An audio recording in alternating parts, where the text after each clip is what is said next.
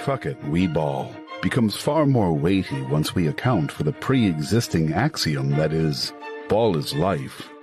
For the latter effectively transforms the former into, fuck it, we live. And what maxim could be more gravely important than that which urges man to persist at all costs? Oh, holy shit. They just fucking ripped her clothes off.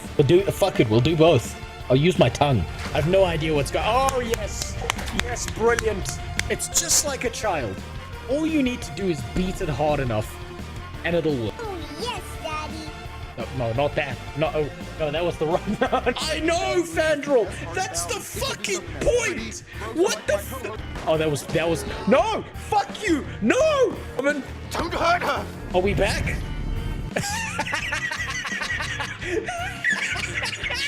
Wait, shit.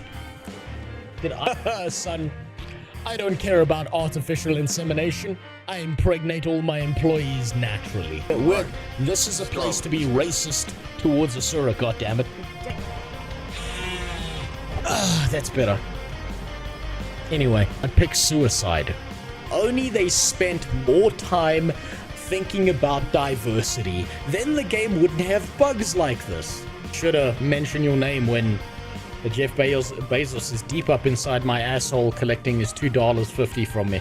What the fuck's this red stuff? Why didn't he explode into light and wave goodbye? I can't do shit, I'm stuck. He can't.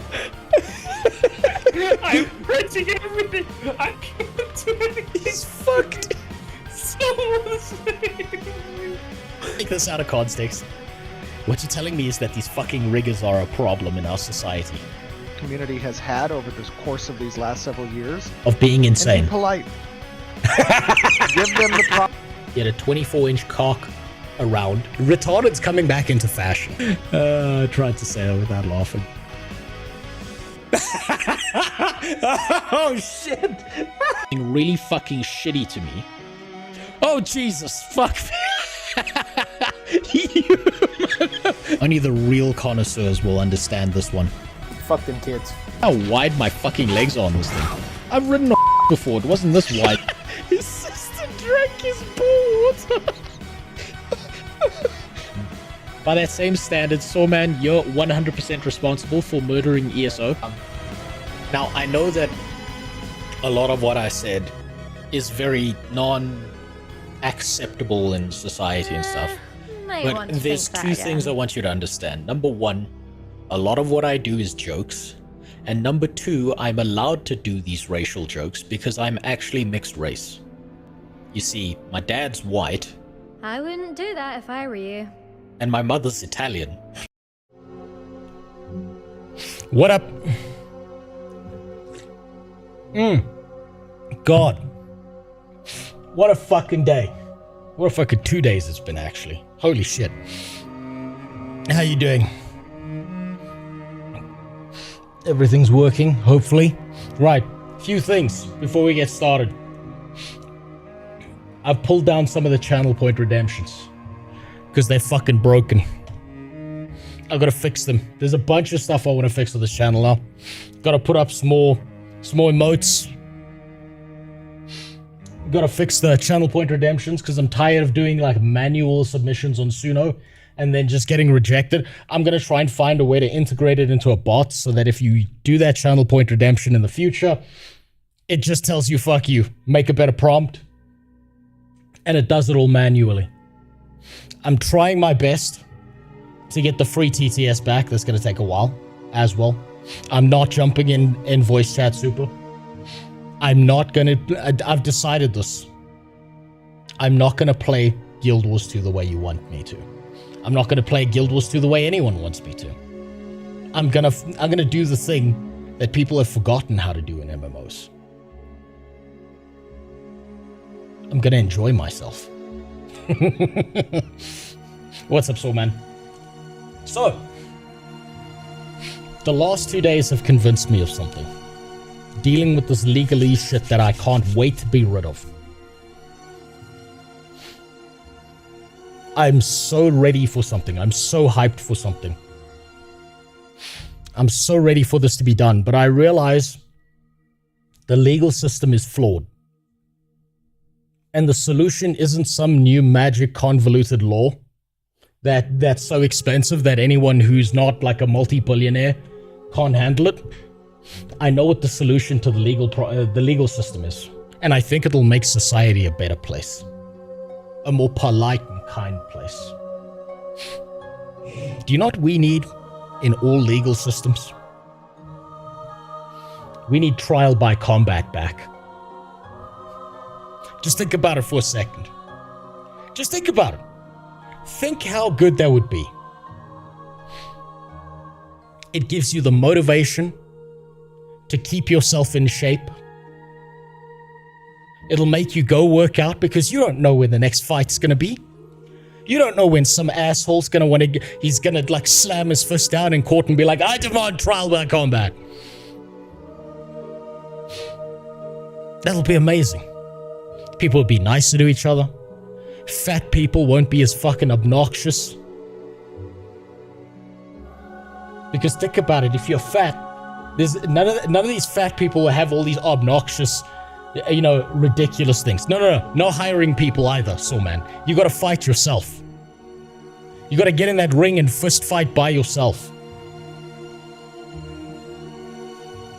There's none of this, let's hire some guy to do it for me. No. Trial by combat. It will be such good motivation for every human being on this planet to keep themselves in shape. It'll solve legal issues like that. Oh, maybe we can actually settle this out of court. I just saw your 8-pack and I don't want to die. So let's, I'm sure we can come to an amicable agreement. You just see like a fucking construction worker pull off his shirt and you know this guy's been lifting concrete blocks the whole day. You're like, you know what? Maybe I don't want to get my ass beat by this guy. No spears, no weapons, just fists.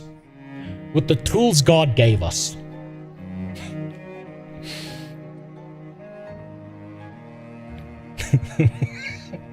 I feel like this would be such a good idea.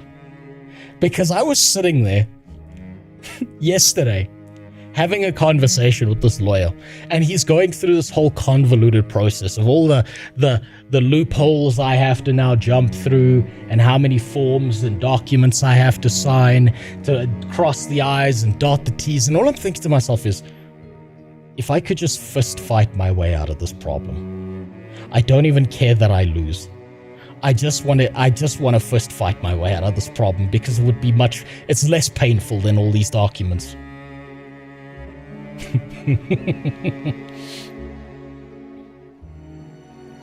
It would be so much better.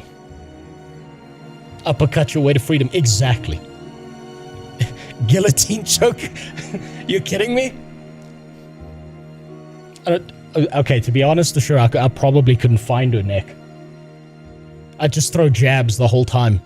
I don't want it to be over quickly. Oh, just be me. Just jab, jab, jab. Just aiming at the same spot. You know what? Anyone who's done any basic Muay Thai, mixed martial arts, anything that involves kicking, there's something called chopping down the tree. Right? You've seen this. You've probably seen this if you've watched any UFC. Chopping down the tree is when you do the same low kick in the same spot over and over and over again until the person can't walk. I would sit there chopping down the tree until this person was like, I yield. That's all I would do. Because I don't even want to win, man. I just want it to hurt as much as it's hurting me right now. So I'm now 100% an advocate for trial by combat. Wouldn't work on wheelchair users. That's a fair point. But you know what also wouldn't work on you wheelchair users is stairs. So you just push them down it and your problems are solved.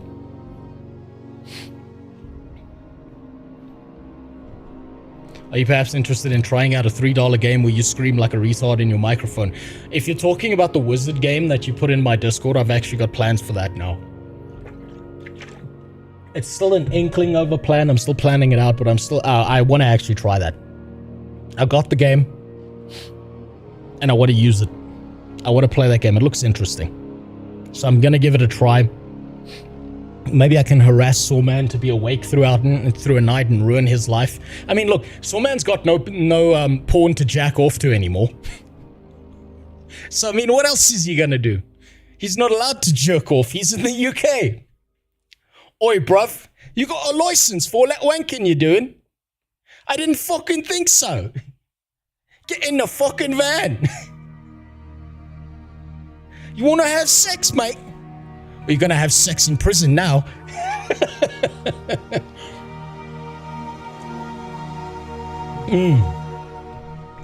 But no, I do have plans for that wizard game. I will play it in the future. Right, today we're going to do something stupid. We're going to do something that might be very boring for some people, but I've had this idea in my head for a little while.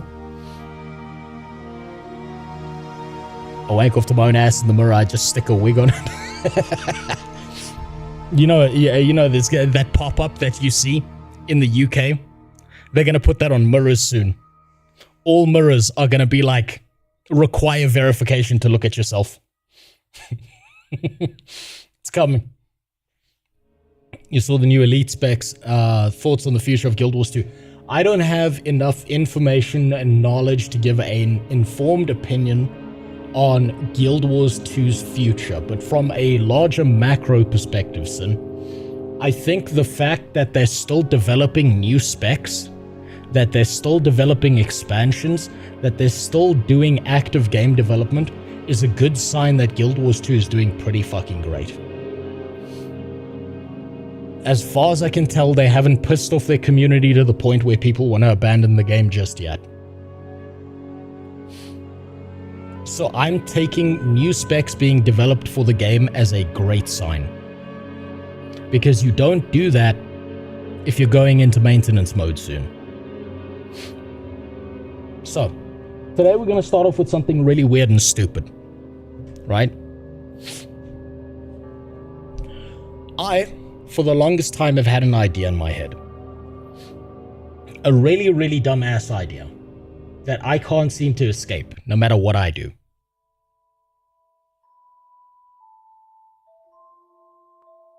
Left, both. You know, I wanna point this out. This is how much YouTube's fucked up my brain, right? So, if you do YouTube videos, you start looking at thumbnails a lot of the time. And you realize something. You start to look for the flaws in images because you can't help yourself anymore. Do you know there's a reason that women post pictures on blank backgrounds? It's so they can warp the photo without distorting the background image.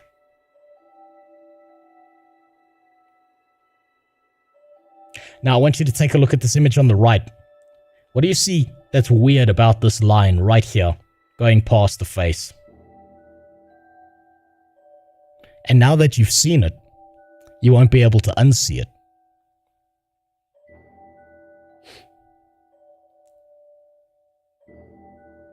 Do you see that? This image is manipulated. This one probably is too, but this one's on a blank background, so you'd have a harder time spotting it. Do you see how subtle it is? I never noticed these things before. Now I can spot video like image edits like a mile away. Like my wife will literally show me pictures of women on Instagram and she's like, is this image manipulated? I'm like, yeah, you can see the image is manipulated because the background tile here by her ass is warped and the roundness of her hips doesn't make sense. If you look at the changing of shadows, this person's used an AI on this side of the image. It's so fucking bad. I can't look at an image without analyzing it from that perspective. Do you know how much fake shit there is on Instagram, though?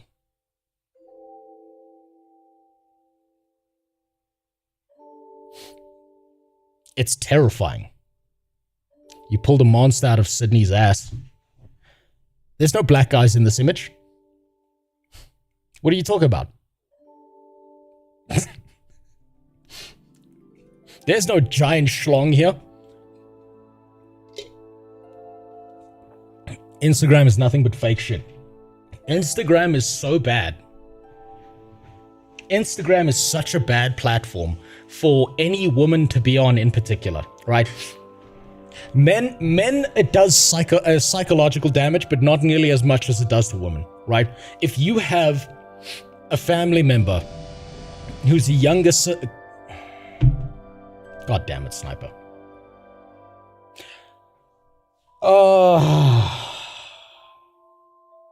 Well, I know I'm doing taxes after the stream. You motherfucker. Thank you. I appreciate it. I will use your money irresponsibly. I'll give it to the IDF. I heard that Iron Mouse needs more support for the Israeli Defense Force. No, I've got the Mage Arena game, Jimmy. I've got it. Don't worry about gifting it to me. I do have it. So. God. Snipers now pulled me off track. What was I saying? You know, you always do this to me. It's like you take a sledgehammer to the train of thought I have, and I feel like I have no idea where I was going. You bastard. Instagram post fake images. Yes, that was it. Right? So I was thinking about this. Right? Instagram is such a terrible platform for any woman to be on. Right? Now, men, you get lucky in this situation when it comes to Instagram. Because most of the time, let's be honest, dudes go to Instagram to jack off. That's all you're looking for. And that does do psychological damage to you. Because you stop realizing what a real woman looks like. And you're looking at what's basically a 3D anime character that doesn't actually exist. The second part of this is that if you have any family members who are below the age of 20, even above the age of 20, fuck it. Particularly women, girls, Instagram should be banned. Do not allow them to go on that site. It will fuck up any self-confidence they have. It's such a horrible, malicious, manipulative, devious site.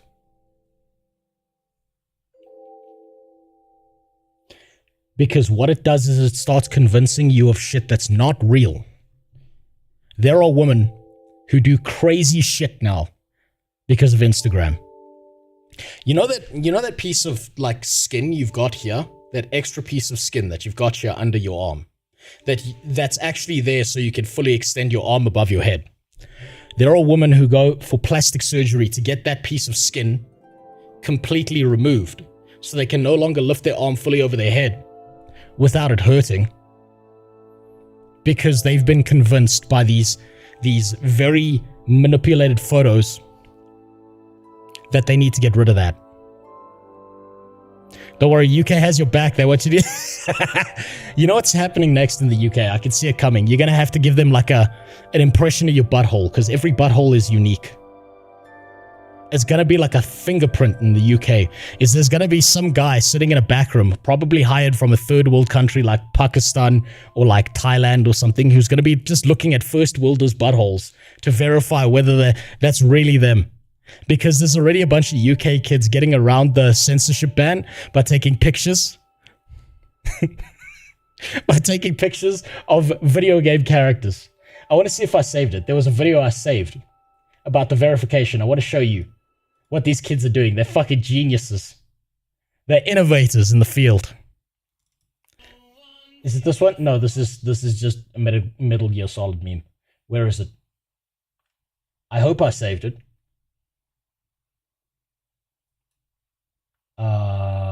No, that's not it. Is it this? No. That's just a guy getting his shit pushed in by a rope. Oh, I got sent this, right? Hold on. I got sent this. I can't find it. So here, let me show you this instead. There's like kids using Gary's mod to like take pictures of their characters. because they could change the facial expressions to match what the camera needs, and it's beautiful. There's going to be an illegal service that pops up in the UK and countries that use that verification service that's going to allow people to get around that system soon. You have no idea how determined people are to look at porn without revealing their identity. But instead, because I didn't save that one with Gary's mod, it wasn't just photo mode with Death Stranding, though that's been the most popular one to use currently, Faith. That'll be patched out. It's going to be Gary's mod next. But yeah, I'll show you this. One of my engineering buddies sent me this because he's been working on he kind of took his what he did in engineering and he applied it to boats and stuff, and now he works on like big ships and shit. And he sent this. Wait, where is it? Look at this. Do you know what this is? This is a failure to adhere to safety recommendations. By the way, I can show you this because these two people are not dead. Watch. Bang. They are so lucky. They are so fucking lucky that rope right there, that this rope is one of the softer ropes and not one of those metal band ropes.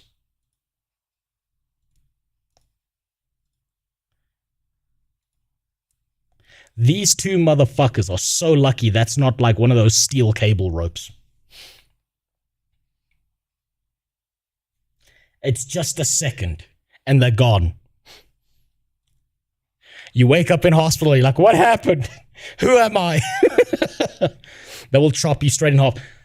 100%. I don't know what happened to like people registering that like these things are dangerous, but I suppose it's like you get so used to doing on-the-job work that you forget that there are certain safety protocols you're supposed to follow. You know what? I wonder if I would get in trouble for making that kind of service in America. I mean, I think, honestly, Jimmy, you are the safest in the world if you make that kind of system in America, because it's like, the UK is like, we want to extradite this person for our censorship laws. And America's like, you fucking bet, bud. Guess who's got all the guns? Get the fuck out of here.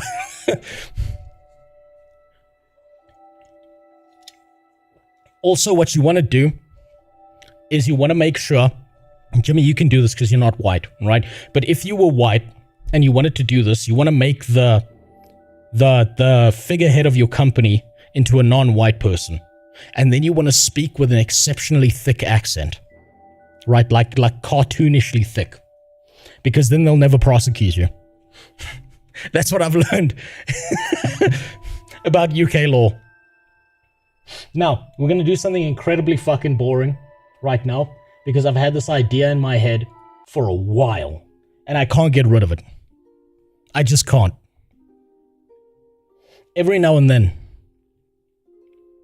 I'm going to sit here and I'm going to start planning out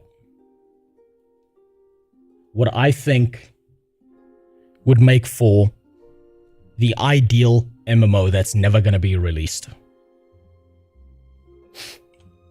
And today we're going to start with a design piece of an MMO. This involves you too, because I know some of you are going to have way better ideas than I do, so I'd love to steal them, right? So what's the problem with current MMO design? What's one of the biggest issues with any MMORPG that's been released? I'll take a look at those now, Jimmy. I don't want to be pulled off track with this. Thanks for the follow, El Daco. So, what's the biggest problem? It's even worse than pay to win, because there are MMOs with pay to win that people still play. The biggest problem with current MMOs is this. What is this? All of you know what this is. You've seen it a million times. New World. Pretty much. It's the population charts of any single new MMORPG. Literal population erectile dysfunction. Why does this keep happening? It's because every single MMORPG is dog shit. So we play it for like a week or two, we give up, and then there's just this like maintenance mode player base, and every now and then they'll be like, oh, event! And then it goes straight back down.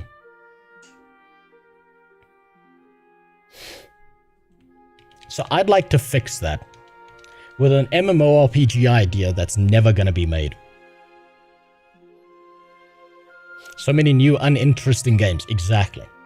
So today, I'm going to look at what should be, and okay, keep this in mind. I'm taking this from the perspective of someone who's not a game dev, who would be dog shit as a game dev. And I think sometimes the uninformed opinion of someone who plays MMOs and doesn't game dev MMOs is much more valuable, because inside of any MMO corporate office, there's a bunch of fucking yes men trying their best to not lose their job instead of making something good.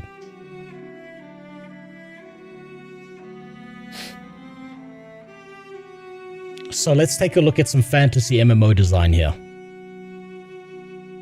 One must be free to play, must be one server, have PvP. So yeah, you're giving the list. You already know, Benji. You already know. You already know. So today I'm just going to focus on the genesis of an MMO. What makes for a good MMO? And I think the baseline for any good MMO is something that all game devs have forgotten how to do. It's the fantasy of the world they create. I think that's the baseline for a really, really, really good MMORPG. Right? And we've got a few baselines that have worn really, really, really fucking thin that no one should be doing. Everyone knows the first one. It's the fantasy. Swords and spells and magic shit all over the place. The second one that's worn really fucking thin. Sci-fi. Space shit. Now, if you're starting to build an MMORPG, do you really think that by just doing baseline boring fucking fantasy, you're going to be able to get away with getting a whole bunch of people excited in your game? Do you think if you do baseline sci-fi, you're going to be able to get away with people doing something fun in your game? Probably not. So this is the way I look at it when it comes to the generation of MMORPGs, right? You have a few options with the world of your MMORPG, right? You can start off with an existing franchise, because all existing franchises already have people who are invested in the story.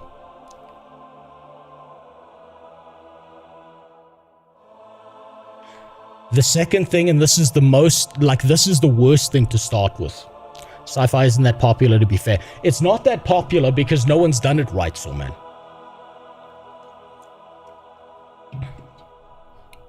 You can start fresh. Right? You can start with a no-story game.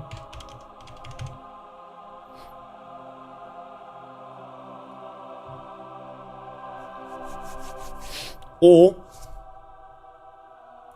and this is a weird one with MMORPGs, and you're going to hate this word. You're going to really, really hate this word because it's been used to death by a bunch of Hollywood retards.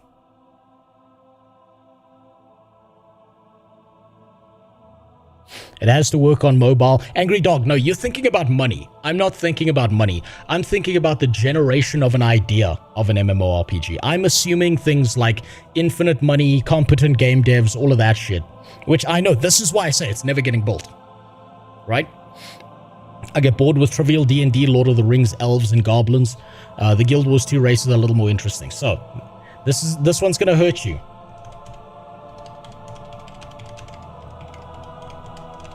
Now, this is a venomous term.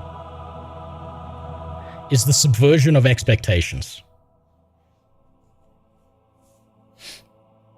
But the term isn't the problem. The retards who keep using it is. So this is when you make your characters think your game is one thing, but it's actually another thing, and they only discover this as they play the game.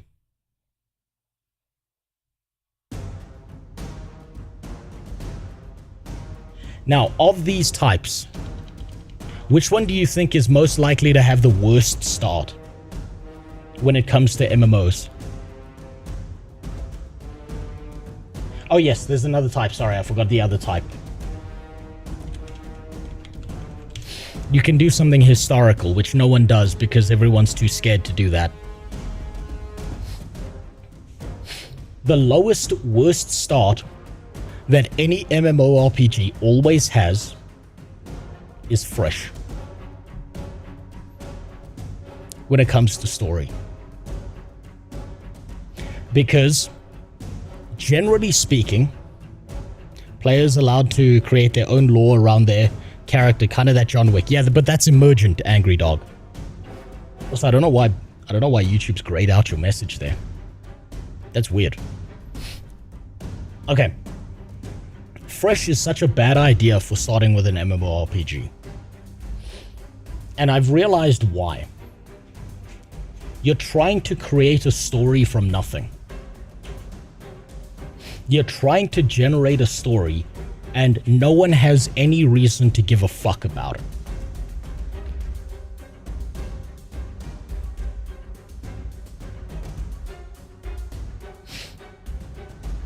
What fresh stories that are kind of like that exist does no one give a fuck about?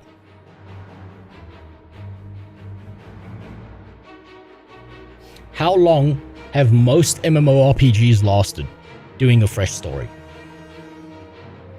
It's probably such a bad fucking idea, so don't do fresh, right? The existing franchise is really not a bad idea. Yeah, you are the hero. There you go. Existing franchise, like SWTOR, Mass Effect, Warhammer, all of this guarantees you a player base. But what's the problem with the player base of any existing franchise?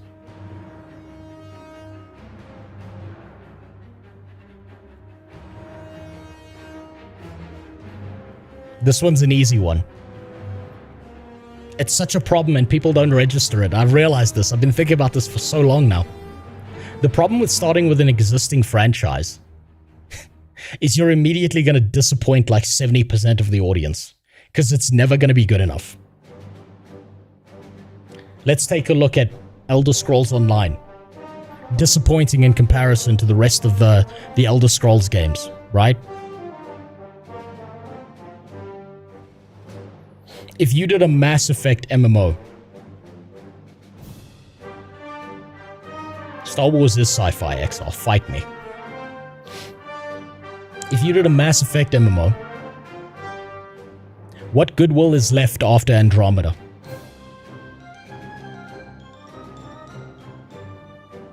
If you did a Warhammer MMO, and which they've already done, you disappoint the franchise because everyone's like, this is fucking dog shit. Why wouldn't I just go play, I don't know, Rogue Trader, Space Marine 2?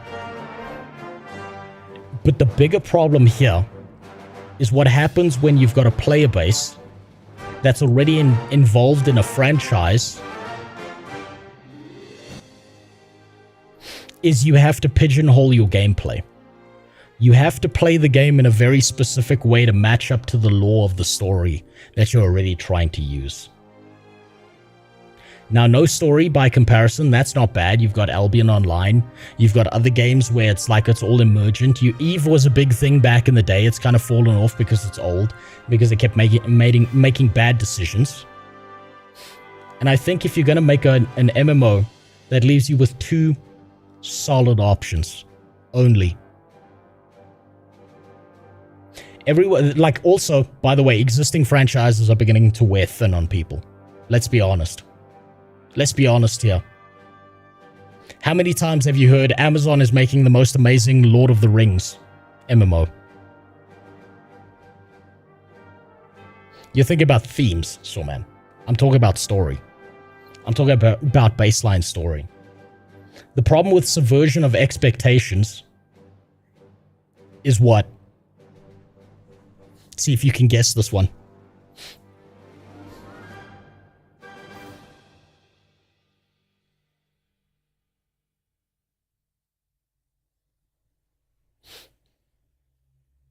So yeah, let me give you an example of subversion of expectations, right?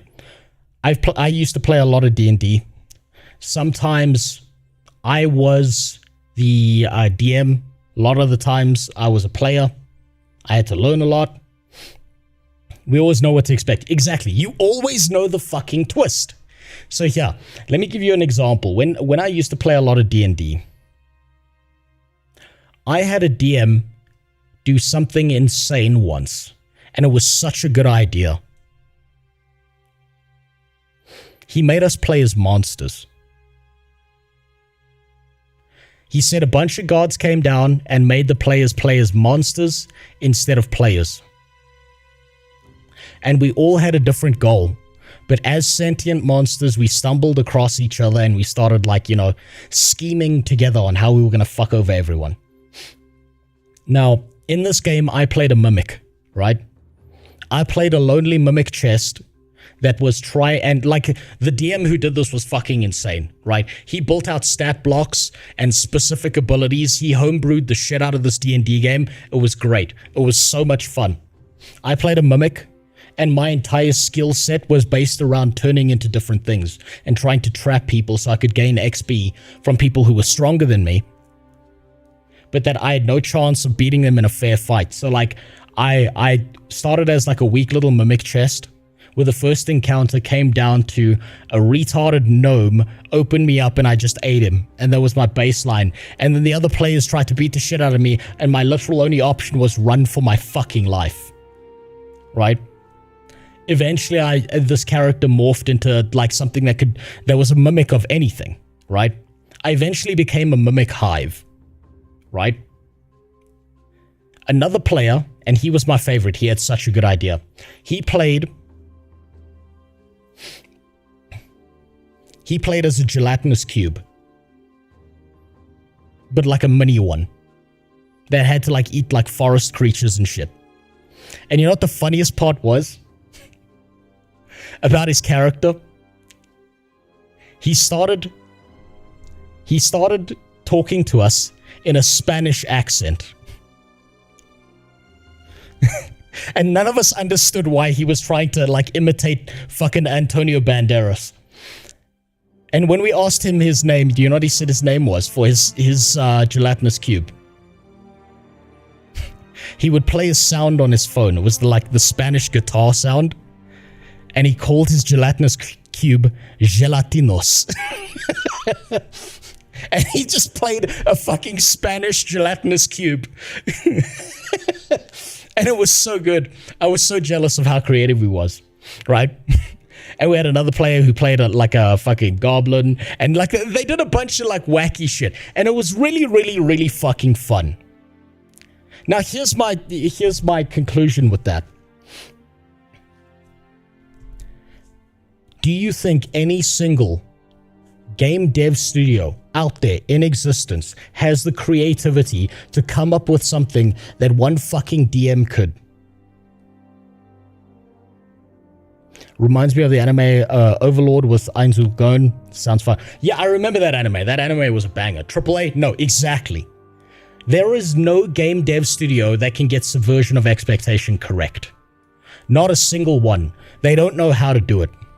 And so, if I was to make an MMORPG, I think the only thing you've got to start with as a baseline is historical. You start with historical because you don't need to tell your players a story about the world, because if it's tied to our reality in some way, they already have some idea of what the fuck is going on. So if I was to make an MMORPG, I would 100% lean in towards something that no one's done before, which is try and make a historical MMORPG. So this is where I would set an MMO. I would set an MMO in the World War I era.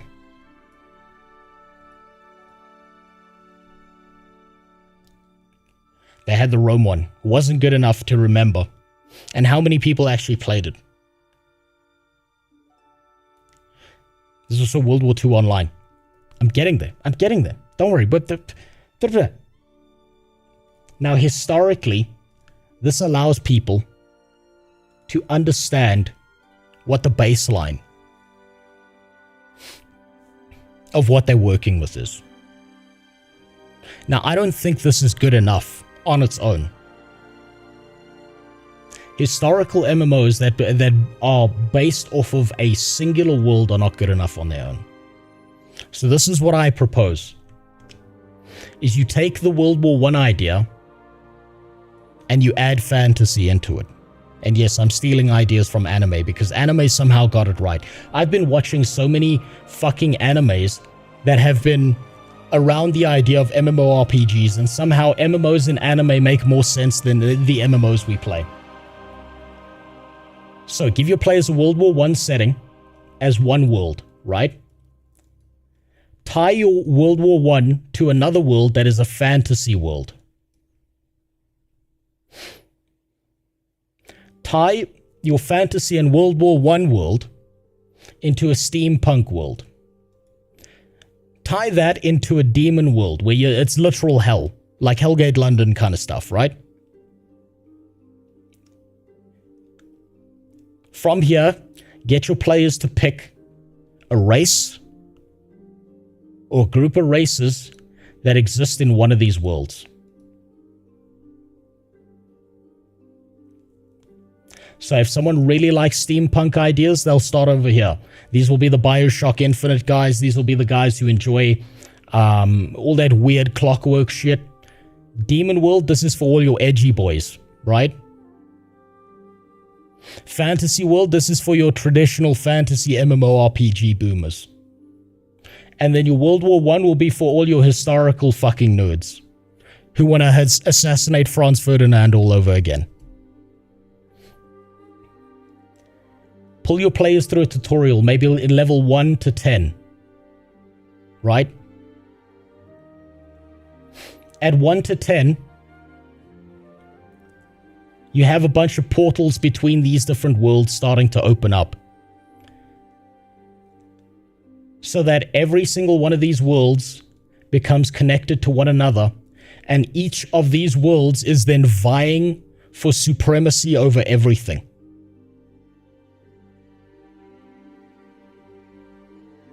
Right? So now these are your different factions that you've got going on. And then give players the opportunity to change factions.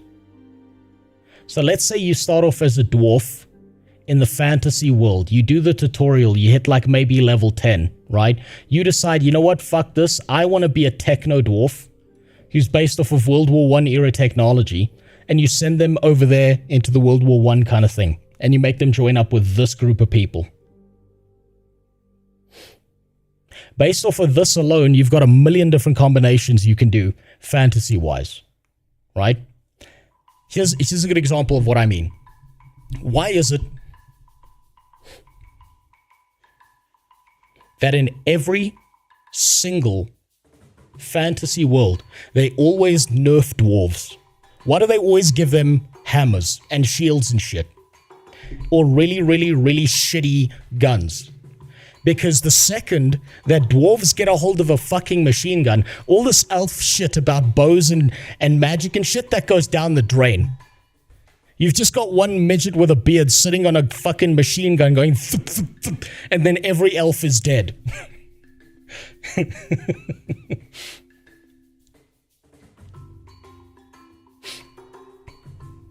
But here's the wacky part that you can put into this, right? Elves just go full Viet Cong, pretty much. You know, some of the best restaurants are the ones where they do one type of food really well instead of trying to do lots of different types of food. Yes, but I'm getting to that. This is just the fantasy elements of it, right? This is the background story. Develop something that's interesting enough to attract enough players so that you can survive. Because maybe people don't like the World War I start, but they like the fantasy start. Maybe they don't like either of those, but they like playing as a devil. Maybe they don't want to play as a devil. Maybe they want to play as something steampunk. Right? Maybe you can add in sci-fi as well into that. And this leaves you with the opportunity to make an infinite amount of expansions to one another.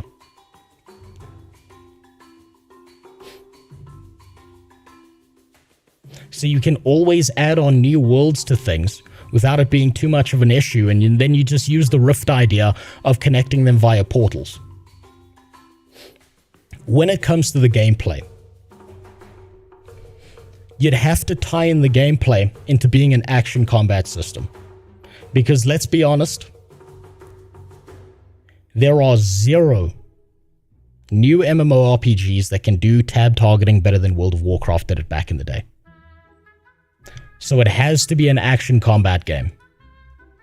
You standardize your action combat so that no matter where you start, you're all doing action combat for different reasons. And you give each start certain perks. I want you to think about this. I want you to think about world building. I want you to look at the way you can attract people into an MMORPG. This kind of shit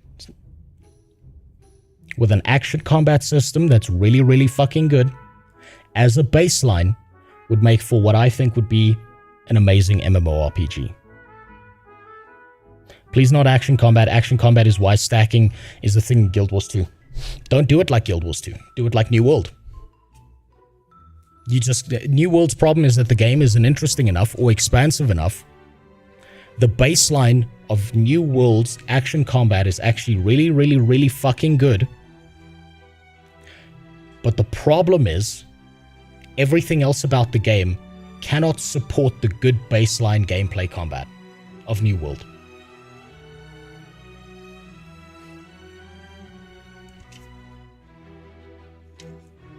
Also, they fucked up all the goodwill.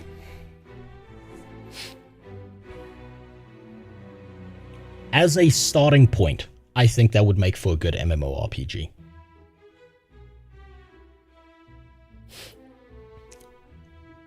I want you to close your eyes. And I want you to think about this.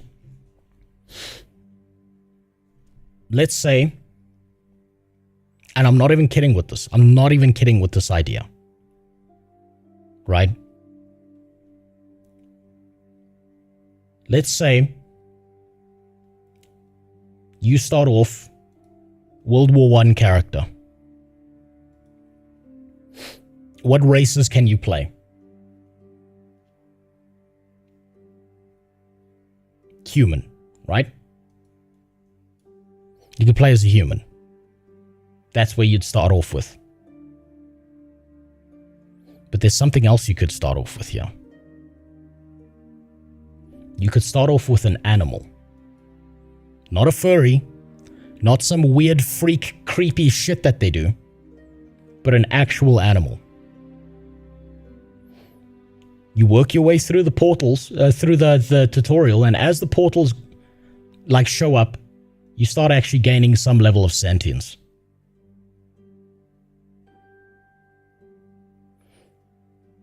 And you can make this into a fully playable character equivalent to what a human baseline start is. You could say magical mutations or whatever the fuck. Imagine you got an elf that joins in after the tutorial in the World War I world, and they're literally the Viet Cong. Imagine you've got an animal that disappears into the sci-fi world, gets experimented on, becomes a fully functional fucking mecha rat in a suit, joins this faction, and decides, you know what, fuck the demon world, I'm gonna go fuck that up.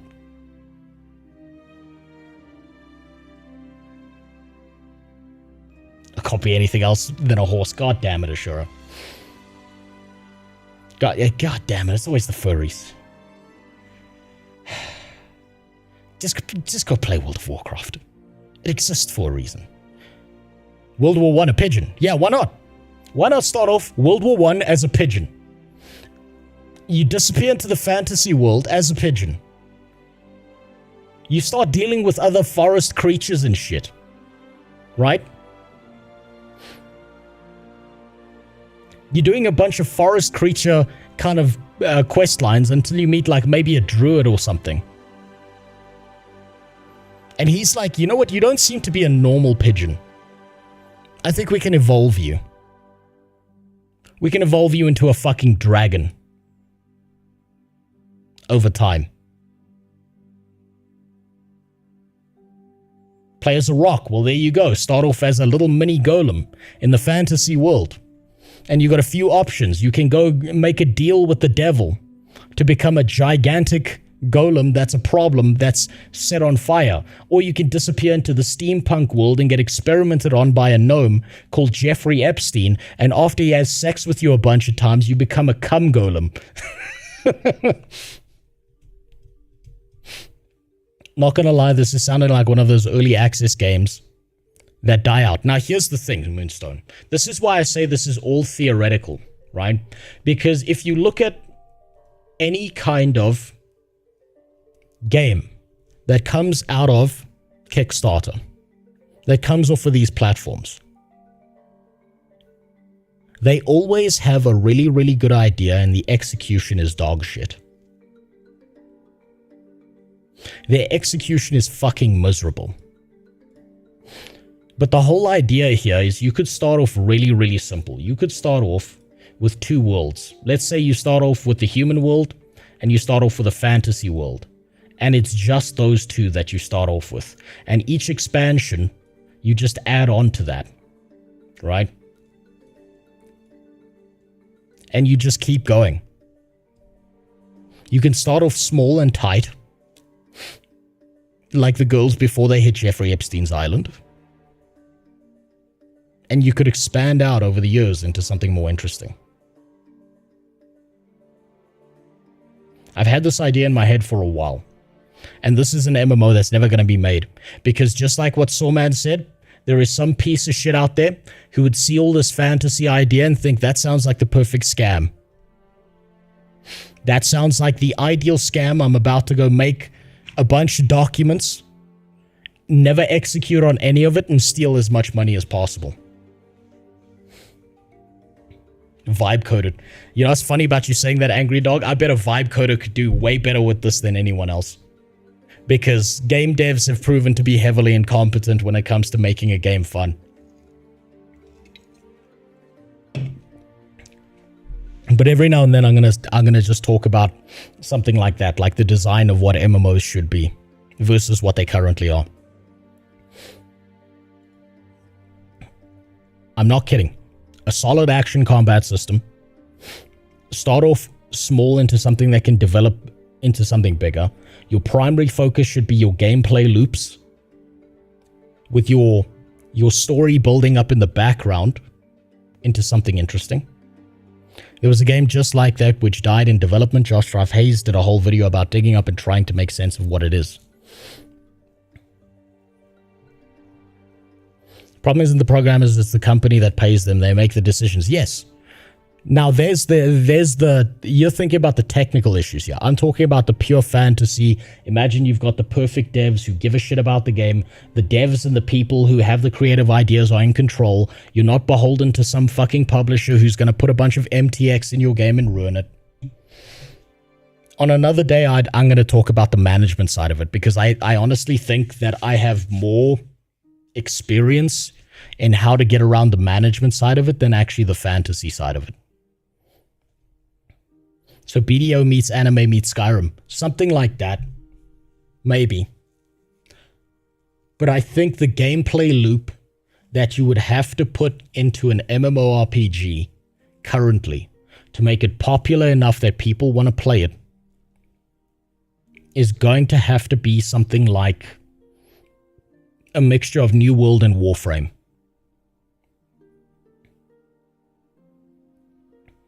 Doing stuff in the game has to feel good. So let me put a prio list on this so that this makes sense. Even though I'm just talking about the fantasy of this, the prio list would look something like this for any MMORPG that wants to survive. Your gameplay comes first. That's your number one. At all points in time, your game has to feel really, really, really fucking good. The issue is current gameplay loops are just cash grab. If a game is too perfect, it won't generate enough, right? No. If a game has perfect gameplay and people really, really, really love your gameplay loop, they're going to keep coming back for it. There's a reason why people are still playing Elden Ring to this day. Even if it didn't have its recent Night Rain expansion. There's a reason why people go back and play all the old MMORPGs. Because the gameplay loop is pretty solid. Your story comes second to that, always. Story is something you build up in the background. And you want to know something really weird that I realized about story in MMOs? Think about Dark Souls. Think about what made Demon Souls popular. Think about what makes Elden Ring popular. It's that the story is so fucking esoteric and not in your face, and you are just someone running through a world that's gigantic. So your world is fucking huge, and you're this little dot going around to all these different areas trying to figure out what the fuck is going on. And the gameplay, like the story that's happening in the background is second place to the gameplay, because if you don't give a shit about the story, you can still have fun playing something like Elden Ring or Dark Souls. But if you care about the story and the lore, you're about to watch a 9-hour fucking esoteric explanation by some dude on YouTube to try and figure out what the fuck is going on, and you're gonna love it.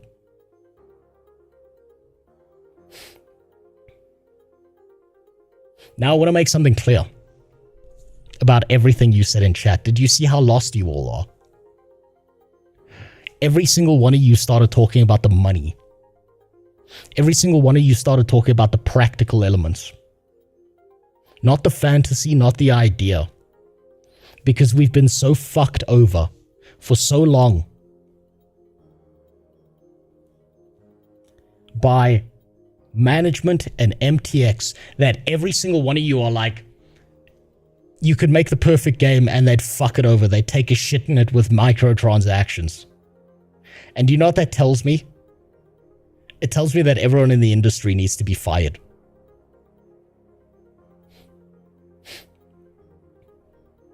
Because that always happens. Exactly. We need to get rid of publishers. We need to get rid of game companies trying everything in their power to put MTX dog shit into games. We need to do everything in our power to get rid of every single one of those people. We need new, fresh blood of bright-eyed, idealistic psychos who have no interest in money. Live service is a fucking cancer. Exactly, Moonstone. Let me ask you all a question. If you could play your favorite MMORPG and they removed every single piece of microtransaction in it. Or let's say they unlocked every single piece of MTX so that everyone had it, and instead just pay $5 a month. And instead of ever putting MTX into the game devs would spend 100% of their time making the game into something better than what it currently is. Would you do that?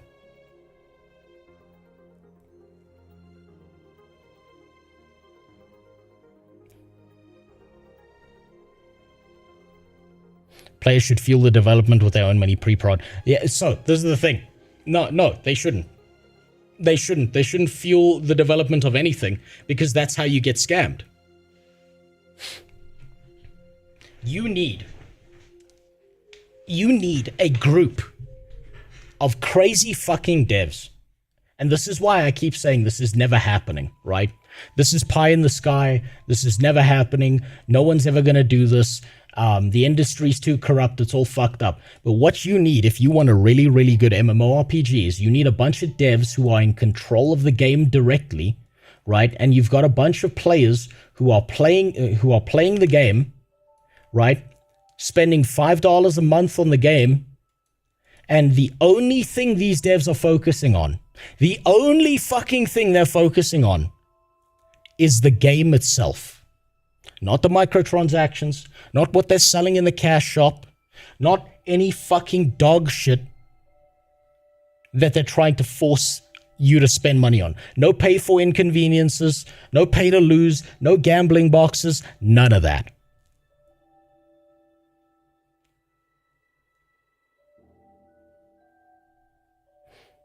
No selling skins, visual progression mattering again, none of that.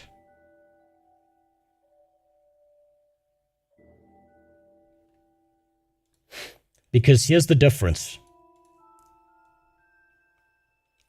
Back in the day, World of Warcraft spent 100% of its budget, or at least most of its budget, on gameplay development. There was no MTX. It was you pay a subscription fee, you've got a game, and they keep on adding to the game over time. Now, everyone spends this much time on a game and this much on the MTX. Or at least they did 10, 20 years ago.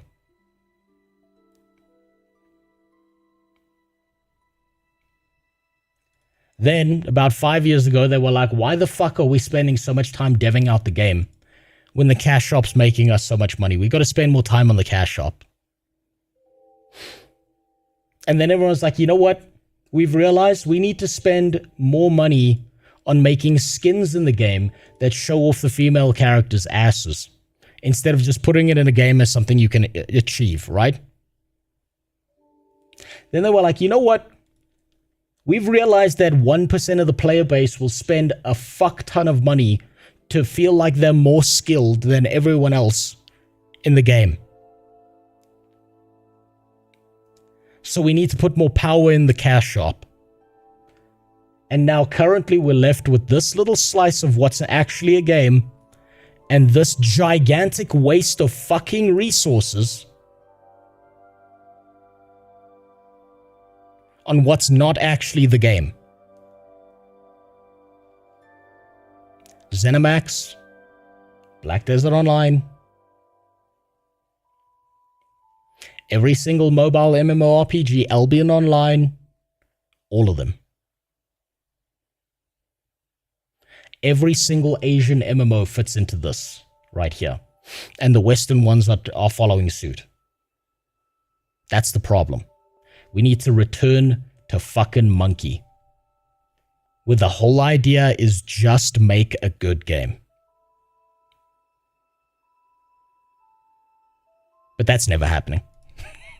That's why I say this is pie in the sky.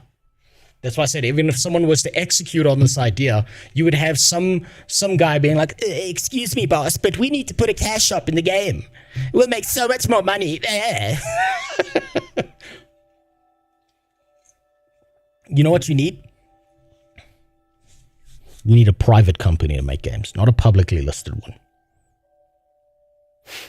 Hero's little W for me today. Smoker neighbor is moving out, but he's having a little tantrum on his way out, blowing mega smoke on us. Why is he having a tantrum?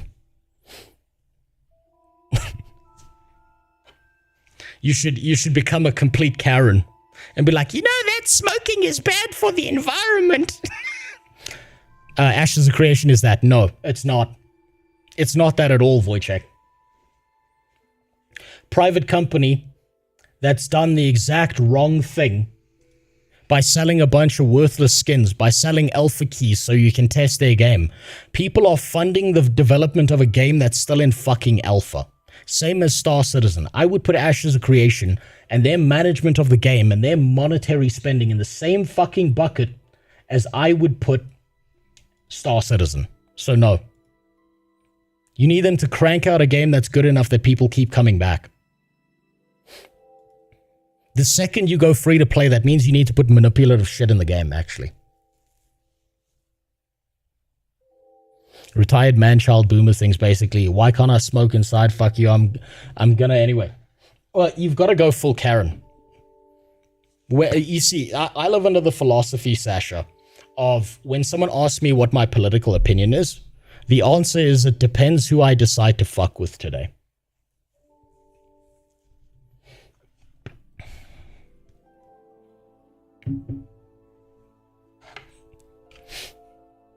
You got to be as obnoxious as possible and just enjoy the fact that you're fucking with them. Fallen Earth is free to play, no cash shop, no sub.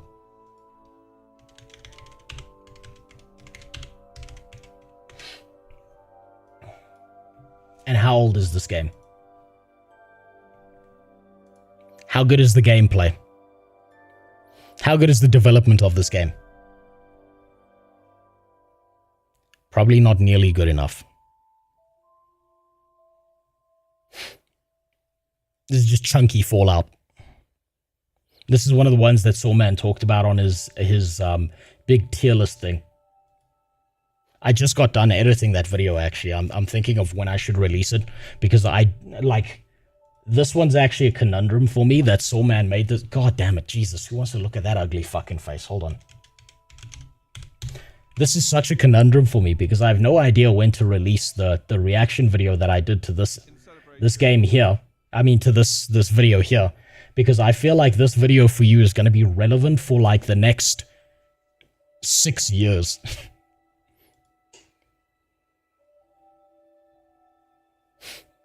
Every picture looks the same, exactly. It's not enough. You need variety in your visuals as well. Valve could do an MMO, but they know it's not worth it. Yeah, it's not. It's not worth it for Valve to touch MMOs. Because they know how venomous that industry is. I'm not going to copy the title. The working title I've currently got for the reaction to that video is This Dog Knows More About MMORPGs Than You Do. I don't like the idea of copying titles. Like, the more I've learned about doing any reaction content and stuff, I'm really, really annoyed by people who just copy paste the title and then steal like all the tags and then just steal all the SEO off of that. I don't think that's very valuable. I don't think that's the right thing to do. Why are you talking out of your ass? I'm always talking out of my own ass, so why not someone else's?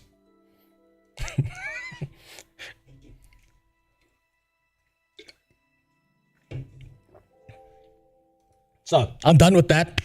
Every now and then, I'm just gonna continue to advance on that idea because I can't get it out of my head with how bad modern MMORPGs that are released every single time that we at least don't deserve to imagine something better. So today, this is how the stream's gonna work. I know very little currently about how payment processes are you gonna make the ultimate MMO. Look, Keith, if I had an infinite amount of money and time, I would. I quite literally would. But unfortunately, I've got a few problems. Number one, I don't have infinite time. I don't have infinite money. And I'm completely fucking retarded. And to be fair to anyone who devs out an MMORPG, that's the most difficult shit on fucking planet Earth. That's the most difficult thing to ever do. It's really fucking hard. And I don't have the skill to do that. You see, unlike pirate software, on this stream, we admit to the idea of being fucking shitty at something. And we don't make an excuse where we say, actually, my dad worked at Blizzard, so I know everything. We don't do that. Actually, I programmed it that way because, well, you know, I'm just that much better than you. You wouldn't comprehend my goals. By the way, did you know I worked at Blizzard? Just use UE5. That's even fucking worse, Moonstone. Oh my god, using UE5 to me is immediately a death knell. But did you have a second puberty? Not yet, but I will soon. Get Musk to sponsor us. Angry Dog, you know what?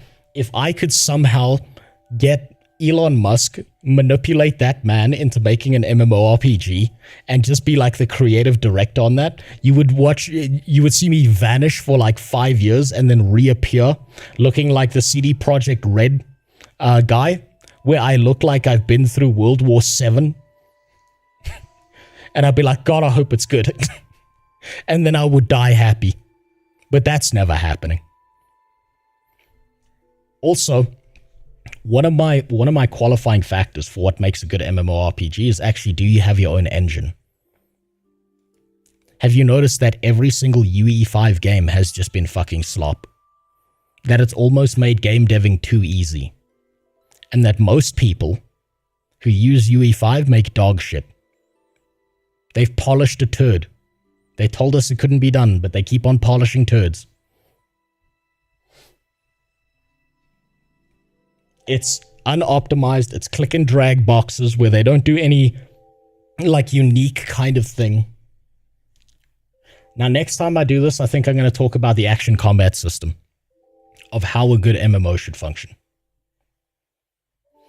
Have you seen people streaming Bellator's game? Looks so meh. I haven't seen it.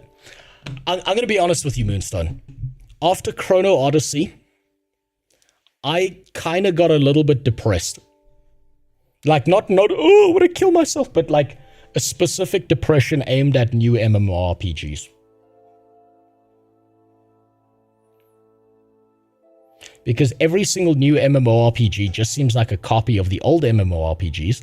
No one's doing anything new or innovative. No one's doing anything that is worthy of your time or you even watching it, right? If I started playing Bellator's right now, how many of you, be honest, how many of you would decide to click off the stream because it's so fucking boring that you want to kill yourself? And it makes you feel bad on the inside, so you'd rather go do anything else. Be honest.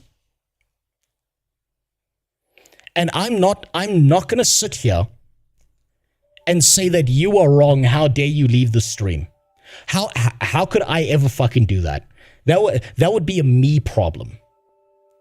If it's not interesting enough to watch, it's probably not interesting enough to play. That's why I don't play Core Punk on stream. That's why I don't play Ashes of Creation on stream. I'd watch you play it just to see your reaction. Here's the thing. I wouldn't have much of a reaction because there's nothing to react to in that game. Unless I was doing like a literal punishment round kind of thing. What makes... Here's a good example. Sawman's actually the perfect example for this. What makes Sawman's stream so fucking interesting? It's when he does 100 hours of a game. Because he's kind of punishing himself. He's putting himself through something. And that is entertaining to watch. I don't stream that though. Yeah. But you could stream that. And if okay, this is kind of hard because you don't show your face and stuff. But let's say I played a really dog shit MMO, but I made it into like a challenge where I put in certain punishments for myself for everything that goes wrong. That is more interesting content than just playing the MMO, which means that people aren't watching for the MMO, they're watching for what the streamer does to themselves based off of the shitty MMO. Do you want to know something really fucking weird? I looked back at a really old stream that I did. I looked at the analytics of it. And I think only Soulman, who's in here, was here at the time to see that. He may not have even seen it, to be honest. There was a really, really shitty MMO that I played on stream.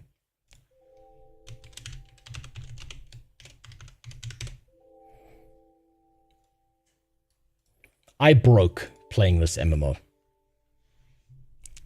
I broke. And you know what's really funny about playing this MMO? My viewership at the time was like maybe 3 people. 3 to 7 people. While I was playing the entire MMO. And then I broke. I snapped. I got autistic. And this wasn't even on purpose. I didn't do this on purpose. Like, I have this problem where sometimes, like, this is the thing that happens to autists a lot. You get overwhelmed by your emotions and you start fucking snapping. You're going crazy. Like you start pulling a pyromancer, right? I started losing my fucking mind towards the end of these streams. And I started going fucking buck wild, talking about what a dog shit game it was, shitting all over it, taking a dump. And a few people came in here, and I'm sure it was like the devs or some people who were trying to defend it and stuff, saying how it was actually a good MMO. And I kept on being like, that's a fucking dog shit MMO. It doesn't actually do anything. It's worthless. It's got me double clicking for certain mechanics that aren't like mechanics you want to double click on. Where'd my mouse go? And the second I started doing that, I jumped from 7 viewers to 15. I doubled my viewership by just taking a fat shit all over that MMO. And that didn't feel good. Because afterwards I had to go back and think to myself, I actually lost my mind. Just calling it, like, it wasn't even constructive criticism. It was just pure negativity. I was just sitting there saying what a piece of trash it was, and how fucking garbage it was, and how suicidal it made me feel. That didn't feel good. But people love that. Because yes, negativity does get clicks. But because I think those extra 7 to 8 people who started watching me play that game, they felt justified in what they already knew when I started doing that. And I'm not mad at them. I wanted to try it out. Yeah, okay, Cloudnear, this is why I started playing Life is Feudal. I got an email from these guys saying, hey, we want you to play the game. We want you to make an entire video on Life is Feudal. And then they made one mistake. They said, please skip the tutorial. Don't play the tutorial.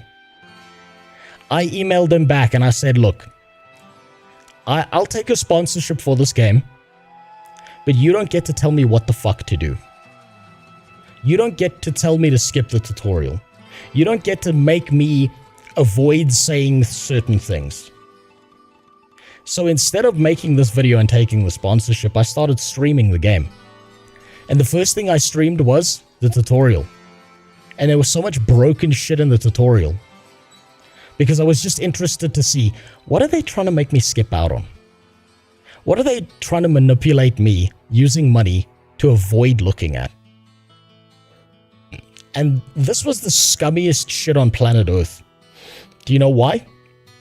Because I feel like what they were trying to make me do is skip out the bad parts of the game, make a video on it, manipulate people into playing their dog shit game, ruin my reputation entirely, whatever little reputation I have, and then I scam a bunch of people, and then no one blames the devs, but everyone fucking hates me because I've lied to them.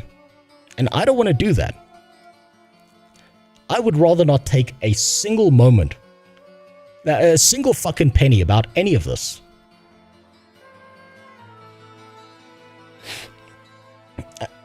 So obviously they didn't sponsor me.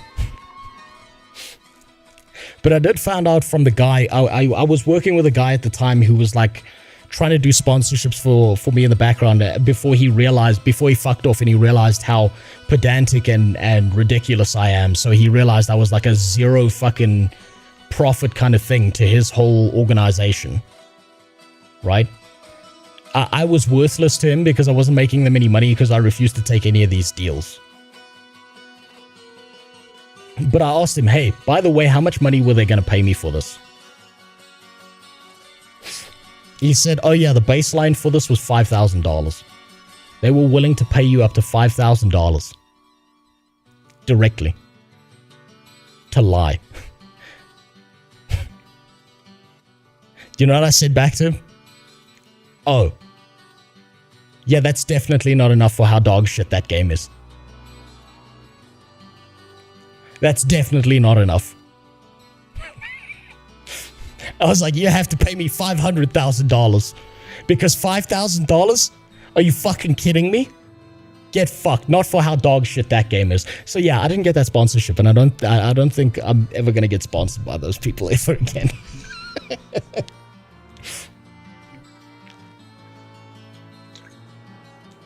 Have you made more than $5,000? No, I've never made more than $5,000. That was literally the most amount of money I've ever seen in my life. In one go. Not gonna do it. Not gonna fucking do it.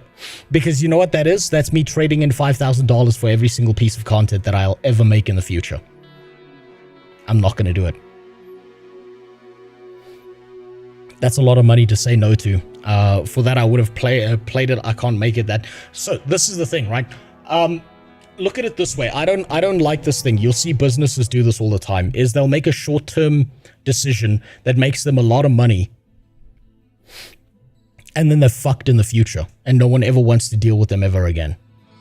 I would rather continue to have my job that pays me fucking pennies, be able to survive off of what I have. Most amount of money you've ever not seen. Thank you for the correction. That's right, actually, XR. I would rather actually just keep my job, be paid pennies, be able to, like, scrape by, than lie to a bunch of fucking people. Mostly because I don't think my autism would allow that. I wouldn't be able to sleep at night. I genuinely wouldn't be able to sleep at night doing that. And this is not a, I'm so much morally better than people. This is not a, I have so much integrity. Fuck, if someone paid me $100,000, I would tattoo a dick on my face if they told me to. But $5,000 is not enough for years of doing something. It's just not. So it's not a moral quandary. It's not a I have integrity. It's a, if you're gonna make me set everything I want to do on fire, you better pay me enough money that I can live the rest of my life comfortably off of it. 100K is still not enough. Keep.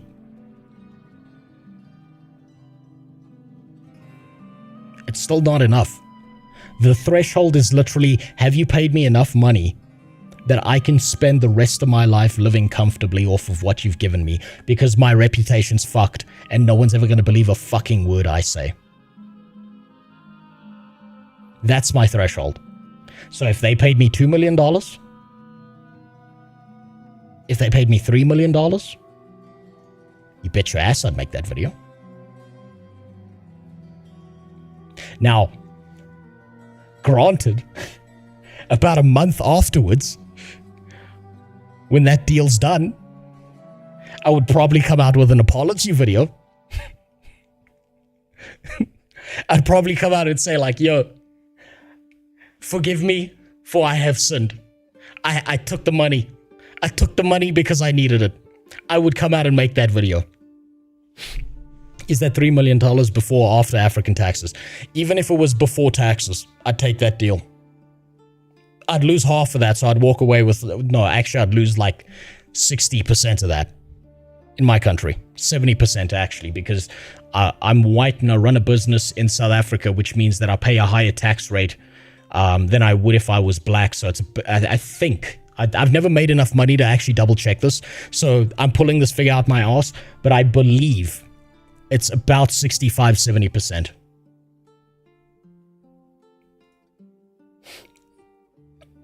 Do you have great genes? I wish I did. The only genes I have are extra chromosomes. Filter.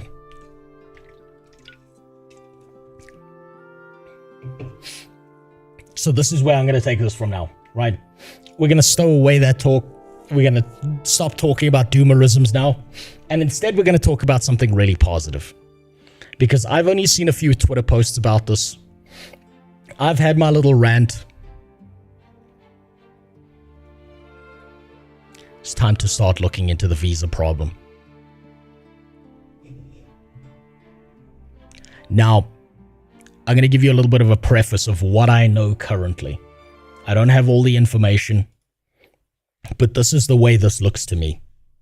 Visa has gone out of their way because a bunch of fucking fat ugly bitches in an organization called Collective Shout have gone out of their way to attack and harass Visa to the point that Visa has gone out of their way to be like, we are the moral arbiters of what you can and cannot buy. We decide whether you can or cannot have certain games. Now, granted, there are certain games that are technically illegal in certain jurisdictions, like games that involve like weird shit like rape and stuff like that. And I look at this from the perspective of art, right? There's a famous painting of a guy. He did a painting of, I think it's Jupiter eating his sons, or it might have been Kronos eating his sons, not the Pirate Software dev, the actual guy. And that artwork is a famous artwork. Should that artwork be banned because it showed something horrific? Should you not be... yes, it's Saturn. That's it. Should we not be able to experience something that is horrifying and terrible and a complete mistreatment of someone else? Should we just close our eyes and pretend it doesn't exist? No. Absolutely not. Because it's still an art form. It's still an expression of art whether you disagree with it or not.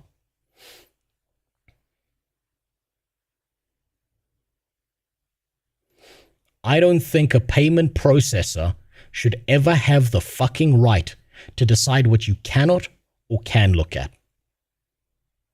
And the fact that a bunch of fat bitches in a back office somewhere phoned Visa and harassed them long enough to get a bunch of video games pulled down from Steam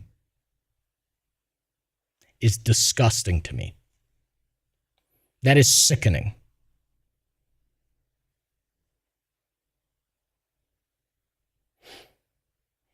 Because today, it's going to be the weird, creepy, the weird, creepy rape games or whatever the fuck else.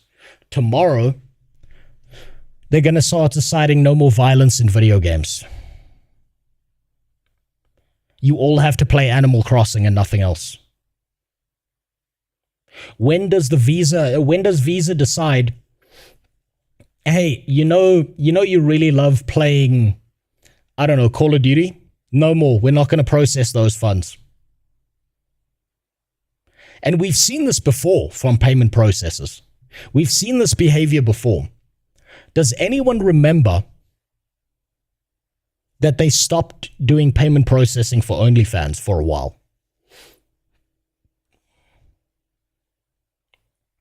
This is the same thing. They've decided that they are the moral arbiter of what you're allowed to look at and what you're not allowed to look at. And that to me disgusts me. And this is sick. This is okay. I want to indicate to you how vindictive I am as a piece of shit. So don't ever take me as a moral arbiter.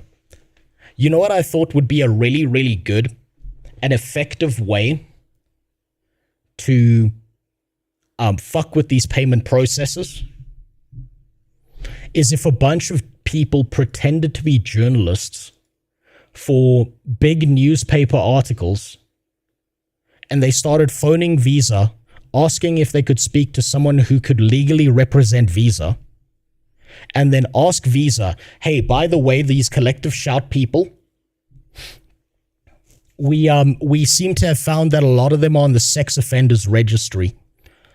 Does Visa support people who actually rape children? Stuff like that. And then watch Visa reverse their decision or come out with a fucked up statement. And it would be a complete lie. It would be complete manipulation and lie. But you know what? These people are fighting dirty. And so part of me wants that to happen. But that's not the right way to go about this. But that's the fantasy I had in my head of how would you fuck with these people? How would you get Visa to reverse their decision? Comedy option, complain to payment processors about the shit women like, get 50 Shades of Grey removed from all platforms. That would never happen because women are considered a protective group, unfortunately. Start using crypto. Yes, actually. Actually, yes. Crypto, funnily enough, is a great way around this. If you could, I'm not even kidding about this, right? If you could keep the crypto out of games, keep the NFTs, keep your dog shit payment systems out of the fucking video games. If someone built a payment processor that took fiat currency, converted it to crypto, paid for the thing, converted it back to fiat on the other side, avoided every other existing payment processing company, and people could have their shit, that would clean sweep everything else. But that's never happening. Unfortunately, crypto's too volatile. No one trusts the stable coins that are out there. You've got high transactional fees on anything like Ethereum or any other system. But if someone managed to get that working, just keep the crypto in the background. So literally no one actually knows that you're using crypto, but they made a payment processor that converted fiat to crypto, did the transfer, converted it back to fiat on the other side for the person who made the product. No one's ever touching crypto except the payment processor. That would actually work really fucking well to get around all this bullshit. Please add Grishy in the Discord and tell him he's a fucking moron because it was never about the rape game. It was always about control and it was never about the children. It's just the Trojan horse. Yeah, no, look, every single time, I want you to think about this, right? Every single time you see on a news agency or on some fucking politician speech where they say, think of the children, it's never about the kids. It's never about protecting kids. You're telling me the same people that a lot of the time who keep on wanting to fuck children are the ones trying to protect them? Really? Nah. Until I see that list, all of them are on the list, according to me. That's the safest option.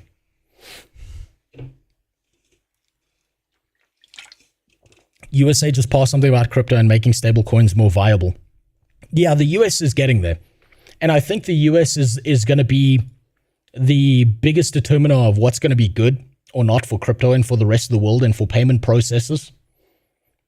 Because the US, they're the world reserve currency. They decide what happens everywhere else. They get to wield their currency as an economic weapon against the rest of the world. So if the US decides, fuck you, we're going to start using crypto in this way and it's tied to the dollar, they then decide what happens or not.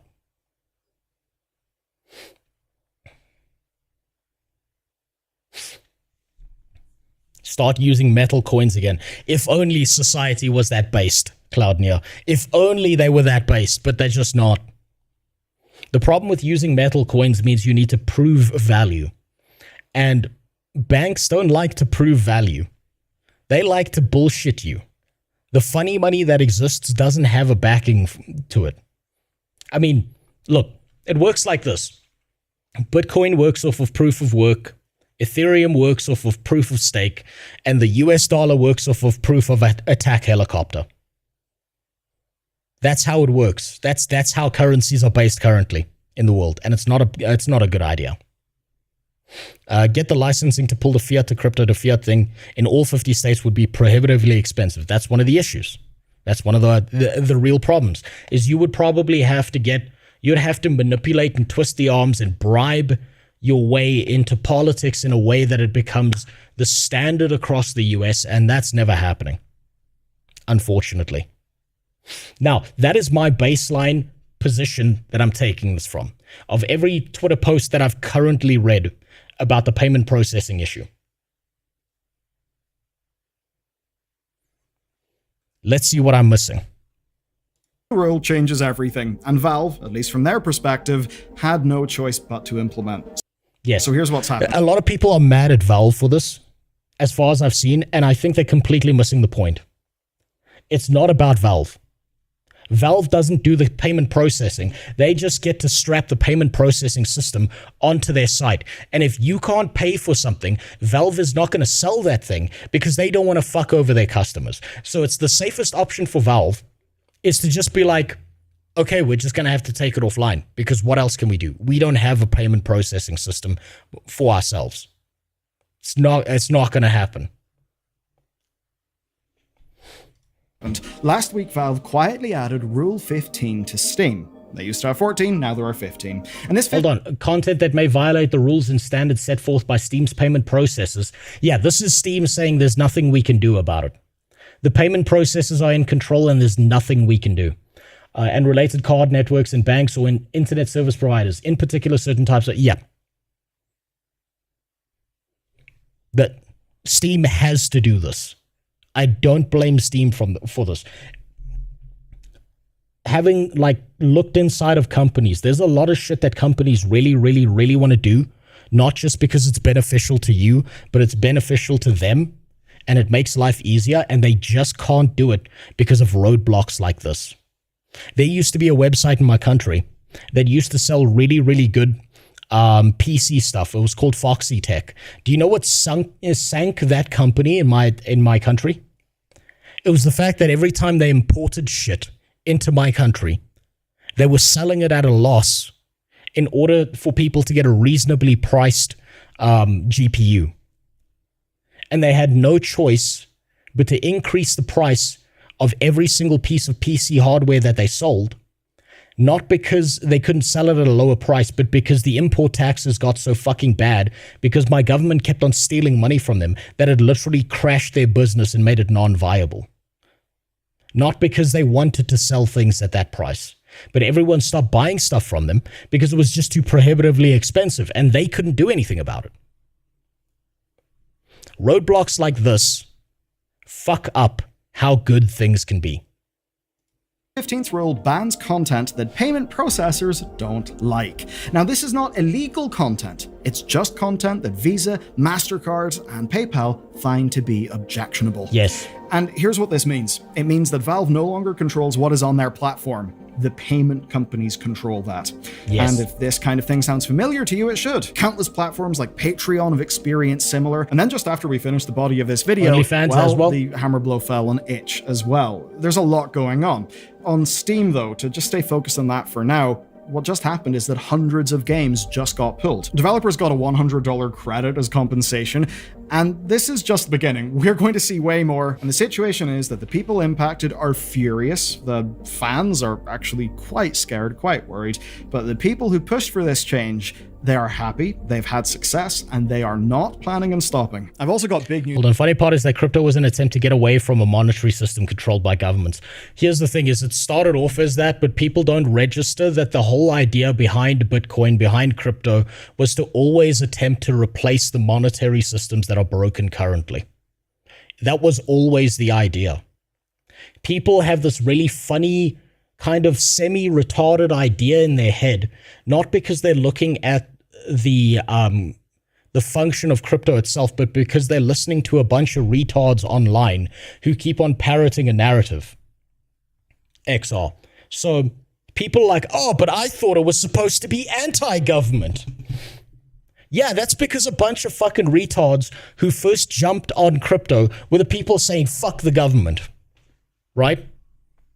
But if you're going to have a global payment system that works through crypto, you have to replace the systems that currently exist, which means you have to become a part of the system. That was always the plan.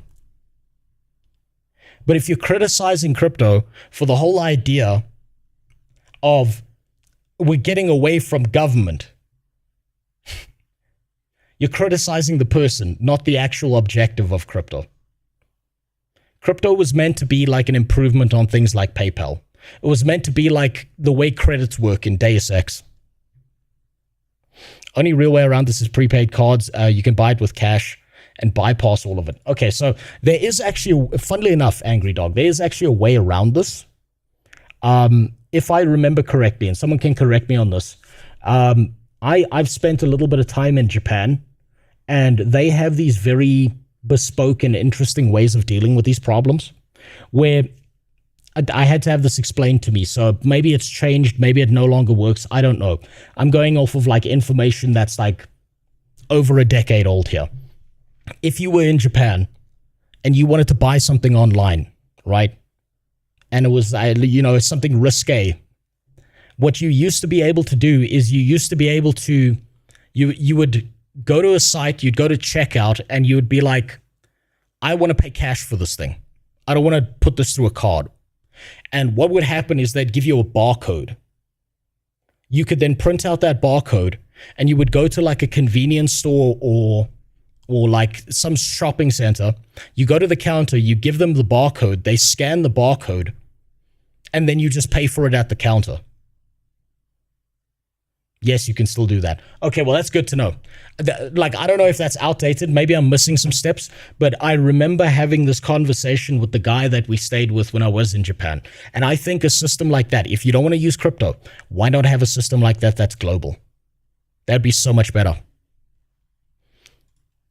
News for the thousands of you who have visited and used our sponsor, boot.dev. And that news is TypeScript. If you know what that means, you know it's pretty huge. The entire backend learning path is now playable in TypeScript as well as Go.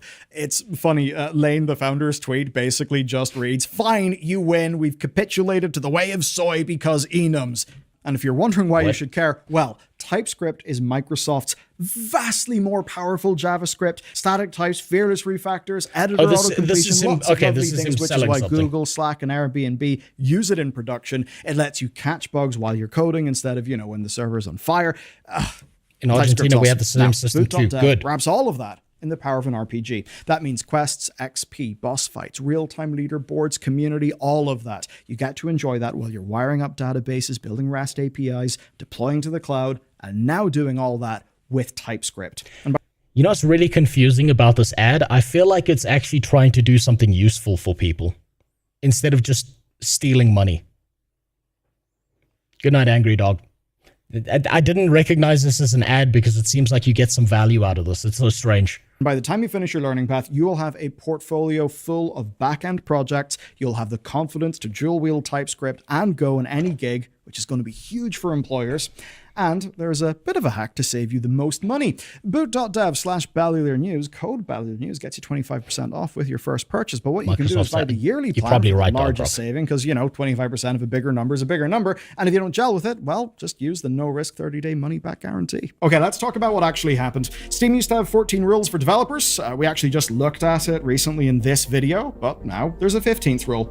So here's the new rule. Content that may violate the rules and standards set forth by Steam's payment processors and related networks and banks or internet network providers, in particular certain kinds of adult-only content. That's, the thing you can't do. Now pay attention to the wording here. Yeah, may. May. Not does violate. They gotta keep it vague like that. They have to keep it vague. They don't have a choice in this. If the payment processor says to Steam, jump, Steam's got to go, yes, daddy, and then ask how high.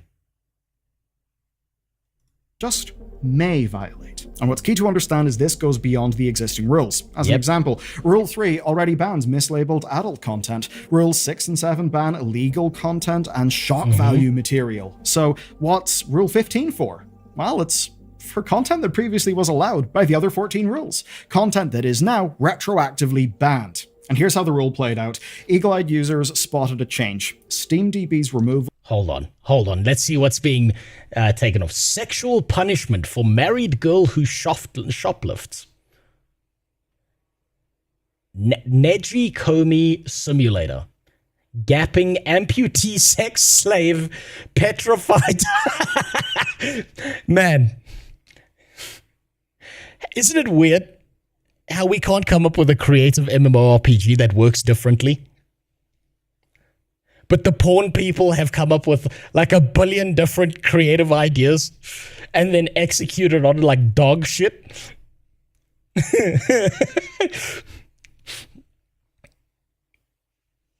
Can you please point out which one of these games are not rape games? Okay, sexual punishment, shoplift, rape game. Sex slave, rape game. Train capacity. This relies on that whole thing of people getting molested on Japanese trains, I think. So, rape game. Paradise cleaning.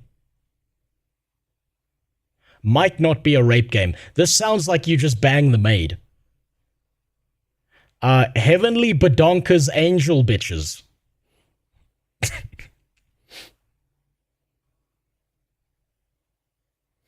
May or may not be a rape game. Paradise cleaning. Cuckold princess. Okay, well, that's going to rape my eyeballs. Black office. Entertainment development department. So this is for the BBCs. Might be a rape game, might not. Sisters hypnosis. Probably a rape game. Definitely a rape game with that many 2-minute noodles in it. Newlywed female teacher Murray. May or may not be a rape game. This might just be a game about banging a married woman. Isekai mom story. What do you play as a mom who got isekai? Yeah, this is probably a rape game. NTR with hypnosis application. Rape game. Sakaza Village Indecent Festival Defiled Shrine. Okay, rape game. Harem of Nurses. Hey, yo, for anyone who doesn't know, nurses are some of the dirtiest whores on this planet. I'm just saying this.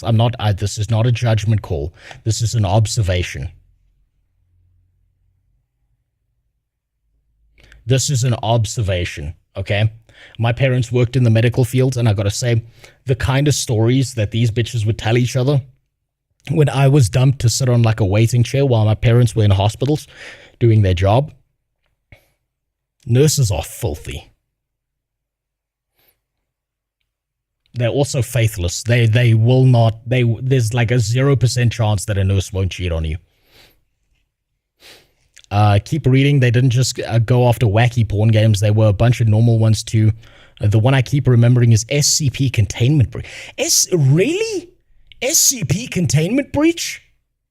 I think I just found a list of 100-hour reviews. Yeah, I think so too. So, man. Slave doll. Okay, that's just fucking a doll, I would assume. Dark Dominance Chain Control. Probably a rape game.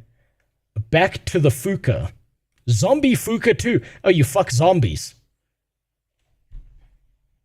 Necrophilia, but may not be a rape game. Depends on whether the zombies are sentient or not. Guilty Hell. White Goddesses and the City of Zombies. Is it rape if a non-sentient creature rapes a sentient creature? I suppose by speech of what I just said, yes. Escape from the Village of Lustful Rituals. Probably a rape game. Sus Ritual.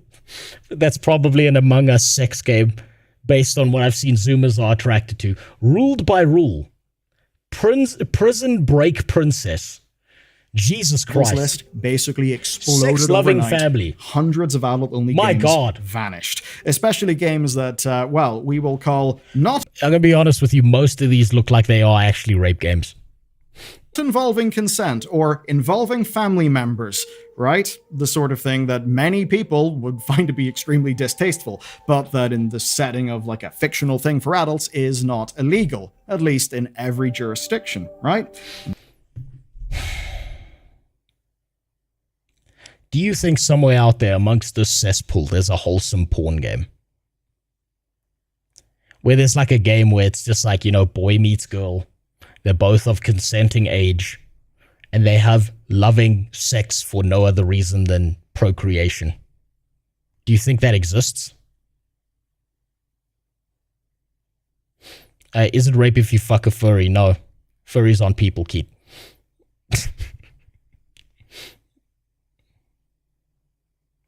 I'm not sad that these games were removed, but it never just ends there. No, this is the thing, is people are going to be like, yeah, good, they should remove these games.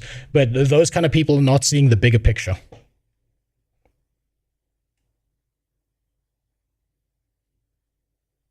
Right? All of these people who are celebrating the loss of these games, fine, great, wonderful. You know, let's not fuck kids. Let's not do illegal shit and stuff like that. But it doesn't stop here.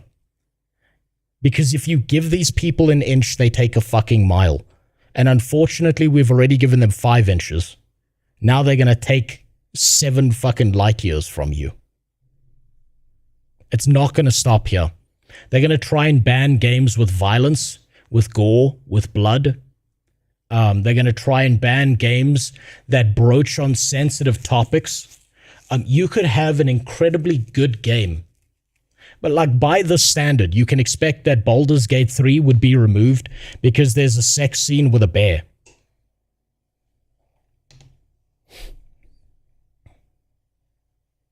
I'm not searching up shit right now. I'm going to stay focused on this video. Search up April. Does pretty wholesome stuff. And Jay Naylor is pretty vanilla. I might actually look that up, actually. And that's the bit that's interesting. So yes, this is unpalatable content to some people. It's illegal, though, in a few jurisdictions, which we'll address later in the video.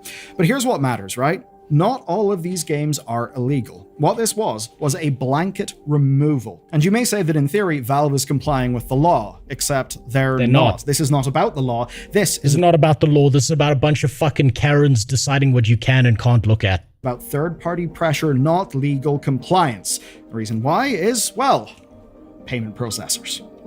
The admission. Valve admitted everything in a statement that was sent to Rock Paper Shotgun. They said this, quote, "We were recently notified that certain games in Steam may violate the rules and standards set forth by our payment processors and their related card networks and banks." Again, not do breach, just may breach. That's a through line here. So responding to this... Well then, yeah, but these are Karens. They probably get horny at the thought of bear rape. The thing is, these Karens probably have the sickest, most fucking twisted fantasies that not I or any other logical human being could ever even imagine. But the fact is, because they're not getting sex, because no one's fucking them, no one else is allowed to have a good time. That's how this works. This is not about protecting anyone. This is about taking something away from someone else. That's what this whole thing is about. Valve pulled all of the games. They notified the devs, offered the $100 and called it a day. You might be thinking, God damn, you didn't even put up a fight? Well, they can't. They didn't. And there's a reason why they just called it a day and caved so quickly. The brutal truth is that without PayPal, Visa, MasterCard, Steam kinda dies. Or at least a lot of its revenue goes away. I mean, think about it. Visa and MasterCard control... Didn't make this up. 69%. Haha. Nice. Of global credit cards. It's pretty high percent. Oh, by the way, guys. By the way, it's not a monopoly because there's 2 companies. But it's definitely not a monopoly. Visa and MasterCard definitely don't talk to each other in back rooms deciding what they are and aren't going to do together. That's definitely not happening. The end game of capitalism is corporatism, and if you ever let it get to corporatism, you're fucked. This right here is what Cyberpunk 2077 was talking about, where there's certain companies that just own the fucking world. They dominate debit cards in the US as well, and lately they've been flexing. They've been cutting off other businesses, and if they drop Steam, that would be game over. Valve can't just go and create their own payment network. Can you imagine dealing with the infrastructure, the regulatory compliance for all the different regions? It would be a nightmare. So Valve are trapped. But you may notice something's been left out. We know that it may be the guidelines of the payment processors. We know that Valve is worried. But who's actually driven this issue? I don't ask for it. I said I saw the name. I'm gonna do research later on it. The agitators. The Aussies. Yep, the Aussies have done this. Thanks, lads. Hey, remember when Australia started banning certain games? Hey, remember when everyone said, no, don't worry. Nah, don't worry about it. It's okay. It's just these few games. They just banned hatred. Because, you know, that's a game that should be banned. No, it's just a few of them, don't worry. How many money to ban super? You know, I've thought about doing a channel point redemption where you can mute certain people if you have enough channel points. I might set that up. Basically, right? An Australian group called Collective Shout claimed a big victory here. Basically, they sent an open letter on July 11th. It targeted PayPal, MasterCard, and Visa directly, and it got 1,067 supporters to basically email these companies, which is not a lot, but it was enough. Now, they claimed then that they were subject to misogynistic abuse online for being involved in doing this campaign, and it was loud. A lot of people looking at this basically just said, hey, you censorious bastards, go away. You don't get to just impose your whatever values on the rest of us. By the way, the same issue is actually the same issue I have with Twitch. Right here.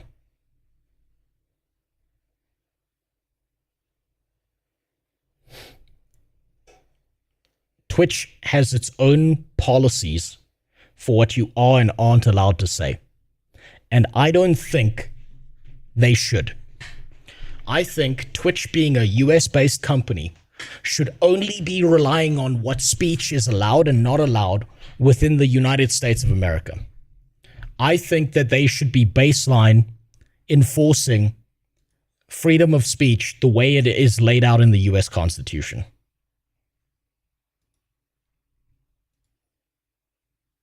That's how I feel it should be. Because you know what? If it is baseline, think about this. If Twitch's speech laws are baseline what's in the US Constitution, that means that they have to hardcore enforce that shit. But because they've got their own little twisty-turny fucking rules, they get to decide who is and isn't banned. They get to manipulate things. Do you think that an open content free speech streaming service would go well? Yes. Yes, actually. Because either you have to allow all of it, and that means you've got a wider audience to target and people will find specific streamers, even if you feel specifically that there are some people saying some exceptionally vile shit. Guess what? That means that instead of hiding their speech, instead of like dodging and diving and doing weird shit like waving a gun around on stream when a particular person is there as like this esoteric kind of threat that's not really going to get them in trouble, all of a sudden they just say what they think and you know exactly who the fuck they are.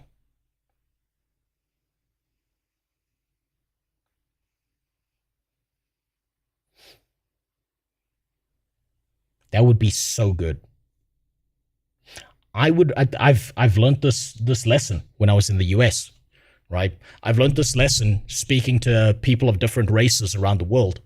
When I got to travel a lot when I was younger, almost all the time, every single one of those people said, I would rather someone say the most disgusting racist shit to my face, because then I know I can write them off as a human being and never have to deal with them again, rather than dealing with this twisty, turny, you know, they say things out the side of their mouth in a way that people don't quite understand or that they can interpret in a different way, because then 5 other people start defending this fucking guy. When I say fuck that guy, I know what he means. And then 5 other people are like, no, you don't know what he means. He actually meant this. No.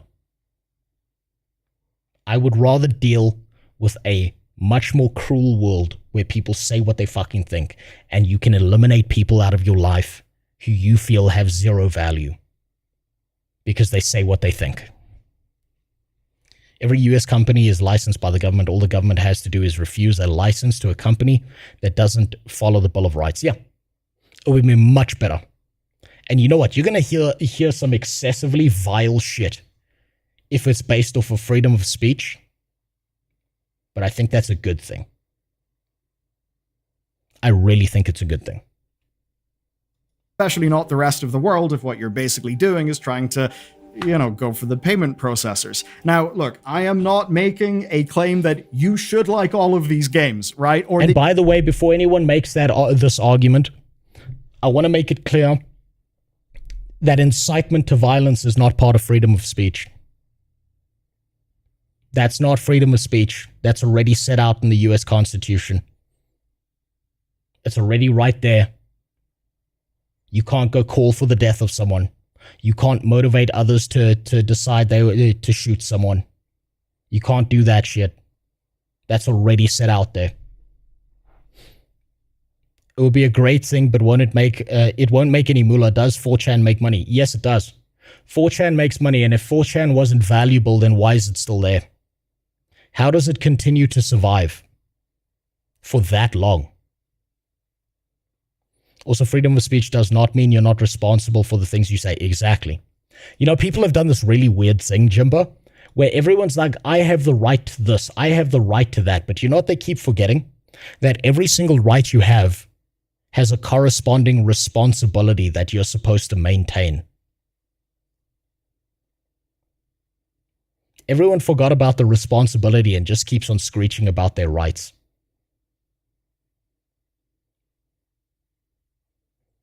You have the right to freedom of speech. You have the responsibility to deal with the consequences that come with that. But everyone's so scared of accountability that they won't fucking follow through on that. I mean, a forum website is easier to keep up than a streaming service. Yes, it is. But imagine how many more streamers would be saying the things that they really think and feel. How many more people would find the people that they agree with and think and feel the same way. And if they violate freedom of speech because they get a little bit too big, they puff out their chest a little bit too much, then you can deal with them. My take is that if companies and what are not allowed to say what you can and can't say, there's no limit to what gets suppressed. Absolutely. Sure, today it's incest, tomorrow it's pineapple. And no, they will. They will start deciding arbitrarily who they're going to get rid of based on their own little speech universe, which is bullshit. That you should find them palatable. No, I am not. What this is, though, is a policy discussion, one that actually does impact all of us. Now, what they were pushing for, I think to a lot of people, is an overreach, certainly a risk, certainly worrying. As always in the internet, there is a small percentage of people who go way, way too far in not liking something. That did mean that they, would be able to take, that's a misogynistic message, that's an angry tweet. They could just take all of those things and actually use them as further proof that they are being subject to misogynistic abuse online. And this would just further their argument, make it stronger, make it more emotionally resonant to the people at, say, MasterCard and Visa, who themselves are probably just worried about getting negative press. Now, let's go more into this group. Who are Collective Shout? Well, Collective Shout described themselves... Bunch of fat, ugly bitches who've never gotten laid. That's who they are. As, quote, a grassroots campaign movement against the objectification of women and the sexualization of girls. They've been... This is the same line against Gamergate. When people in Gamergate were like, stop fucking screwing up reviews, and they were like, you just hate women. Yeah. You see the dodge? They don't address the original issue. Have the people who've ever been against the Gamergate movement ever come out and actually address the fact that everything in the media is manipulated? Not once. They never did. Not a single fucking time. Instead, they dodged the question. Active since 2009. Their targets range quite widely. This is from actively illegal stuff to just content that they simply find to be distasteful. And they've taken on legitimately unsavory products. Tate Brothers, for instance, they try to challenge like sexist advertising, they boycott some films they don't like the 50 Shades of Grey stuff, but they've also went to target mainstream gaming, like say Grand Theft Auto. They actually got GTA pulled from shelves in Target and Kmart in Australia. And in that case, it was on the grounds of violence against women in an open world game with... These people are literally against reality. These people are literally against fucking reality. Do you think violence against women doesn't happen in reality? Do you think people aren't racist in reality? Misogynistic in reality? Hate men in reality? Do fucked up shit to children in reality?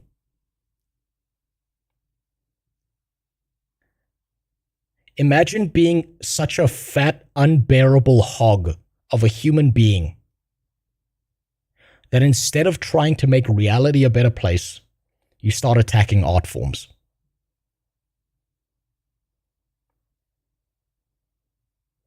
Caving woman skull in baseball bat is why I play GTA. Yeah, you want something? Yeah, okay. I'll give you the story. I've given this story before, right? I played a lot of GTA San Andreas when I was a kid, right? When I played GTA San Andreas, I had a friend who used to come over to my house a lot, and he also used to play. So like, we would walk to my house, and like, he kind of like never did his homework. So like, I would do my homework, and he would play on like my PlayStation. He'd play San Andreas. One day, my best friend, my childhood friend, came over, who I hadn't seen for a while, and he started playing GTA San Andreas on the same save. And he opened up like because there used to be a camera in game that you used to take pictures of things with, right? And he opened the camera roll thing, and he just saw like a bunch of pictures of like upskirt shots of dead hookers. And my friend looks at me, he's like, yo, what the fuck is this? Dude, what the fuck is this? And I looked at this roll, and I'm like, what in the fresh hell has this guy been doing on my fucking save?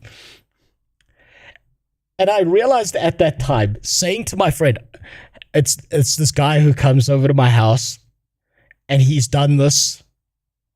Like, it sounds like my friend's got to be looking at me like I'm sitting next to the next fucking Ted Bundy, aren't I? Because there's no fucking way in hell he's ever going to believe the fact that it wasn't me. He's just sitting like, yeah, yeah, it was this guy. I'm trying to think of what I can call him that's not his real name. I'll just call him Steve. Yeah, it was Steve. It wasn't you. Yeah, sure. And I'm sitting there like, oh my god, I'm so fucked. Oh my god, this is so fucking disgusting.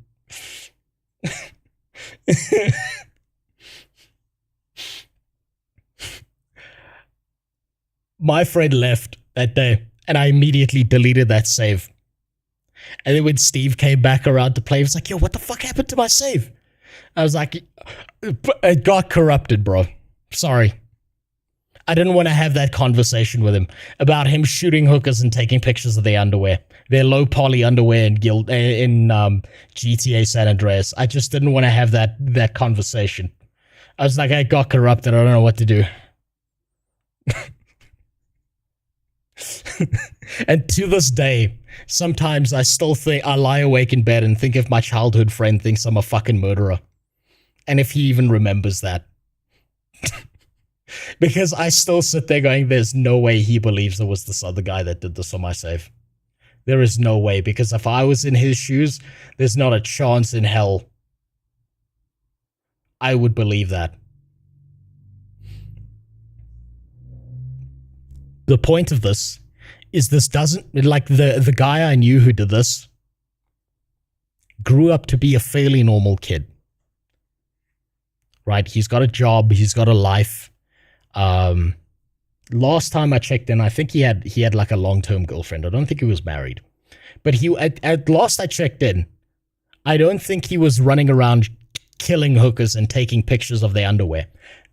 So I don't think banning the video game would have changed the behavior, because in real life he wasn't a fucking psycho.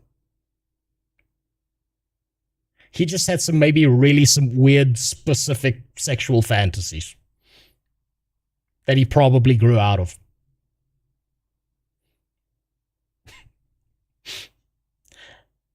So this whole idea of banning video games isn't going to fix or change anything. In fact, it might make the problem worse. Because thinking about it, maybe that kid managed to grow past that weird sexual fantasy because he got to live it out for a little while. Steve hasn't been caught yet. You know, don't make me go back. Don't make me think about it. Maybe I'm gonna go back and look in and see if he's in prison. Portraying something doesn't mean supporting it. Absolutely, but you see, yeah, you gotta dumb down your thinking, Jimbo. You've got to think of this like you're a fat hog who's never had a sexual relationship in your life, who's never had a family, and who's incapable of thinking about anything but themselves, and then you'll kind of understand where they're coming from. Because they don't see art forms, they just see political opinions everywhere, because they're that fucking stupid. Would you sit down for a debate with Anita Sarkeesian? Absolutely, Filter. But she wouldn't sit down for a debate against me. Because after about 5 minutes, when she calls me a racist, I'm just going to say, you're just saying that because you're a fat, ugly whore who can't keep a stable relationship. You're probably childless, and I've got a present for you, and I'd reach into a bag and hand her an empty egg carton. You don't, there's no arguing with these people. There's no changing their minds. They're mentally captured and incapable of any unique thoughts of their own. They're not capable of thinking outside of themselves. Banning video games wouldn't help, but maybe not having your classmates show you 2G1C would have helped. Maybe. No, it wouldn't have. If you're going to be fucked up, you're going to be fucked up anyway. With a whole bunch of characters, if you just go beat people up, yeah, you can do that. You know, you can say, oh my god, look at this terrible thing in the game that I just did and recorded. I know they would. Interesting. Filter. Now, they also went for Detroit Become Human for the same thing. Other campaigns against that game. Oh. Detroit Become Human was actually a pretty decent cinematic game. I think Detroit Become Human was more of a movie than a game. But I also don't think that means that it should be banned or you shouldn't be able to experience it. I think they did a pretty good job like showing that fucked up dad who was like beating the shit out of the robot and his kid. I think they handled this topic well. It's not like they were celebrating it. They were just expressing something that would happen. So I think that this is why this is so fucking stupid. Funny you say that. Anita recently made headlines because she invited all her friends to hold a wedding-themed party because she's so depressed over never having an actual wedding. I'm not surprised. I'm not surprised. I don't know if he actually beat the kid, because it's like, as far as I remember with Detroit Become Whammon, was you were doing the dishes as the robot, and he fucking loses it, and he wants to beat the kid, and the robot like gains sentience and runs away with the kid. I don't think you actually got to see the kid get the shit beaten out of them. But I think they handled the topic pretty fucking well. And I don't think that this kind of game should be banned because of it. You know the full story about the kid, right? Look, my memory is like a fucking sieve, right? What I remember of that scene was that the dude's wife was dead and he was like an alcoholic. And he wasn't handling shit very well, and the robot he got was apparently supposed to look like his wife or something. And he never actually beat the kid, but the robot gains sentience when he loses it one day and runs away with the kid. And then tries to pretend to be a human being so that she can like keep protecting the kid. That's what I remember. But my memory is dog shit. So I don't remember all the details. Look, to me, I'm not that big of a fan of cinematic games where I feel like I'm playing a movie. That's why I can barely remember Senua's Sacrifice despite having played it on stream. And like, it doesn't hold that much value to me. But someone obviously enjoys it. The kid was just another... Oh yeah, that's right. The kid was a robot too. I forgot that part. So it's just a middle-aged tired dude who beats his electronics. That's right. He was fucking up 2 toasters. How could I forget? You see how bad my fucking memory is. Failed, but it is clear that, yeah, they're able to pick up wins. I mean, even in Steam, they've got wins, and this is not their first win on the Steam platform. They've complained about multiple Steam games before. Some got pulled individually, but this July, things... Now, why would you pull this game when I've seen this game in real life?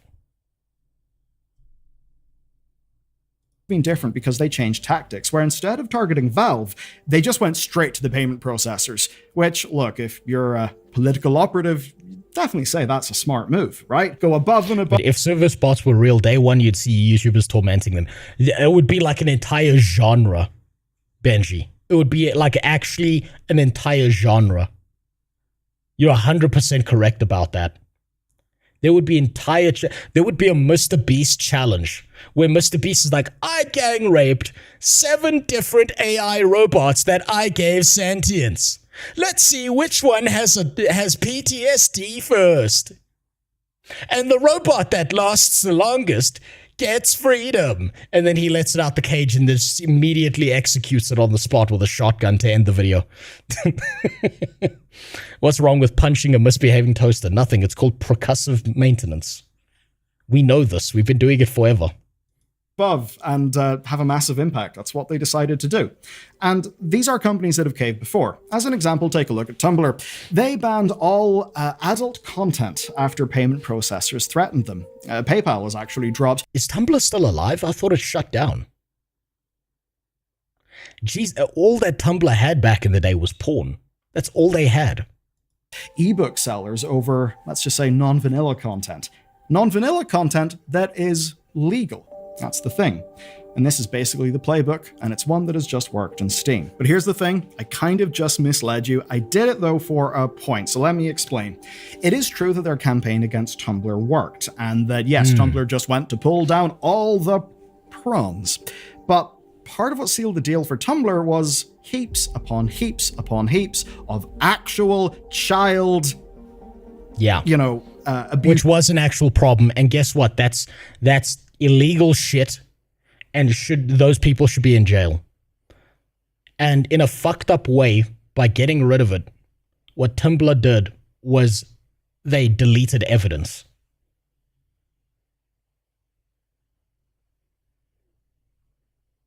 They may have potentially helped a bunch of pedophiles and fucked up people get away with it because they deleted the evidence.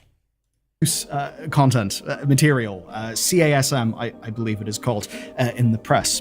Now, the Tumblr was, or cheese pizza is often what people would say online.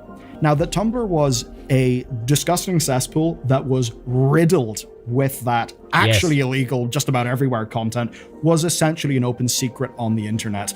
Tumblr was absolutely asleep at the wheel. They did not do a good enough job of policing their own platform. And because of that, I honestly can't say I'm surprised that payment processors wanted nowhere near it, because the facts were that content existed there, and a lot of, the maps, they congregated there.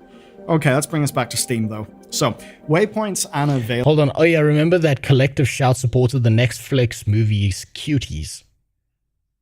The one that had children twerking for... Did they support that movie? Are those the same people? Are you fucking serious? Okay, that fantasy I had in my head, where I was like, people should be phoning Visa and MasterCard as like fake journalists, being like, are you aware that Collective Shout is full of pedophiles? Do you support pedophilia? That no longer seems like you would be lying now. That seems like someone needs to do that. And then be like, we need to post a bunch of fake journalist articles saying Visa supports pedophilia. Like really fuck with their reputation so that they have to change their stance. Holy shit. Gillen's reported something interesting here. She flagged that Valve does actually put extra scrutiny in adult game submissions. For just one example, a game got rejected for inaccessible files that, quote, might feature underage characters. So was illegal content really getting through all the time with Steam? I would say probably not in most cases. But it did happen once. Steam did have one major slip-up, and Collective Shout exploited that brilliantly. Of course they did. Do you remember a game called No Mercy? It released in March, and it featured, quote, non-consensual domination of family members. Collective Shout mobilized against this game. 3,000... So they should have just pulled down the game. But no, these fat bitches with their Cheeto-dusted fingers decided to go for the payment processors. Emails were sent to Gabe Newell, 70,000 petition signatures happened, and here's the crucial detail. That content was illegal somewhere, just not everywhere. Where it was illegal was the United Kingdom and Australia, and actually under relatively new laws. Now that does mean that under Valve's own rules, that game should not have been sold at all in those regions. But Valve didn't act for 5 days. They only acted after international media coverage. I mean, the UK government even commented in that case. Now, eventually the developer pulled it entirely to avoid causing Valve more problems. This, of course, gave Collective Shout ammunition. They could just point to No Mercy and they could say, see? Illegal content can get through. The implication was perhaps that Collective Shout over-egged their claims, perhaps mixed the potentially illegal in some regions with content that they simply find distasteful. Never mind the basic fact that most of the removed games were not illegal in all territories. But the narrative stuck. The waters were muddied because of this. Remember when I said whenever there's a fist fight, whenever there's an argument, all nuance becomes lost within 5 seconds. Remember, all nuance is lost in these fights. It goes downhill all the time. Nuance does not fucking matter. Narrative matters. And they used narrative as a weapon. No Mercy was a sideshow slop game made in a few days. Dialogue choices with shitty 3D rendered scenes. Not even a real game. Yeah, I'm not supposed that Twitch won't let you comment that because, you know, like I said, Twitch is a bunch of pathetic fucking retards who use their own speech rules. That's exactly why the kick stream's there. I feel like we live in a world where we are so devoid of power that some people just want to be able to feel like they can do something, even if it's misled and shitty. Yes, absolutely. We live in a world. Think about this. And anyone who has this job is going to understand exactly what I'm talking about. There are always going to be some percentage of middle management Karens, police officers, and kindergarten teachers who are not there because they wish to be a benefit to society. They are there because they have this fucked up little control complex where the only pleasure and satisfaction they get in life is ruining someone else's fucking life.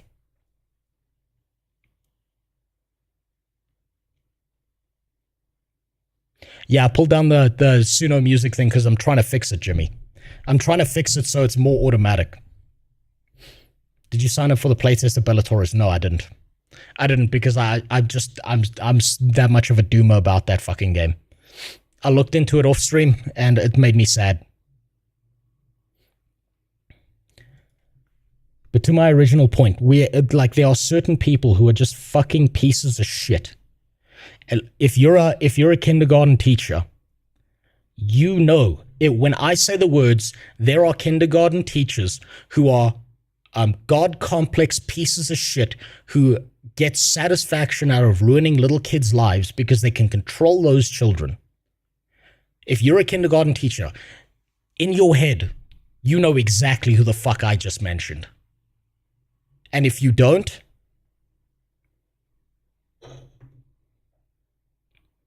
might be time to look in the mirror. If you're a cop, you know that there's some guy, or at least or a group of guys who are there because they are fucking pathetic weaklings who are not there to be a benefit to society, but they're there because it gives them control over other people. Anyone who's worked a job in an office knows that there's that one piece of shit in middle management who makes everyone else's fucking life worse. They keep on giving instructions that are contradictory to each other, not because they're confused, but they know exactly what the fuck they're doing. And they're doing it on purpose to ruin people's lives.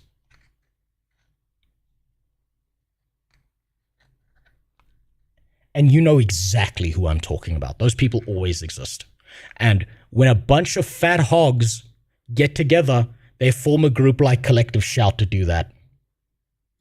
Because they understand that as a group, as an amalgamated group of Snickers-eating, cat-owning, sweat-stank bitches together, they have more force and more weight, both physically and metaphorically, than they do alone. No Mercy thing. Groups like Collective Shout can just point to an event like No Mercy being pulled, and they can use that to convince payment processors that other illegal content might be there on the platform. Because all they really need to do is convince a large company that, look, it's happened before, it could happen again, you don't want that risk, you should pressure them.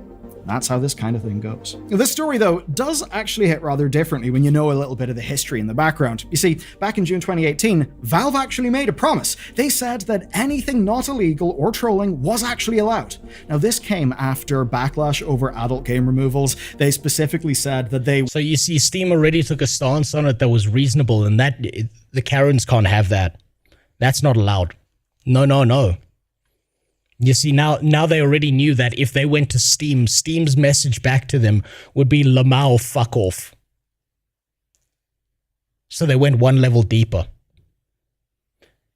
You know how it's like, you don't criticize the YouTuber or the streamer or whatever, you go after the sponsors to ruin their life? This is just an advancement on that formula. We're getting more efficient at this. What's that scene in The Matrix where Morpheus says, was it Morpheus who said with each iteration they become exceedingly more efficient? That's exactly this. Would not cave to payment processors or to interest groups. But here, 7 years later, they have done exactly that. They've just went and pulled games. No, it wasn't Morpheus, you're right. It was the architect, when Neo was speaking to the architect. Yeah, Matrix 2. It was when he was in the room with the TVs, and the architect was saying with each iteration, we've become exceedingly more efficient. That's what's happening here. With each iteration, they become exceedingly more efficient at ruining people's fucking lives. I wonder if I should try to email Trump and tell him exactly how to spin it to make people care about it. If you're going to email Trump, ask him where the Epstein list is first. May violate payment processor rules. And remember, that is the wording of Valve's new Rule 15. May, not does. May. Now, you might think that may is just a very woolly, non-specific word. I would actually argue that here, oh no, may is a very, very specific word. They're using it because, well, it might not, but we don't want to run the risk of getting the proof.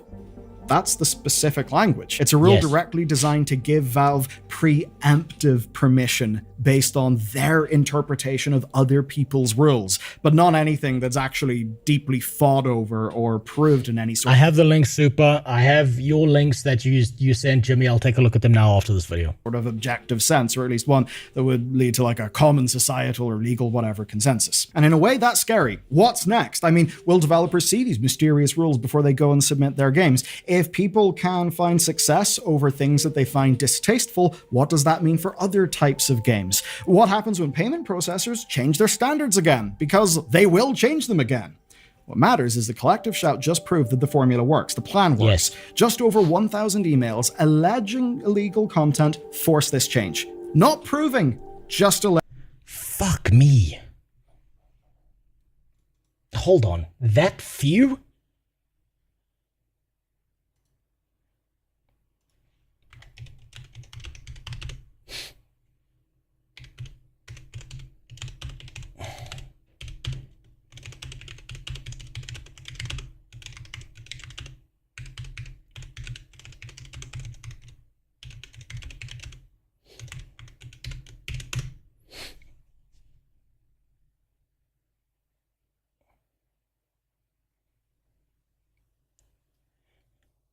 Indicates Steam has around 132 million monthly active users.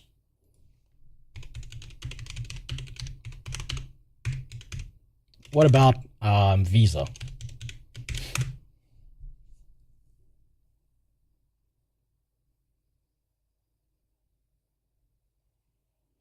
Visa's user base is typically measured in the number of cards in circulation. That's a direct population user base. Steam's active user, blah, blah, blah. 4.48 billion cards are active worldwide, and you're telling me 1,000 fucking emails got them to do something.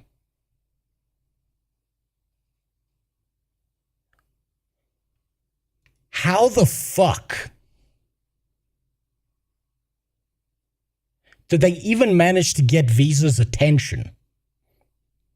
Also, thanks for the follows. This.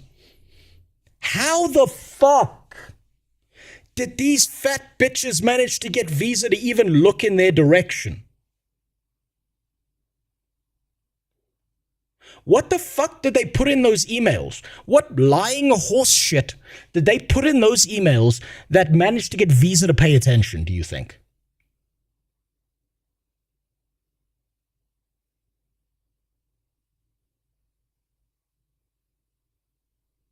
Unfortunately, I'm using Visa cards. Yeah, do you have a choice? Probably not. They were emails from the right people. Well, maybe if I gain 700 kilograms, I'll start emailing them and they'll listen to me.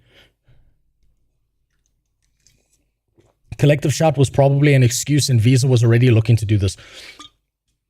All payment processors tend to be very sensitive about these kinds of things because they're run by a bunch of people who are like 900 years old and are still working off of like the legalities of what like the prudes were working in Europe before a bunch of people, the prudes who escaped Europe to America to try and like avoid anything liberal. They're probably working off of like fucking their moral compass comes from like the 1600s probably.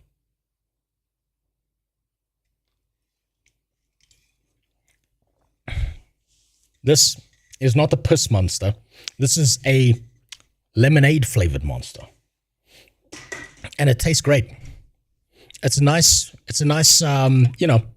change from this once in a while. The monster rehabs are actually pretty tasty. The peach flavor is the best though, of those ones. But I can't get the fucking peach ones because they're always sold out. So I have to default to the lemonade iced tea ones. Pledging. That's a low bar and a low number of emails. And here's what really worries developers. Payment processors have targeted... Wait, so you're saying it always ties back to the church? I mean, yeah, close enough. Pretty much close enough. Queer and minority content before. It often would get flagged as adult only in a disproportionate way. And in some instances, as an example in YouTube, it would simply just be because of who is making it and the sort of topic they're talking about, not necessarily what's in it in any way that, say, if it was just normal basic hetero stuff would even be targeted, right? So that's been awful. It's happened in YouTube. A lot of those people are also worried about this, not just, big Team Goontown who just wants to have Steam Gooner games. But guess what? It gets worse. So as we recorded all of this, we saw further proof. itch.io essentially descended into chaos. The site had to de-index any content tagged as adult from their browse and search pages. Jesus. That effectively takes it out of the public eye. It kind of removes discoverability. Now, they posted a blog that explicitly tied this to collective shout and payment processors. In their own words, quote, "This is a time-critical moment for itch.io. The situation developed rapidly, and we had to act urgently to protect the platform's core payment infrastructure." That is just a side thought I've had. Is it just me, or does this feel coordinated? Does this, this is my conspiracy theory. All of this seems very coordinated.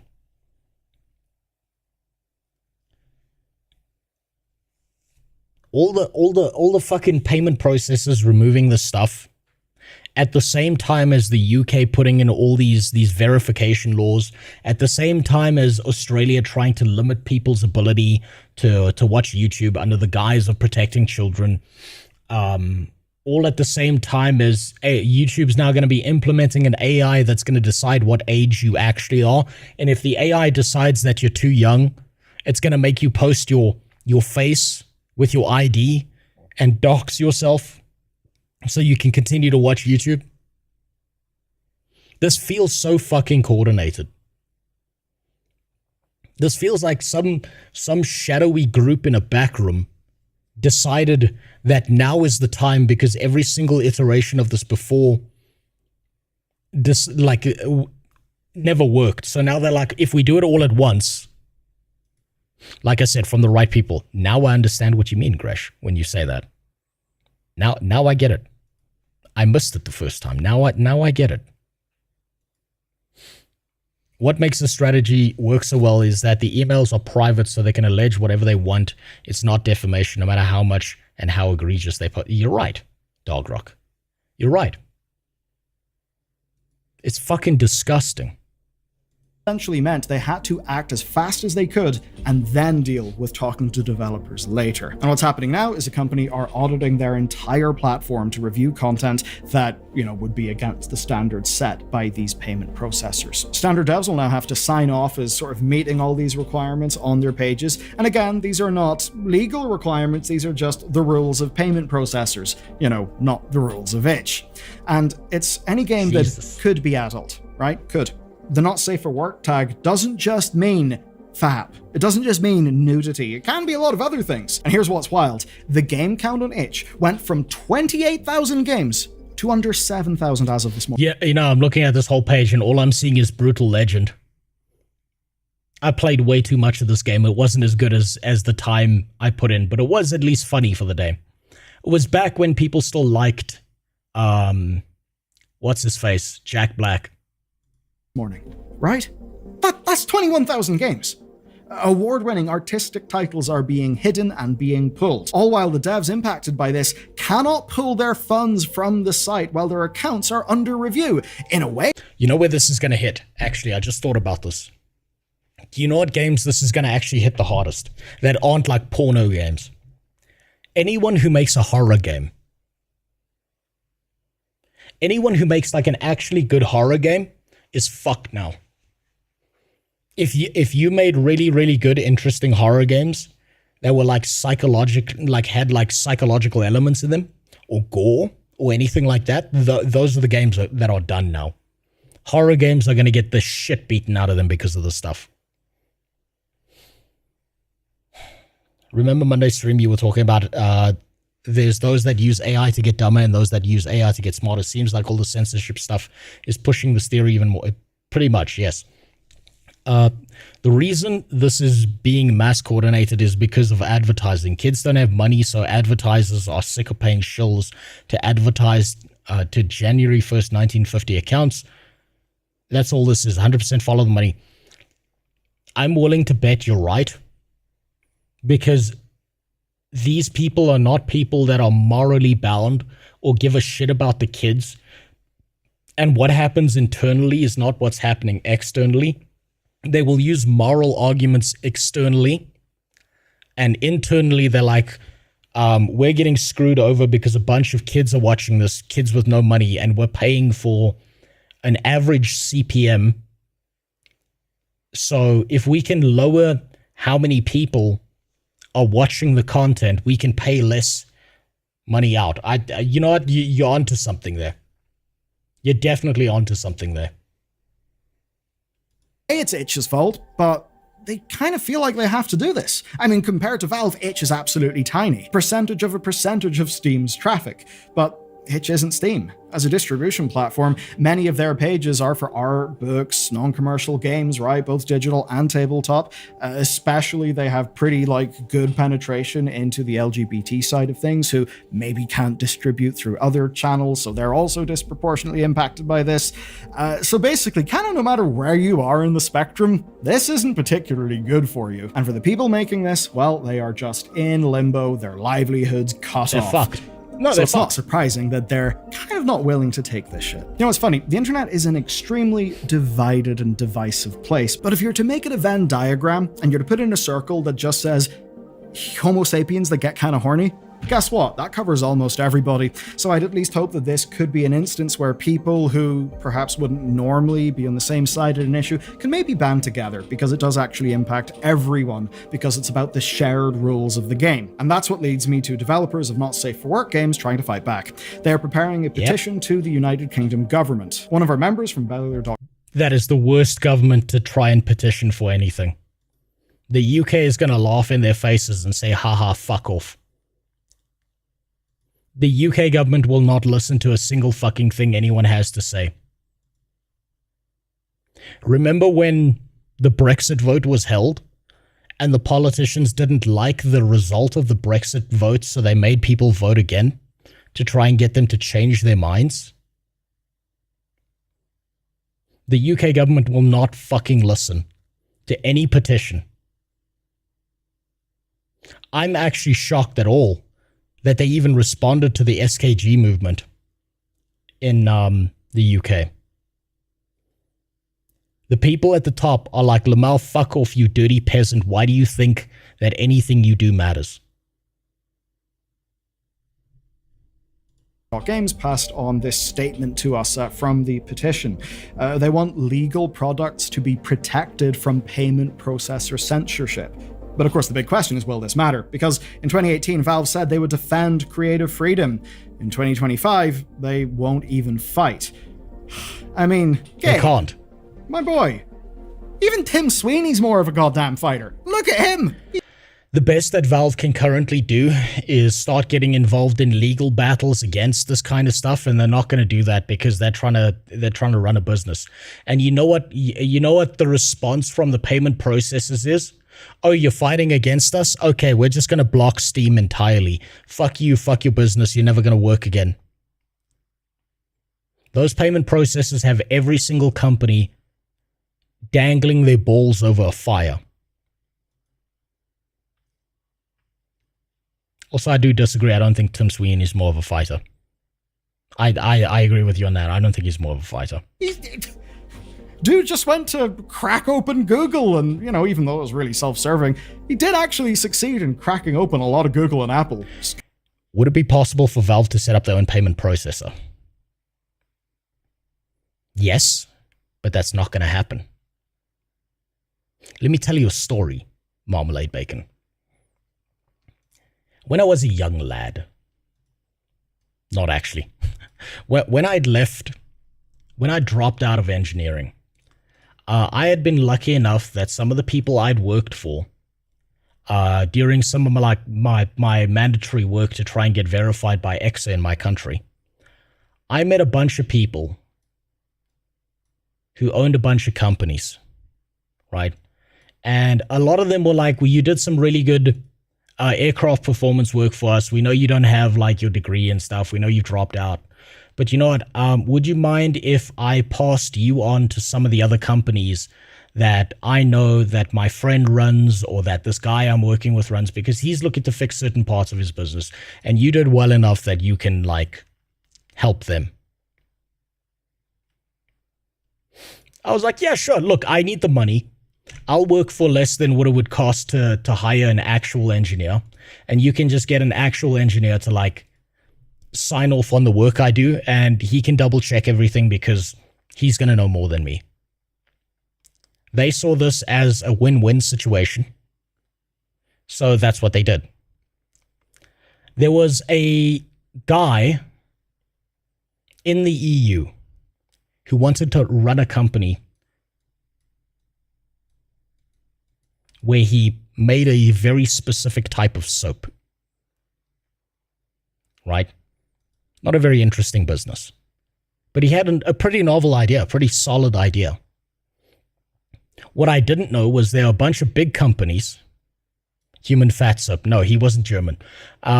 There's a bunch of companies that are in control of a bunch of beauty products and hygiene products. And this guy, for a while, was raking a few of these businesses over the fucking coals. Because he was using a formula that these guys weren't. These bigger companies went and lobbied against this guy's business to get certain substances on a it's unsafe list, even though they weren't. They won. So his entire business model got collapsed. All he had left was the proprietary information that he had for developing his soap products. He basically lost everything. This is something I found out after I worked for him. I was helping him set up stuff. He paid me very little, but you know what? I thought it was a nice thing to do. It opened a few doors for me. I was like, okay, cool. Plus, I liked the idea. I liked what he was doing. He then had to sell his proprietary information to these big companies. in order to survive so that he could, support his family. They then changed the law again to unban certain substances and then placed that under their IP protection so that no one ever again could try to do what this guy did. With that story in mind, if Valve opened a payment processor tomorrow, do you think that Valve payment processor would be able to enter into a market that's controlled by essentially two companies and win that fight? These guys will do everything in their power to destroy this payment processor that is now a threat to their duopoly. They would kill Valve, they would kill Steam, they would kill everything in their path to make sure that they maintain control over this market.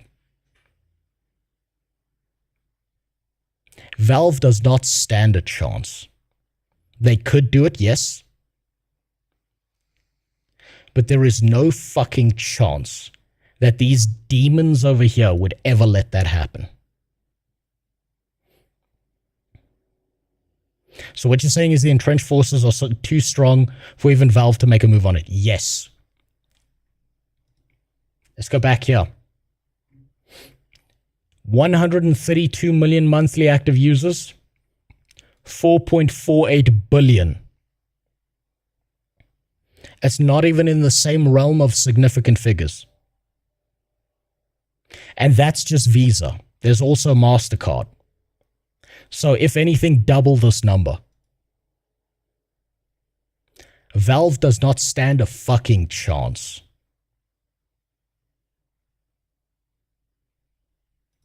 Not even close. Valve would be fucking destroyed. And that means no more Steam. That means no more video games. You think Valve and Visa and MasterCard won't shut off the payment processing to Steam out of spite? Do you think the rules apply to large companies in the same way they apply to you or me? Absolutely not. They would destroy it. And that's all video games gone. Valve can start its own credit card.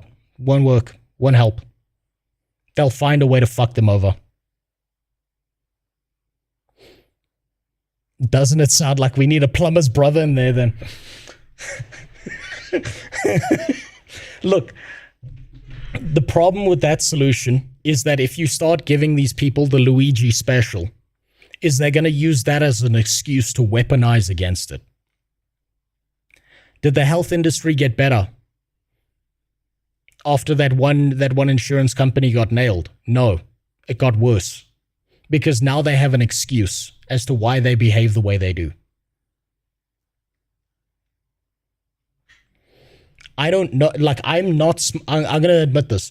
Maybe there is a solution to all of this. Maybe there's a way that Valve could win. But I am not smart enough to be able to see that solution. I wish I was. I wish I was some Stephen Hawking gigabrain motherfucker who knew how to get around this and would help Valve do that.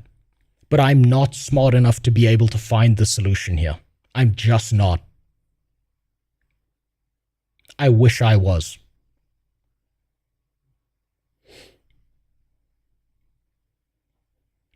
That's capitalism. It's the greatest system in the world. So every system has corruption to it, right? And capitalism's been working pretty fucking well, but the longer that capitalism lasts, the more corrupt it gets. Just like any other system. We need a hard reset. And that's never happening. Why the fuck doesn't Walmart cash in on this? Walmart has their own payment processor. Maybe they would. Maybe they would. Maybe that's the solution. You see, like I said, I'm not smart enough to offer a solution. Maybe one of you actually sees a solution that would work and that is valuable. And I hope that if you somehow find a way to implement your solution, that when you're a billionaire,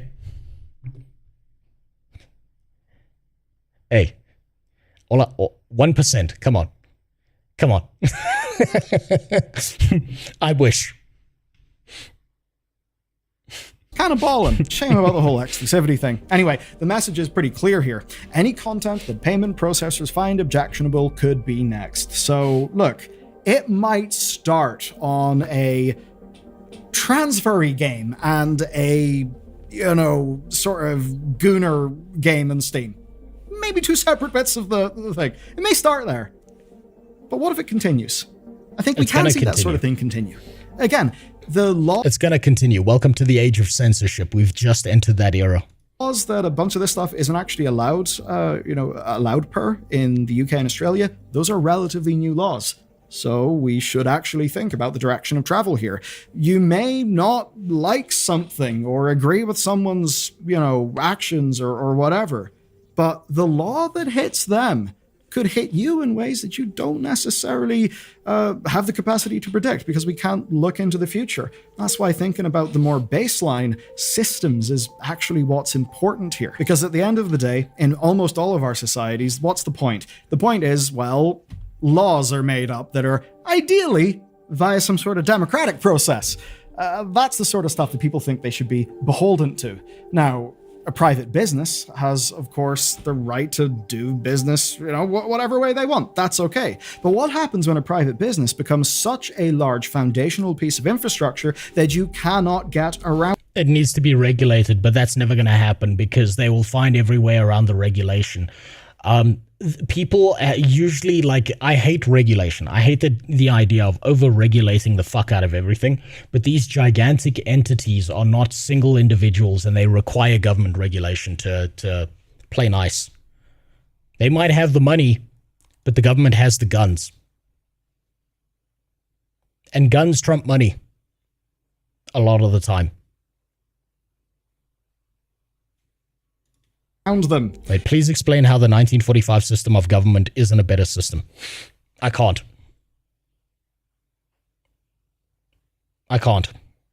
And which government are you talking about? The American one, the European one, the Australian one? Without money, you don't have guns. Well, I mean, guess what? The US government prints as much money as it ever needs. So they've got the money and the guns. So if they did something, Visa and MasterCard are going to fall in line because there's always a bigger fish. That means that whenever PayPal, MasterCard, Visa, and other providers pretty much all agree and are very worried about their big corporate interests, about trying to defend their position as infrastructure by cozying up to governments, well, what way do you think they will end up being biased? But to bring it back to Steam, Steam being the place where anything goes as long as it's legal, is now dead. Yep. The spirit of it's mostly alive, but it is literally dead. Here's the thing. Once you become a platform that's large, you become a kingmaker. You hold a lot of power. If you invite not safe for work people onto your platform, you are saying, hello, we're inviting you over here. We are going to do business with you, and that would be great for all of our shared customers. You're safe here. Do business with us. Trust us. Well, if your processes are not tight enough to defend that space, say to let illegal content in, as Tumblr kept on doing, well, you basically betray all of those people that took you on good faith. Doesn't matter. They're the peasantry. Who gives a fuck about them? Doesn't matter. I think the US dollar should be backed by bullets instead of returning to the gold backing. Just pulled a metro and having it backed by bullets. You want to print more money, make more bullets. Yeah, but the US government doesn't want to ever do that. It's not about what's right or what's going to work. The US does not ever want to back their currency by anything else, because that means they don't have control over their currency. There's some other resource controlling their currency. So if you're backing it by bullets, you're looking at casings, you're looking at gunpowder, you're looking at the lead that forms the bullets, and that's a resource. That's a physical resource. Why would any government want to tie their monetary value to a physical, real-world resource instead of it being some make-believe bullshit that they can just print out of thin air? That's not beneficial to them. They'll never do it. So we can have a conversation about the value of backing monetary things to physical, real-world resources. but that's not in the benefit of the people who are in control. Remember, in 1972, when the US dollar was pulled off of the gold standard, they said the words temporary. This is a temporary measure. Over 50 years have passed. It wasn't temporary. But they needed to make sure people wouldn't lose their shit when they first did it. Just remember, 2 more weeks to stop the spread.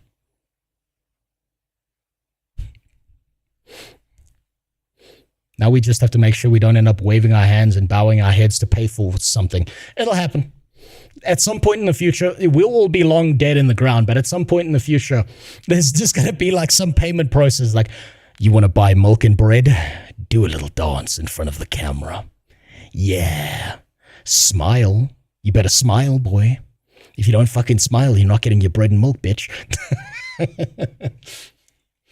Damn. What a dystopian era we're going to live in. Hey, have you ever had the thought that no one who lives in a dystopia ever realizes they're living in a dystopia? Is it possible we live in one? And that means you are breaking your end of the bargain. Valve have done that here. And there's a reason why it's content like this that ends up being the sparking point. It's carnal. It's animalistic. It's topics that people feel, right? It's fears that people hold, and fear magnifies. Yep. As today shows. It only took 1,067 emails orchestrated by a group that knows how to play the system in a country far away that doesn't have much to do with most of the people watching this channel, yet it impacts global Steam.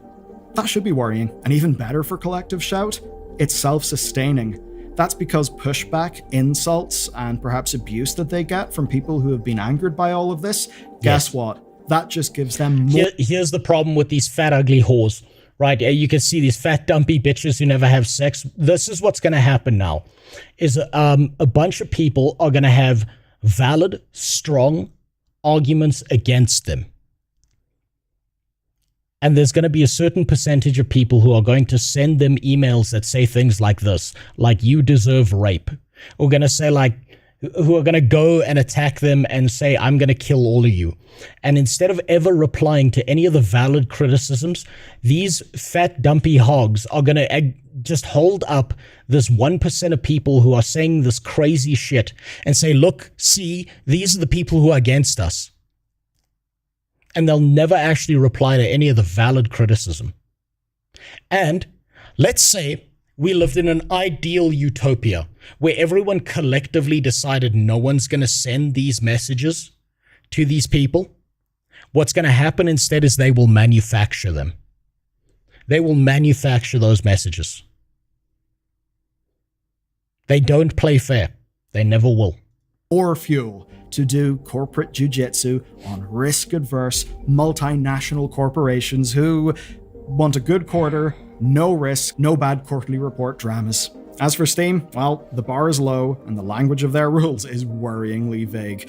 It's not the only legal problem Steam has got. Oh no, there's another big one. We'll be covering it shortly. But for another policy issue that impacts you, well, how about this? The idea that Sony have potentially engaged in monopolistic practices and price manipulation systemically overcharge you for video games by destroying market principles.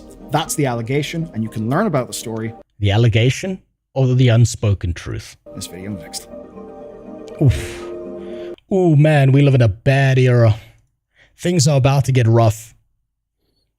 We're about to see a lot of censorship coming down the pipeline. Welcome to the age of you're not allowed to think that. Your freedom, your freedom till you do some insane thing and the world literally ends for you. I wonder how much of the hate collective shout is actually legit and how much of it is strawmans. It doesn't matter whether it's real or not. They're going to hold it up and pretend it's real. That's what they're going to do. Because it's just easier to do it that way. If we ever get meta regarding dystopia, consider that we don't decide when we get to live or die, but only how good or bad this world gets. and look off where things are now. Anytime you get a gigantic system that expands beyond, I think it was 48 people that the people in my class calculated when I was in engineering. When it gets past 48 people, they stop giving a fuck about the individual. So yeah, we're screwed. We're fucking screwed. So what's up, Ravenstein? Look at history. It's always a bad time. It is. It's always a bad time. And I'd say what I genuinely think. And like, this is one of the problems is now I need to speak out the side of my fucking mouth, because if I said what I really think, I'd be in trouble, right? But I'm taking this from the perspective of, look at any government system that's been in Africa. There's only one thing that occurs that causes government to pay attention to people. There's only one thing people can do that ever gets politicians to change their mind. And I hate that I can't fucking say it, because then it's a TOS violation. Then I'm held up as a tyrant. But this is not an opinion. This is an observation. It's only one thing that changes these things. And I fucking hate speaking out the side of my mouth like that. It rubs me the wrong way. I hate it. Can we make our own country with alcohol and hookers? Yeah, but we got to get to Mars first. Also, I love my hobo sweater. You know, I actually bought this originally for my wife, and she was like, it's ugly as fuck. I'm never wearing that. And I was like, okay, that's fine. I'll use it. I'm legitimately actually thinking about wearing this thing for like a year and just working out non-stop and going from the fat, dumpy retard that I am right now until I'm actually muscular, and then I can like pull it off and I can make a clip of that. And then I'll stand on stream with like a like a 2-pack, because let's be honest, I'm not getting past the 2-pack, and being like, Pirate Software, fight me in a ring. I'd love that shit. Now then, what was the follow-up video that Balila made? Wait, hold on. Actually, before I do that, you sent me a bunch of stuff. What the hell is this about? Thank you for entering your serial number. Your internet permit expires in 4 days. 4 days? 4 days seems a little bit too long. LOL. It seems you haven't applied for a video viewing license. Oh dear. Seems like the room has an age restriction. Think of the children, huh? Confirming age. Confirming age. Oh crap. Your age 87. Damn, if my face got scanned, it'd be like, you're not supposed to be alive, you fat asshole. You're supposed to be dead of a heart attack. Browsing without an elder internet insurance. Your local authorities have been alerted. Yeah, there we go. Yeah, that's about right. That's about right. Good video, by the way. Banger. 100% correct. No, I'm not going to look at Mabinogi. We'll pass on that. Now, what is this? This was the Twitter link. Some thoughts on cuties and why I'm not joining calls to ban.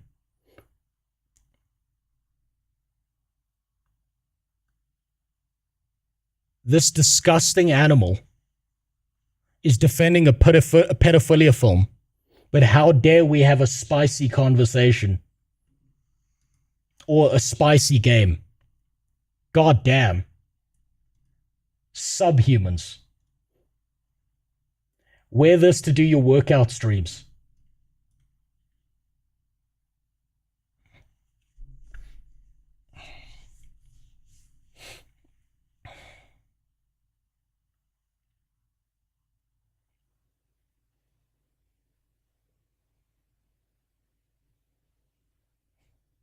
You know, I'm still planning the workout streams. I'm trying to figure out how to make them entertaining.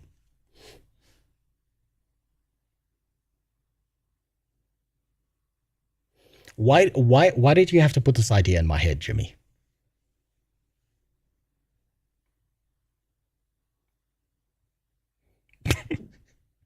You know what?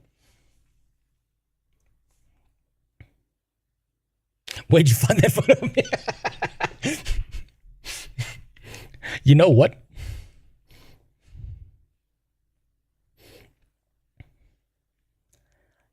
Maybe I get a hold of one of these and I dye it black. And if anyone tries to criticize me, I say it's a black supremacist hood. That way I'm immune to criticism.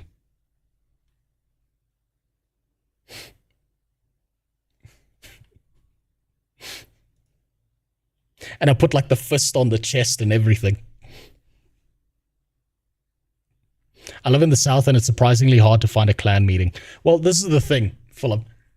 The clan is kind of like, they're a bunch of fucking nobodies and they're kind of pathetic, right? So it's unsurprising. Like, think about how stupid you would have to be as a store to try and sell a clan uniform. The only thing that the Ku Klux Klan is probably any good at is sewing, because they have to make it themselves. I'm uncultured, but is this offensive to you guys? It's not offensive to anyone with a brain, Gresh. Like, anyone with a brain is not offended by the Ku Klux Klan, because you're like, these guys are a bunch of fucking losers, right? These guys are pathetic. They couldn't even do like half of the murders that Black Lives Matter could get away with. They're weak and pathetic. You can 100% disagree with a movement and still say that it's effective. I disagree heavily with the fucked up shit that Israel does, with the fucked up shit that Palestine does. I think they're all a bunch of fucking animals for the sick shit they do to people. Right? But it is effective. It is doing something. It's getting some of these people what they want. I can make that observation. Israel still exists. Terrorism against Israel exists as well.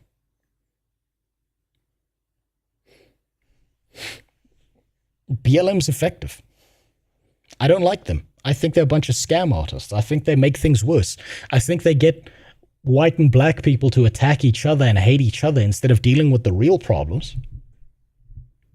But BLM got some shit done.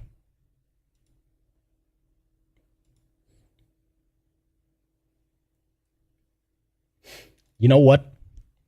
Maybe, Jimmy, maybe I could get away with running on a treadmill in a Ku Klux Klan uniform if I, at the same time, got myself a life-size cutout of Django whipping me from behind while I'm running on the treadmill.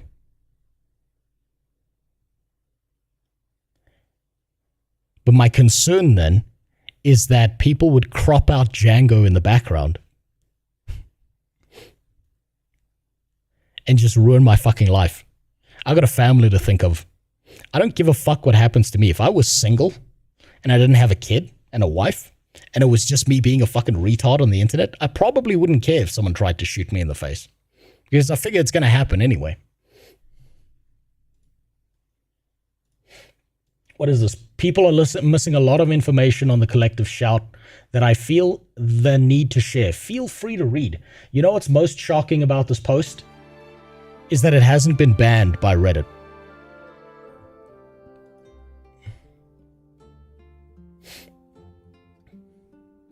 To start, Collective Shout is not only censoring games, they are massive hypocrites, effectively bully people into making changes. Start with the obvious. Collective Shout has been targeting Detroit Become Whammon for a while. However, I don't see brought up that the other things that they do. Firstly, GTA 5 was banned from stores. Like, okay, we learned about that in the Balio video. Here's why I actively supported QCs. Yeah, we learned about that. Co-founder supported this. Post screenshots, that's fine. They pride themselves on defending sexualization of women and girls, and then 5 years ago they defended a show that did exactly that to kids. Not only that, not only are they dangerous for the gaming industry, they don't even believe what they preach and actively, yeah, of course, you take a stance and then you do the exact opposite. You got to remember, right, if someone's trying to make a rule on how you should govern your life, That's the exact rule they want to be applied to you and not to them. How many times have you seen people on Twitter screeching for censorship, and then the second they get banned or they get censored, all of a sudden it's a problem? I haven't seen that. Link it to me, Filter. Link it to me. You may have linked it. I think that's the one you linked to me in the DM, but I don't want to dig through DMs right now. Just link it to me. Pushback, blah, blah, blah. 2017, ABC's religious ethnic column. Yeah, okay, this is just the history of these fat retards. I'm not surprised by this. These people are disgusting subhumans. Of course they act like this. Are you shocked? Here we go, same thing. Cuties and ethnically problematic, but powerful protest against the sexualization of girls. Based. Disgusting pedophiles. Fuck off pedos. The fuck. Powerful protest. Dog, you're a bunch of pedophiles if you... Damn, everyone's calling them out, and they're gonna do nothing about it. They'll just delete the post and pretend it never happened. Here's how to eat a banana. Now, we don't pick it up and peel it like a primate. Instead, we use a knife and fork. First, going from one end. What do you mean? What do you mean by primate, white boy? Huh? This man is way too white to be teaching people how to eat a banana. Remember I said all nuance is lost? This man is now a racist. Cut it off. Then, cut off the other end, turning your knife on its side, then score down the skin, peel back. Wasn't this a thing that Queen Elizabeth wasn't allowed to eat a banana by hand? She had to use like a knife and fork?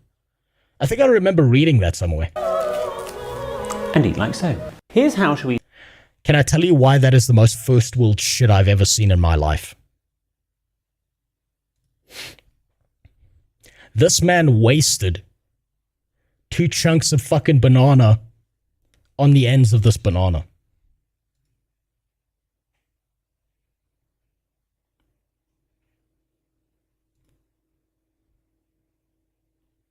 You know, maybe people wouldn't have been as mad at the British conquering like half the world if they weren't so fucking wasteful with their resources.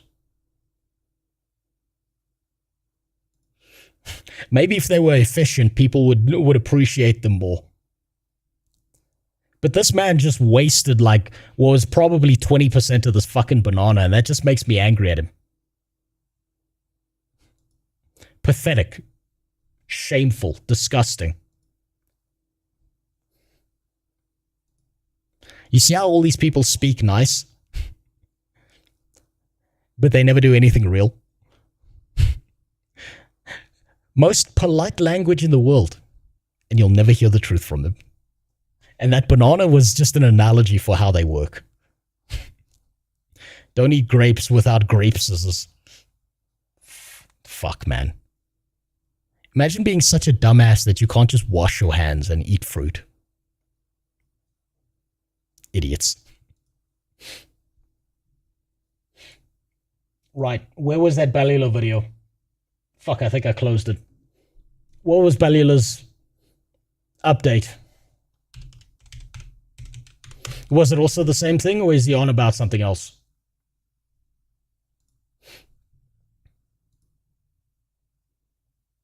There's the follow-up.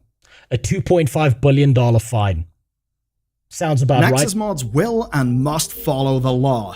That's a direct quote, it's a fun quote, and it's also why Discord currently wants to scan your face for seeing anything not safe for work, even if it's just a meme. And the thing is, this is not scaremongering, this is not dystopian fiction, it's actually...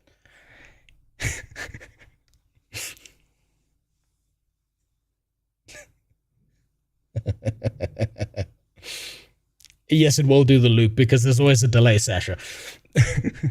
Do you see how all of this feel like the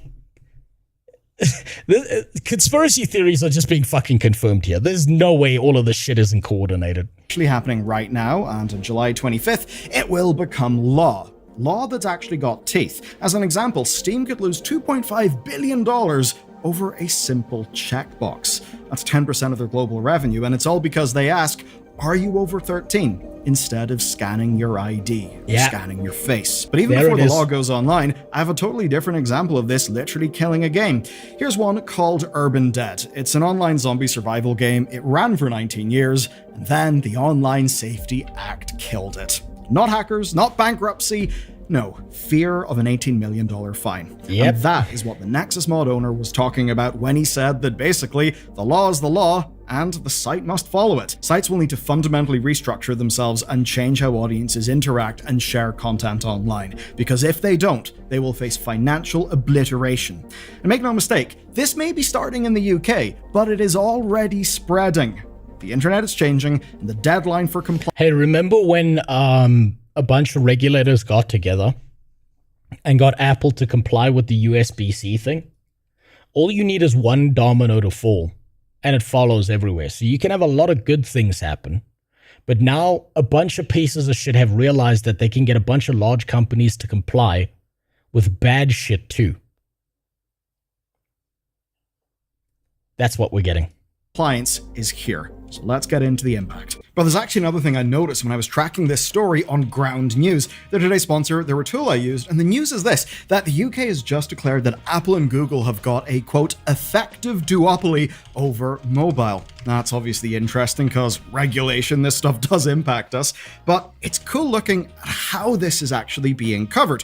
Ground News here shows only 11 sources pick this up, and the bias split, well, 88% center coverage. Just one right-leaning outlet touching it and 0 left-leaning sources touching it. So guess what? I kind of knew about this before it spread, before other people did.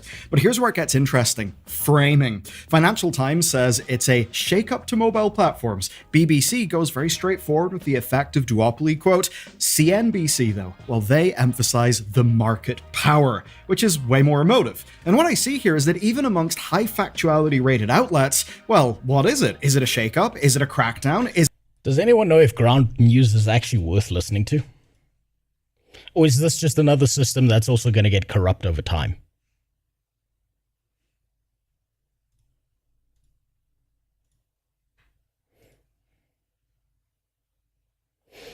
I've seen so many ads for people saying Ground News is really, really good because it gets like, you get the whole political spectrum on it. But I kind of feel like all it's going to take is one politically motivated retard to get in control of that company for this to all fall apart. Is it a, quote, signal to the market?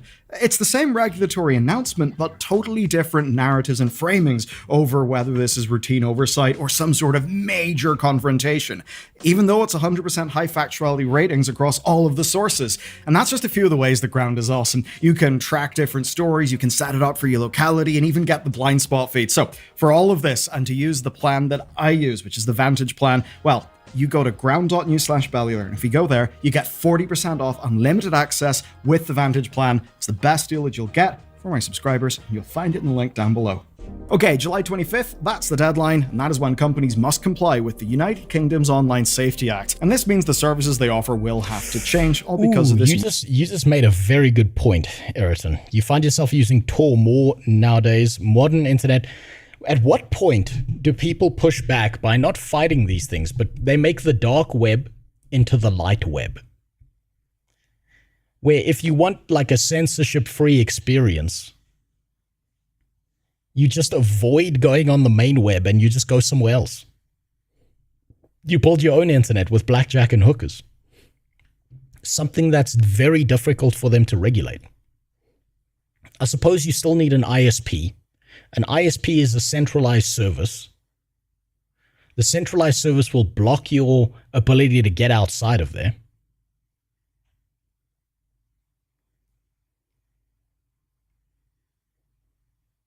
I mean, look, my Discord is 18 plus. No kids should be in there, right? Sure. I don't think it's like, I'm suggesting you don't fucking post porn out of the cesspool. That's what it's there for. People don't want to see that shit. But I don't know if I give enough of a fuck to do anything about it now. I don't think I give enough of a fuck. And it seems like most people don't. Or at least of the 7 people who voted. Most people don't. I'm 5. What can I do? Join Trump on his next Lolita Express. And while you're sucking him off under the table, suggest some stuff. New UK legislation. What's the big focus then? Well, it's about protecting under 18s through hardline verification. Essentially, that means no checkboxes, real verification. You know the way as kids we would all click the little checkbox saying, I'm an By the way, all I'm saying is that this is going to be so strange that most people are going to be going back to using torrenting services to try and get around these things. Because it's just easier to pirate a bunch of shit than it is to go on the web and try and deal with all this verification trash. We're bringing back pirating. We're about to see a bunch of tutorial videos made by Indians cashing in on this on YouTube, telling you exactly how to get around all this bullshit. And you know what? I'm 100% for it. India, do us a favor. You're good at tutorial videos. Come on. When I was in engineering, I knew I was about to learn what I needed to do, what I needed for my mathematics programs. Whenever I would hear, hello guys, so today I'm going to teach you about complex non-solution integrals that have multiple solutions. And I was like, okay, thank God, I'm about to know what the lecturer couldn't explain. Maybe they could do us all a favor and just make a bunch of tutorials on how to torrent stuff. Teach the new generation the way. Adult, I'm totally allowed to use this service, even if we weren't. Yeah, that's no longer going to cut it from a legal perspective, and companies will be held liable. Now, this is going to apply to any website or service that's operating within the United Kingdom, and the penalty for breaking it is $25 million or 10% of global revenue, whichever one is higher.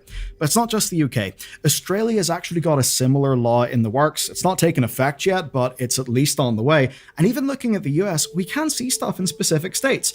Florida are already banning under 14. Just use Norman Reedus' face. Yeah, that's going to get patched out. At some point, they're going to figure out a way to patch it out. But then again, maybe it won't, Marmalade Bacon, because what I'm assuming when I say it gets patched out is that governments are competent. I don't know. I don't actually have a definitive opinion on that the more I think about it. 14s from social media. Then there's Texas. They couldn't ban under 18s. We've already had that poll, Devilus. We've already had that one. Social media entirely, but both Utah and Texas now demand something else, that companies must verify users' ages at the point of using an app store. And the EU, of course, has got new laws as well, and they've even got an open source tech solution for verifying ages. So overall then, here's the thing with all of this. It doesn't matter that respected organizations oppose this. This is one of the things I was most concerned about when it came out of crypto was DIDs, right? Everyone saw digital IDs as being a wonderful thing in the crypto space, and I knew that this was going to happen. So anyone who's involved in crypto, anyone who understands DIDs, understands what a bad fucking idea this is.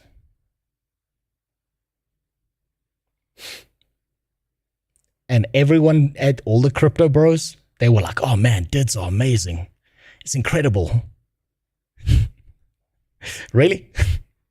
Really, you fucking retards? Sometimes I hate working in crypto, like working inside of like the cryptocurrency markets, because there's so many fucking retards involved that they have no idea of nuance. They just see it's got crypto attached to it and they think it's a good idea. Like WorldCoin, for instance. It's, man, it's so fucking stupid. It's so infuriating, because the second I say to anyone, yeah, like my primary job involves a bunch of crypto stuff, they're like, oh, okay, so you're a scammer. And I can't even be mad at them. I really can't. Love everyone trying to ban me. Okay, you can have that argument in the chat. I don't care. Founding governments tend to be competent. Competence decreases with each generation. You're right. You're right. Look how, like, anyone who wants to know how competent governments were when it was just a group of people deciding what happens. Go back and read the US Constitution and then go look at how things are applied today and all the bureaucracy trying to dodge those things. It's so fucking stupid. Make no mistake, many of them do. The founding fathers wouldn't want you to have a high-capacity magazine. The founding fathers decided you're not allowed 4 inches of a grip or some stupid shit like that on your gun. All this actually shit. Fucking really irritating. The Wikimedia Foundation is calling these a massive threat. The Electronic Frontier Foundation are also not fans of this. They say it threatens online privacy, security, and speech. But these laws are moving forward anyway. The governments don't really seem to care that much about those criticisms. Now, we've already talked about this one before with Discord. If you remember, of course, the news breaking about not safe for work stuff on Discord, and you basically needing to validate your account with a facial scan or, piece of ID. Now, those systems exist. They're being tested for UK and Australian users right now. And it basically means if you want to access an adult tagged channel or server, then you'll need a scan of your face or your ID. This hit me when I was looking at my Warcraft guild's memes. It's like, hey, you want these memes? You gotta identify your face. It doesn't really... Do you think the UK ever has a chance to recover? Or is it time for Sawman to leave? Sawman's going to Thailand. Going to be buddies with Lazy Peon. Is it time for anyone who wants to do anything interesting to leave the UK? And just leave it to just be like a state-run piece of shit? 100,000% nope. Side note, if AI is used in verification, but we can use AI to generate images of fake faces, with AI used for verification, maybe enough... you know what? VTubing's about to take off, Marmalade Bacon. With you saying that, VTubing's about to get some IRL models. Where there's a person behind the camera, but it looks like a real person and it's just a different face. It's about to pop off. Really feel great. Now, the way this works is either your facial scan or your ID then goes to a third party. That third party will then confirm if you're allowed to access the content, and that will then basically flag your account as being allowed or not. And that essentially means that for Discord, they kind of just get a black box. And what they get out of that is this user validated? Are they not validated? All of your actual personal info, that's going to the third-party provider, which of course is one that would exist in a very heavily regulated space. Or so you would hope. Anyway, after all that scanning is done, then good, you can continue as normal. And if you think an American IP address would save you, then no. Nope. Think again, because we're already seeing these roll out across basically everywhere. It essentially seems that this is the way the... Like I said, this shit is coordinated. There's no way this is not coordinated. Wind is blowing globally, and because of that, loads of companies are changing things. That means established sites are restructuring at a fundamental level, and that is why we've got to talk about Nexus mods. Nexus mods had a choice. Either block content geographically for... Wait, aren't Nexus mods the fucking losers who started banning things because of political opinions? Or like people made a mod where they were like, I don't want to see all the gay flags in the game, so in Spider-Man or something. And then Nexus mods was like banning it, and then they made some bullshit excuse about why they banned it?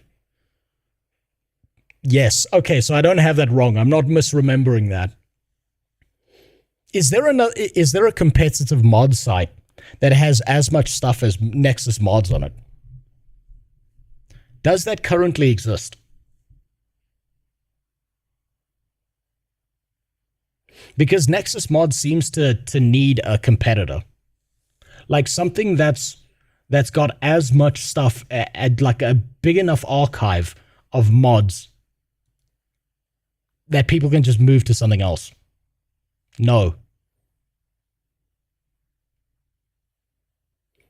Maybe not as much stuff, but I think there's a few adult ones. No, but I'm not talking about adult ones, Saru. I'm talking about, like, oh god. I don't know, just like Nexus Mods version 2. That's everything they've got, but it's none of this loser shit where someone's deciding what mods people can and can't have. The only thing close is Steam Workshop supported games. Ah, that hurts. That hurts. Oof. Someone needs to get on that. Some very motivated animal out there needs to get on that. Fuck it, charge me $1 to access that site. I'd pay it. I'd sell some shit in my garage to pay that. Yes, that's literally them. They'll allow the most ridiculous, over-the-top sex shit via Lover's Lab. That I recognize because I thought about doing a speedrun ban where I installed every single porn mod in existence on Skyrim and doing it for a speedrun ban. But they just do porn mods. That's the problem. They'll ban a Spider-Man mod that grabs the Saudi Arabian setting where the gay flags are gone. So, wait, hold on. So it wasn't even removing the flags. It was just saying the game was from Saudi Arabia. Nice.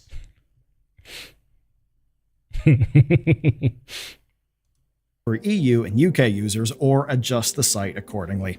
Of course, they chose to adjust, but so far, they haven't actually said exactly what they'll do. So we've got no confirmation of like facial scanning or documentation checking, but they will have to implement some form of meaningful check in order to be compliant.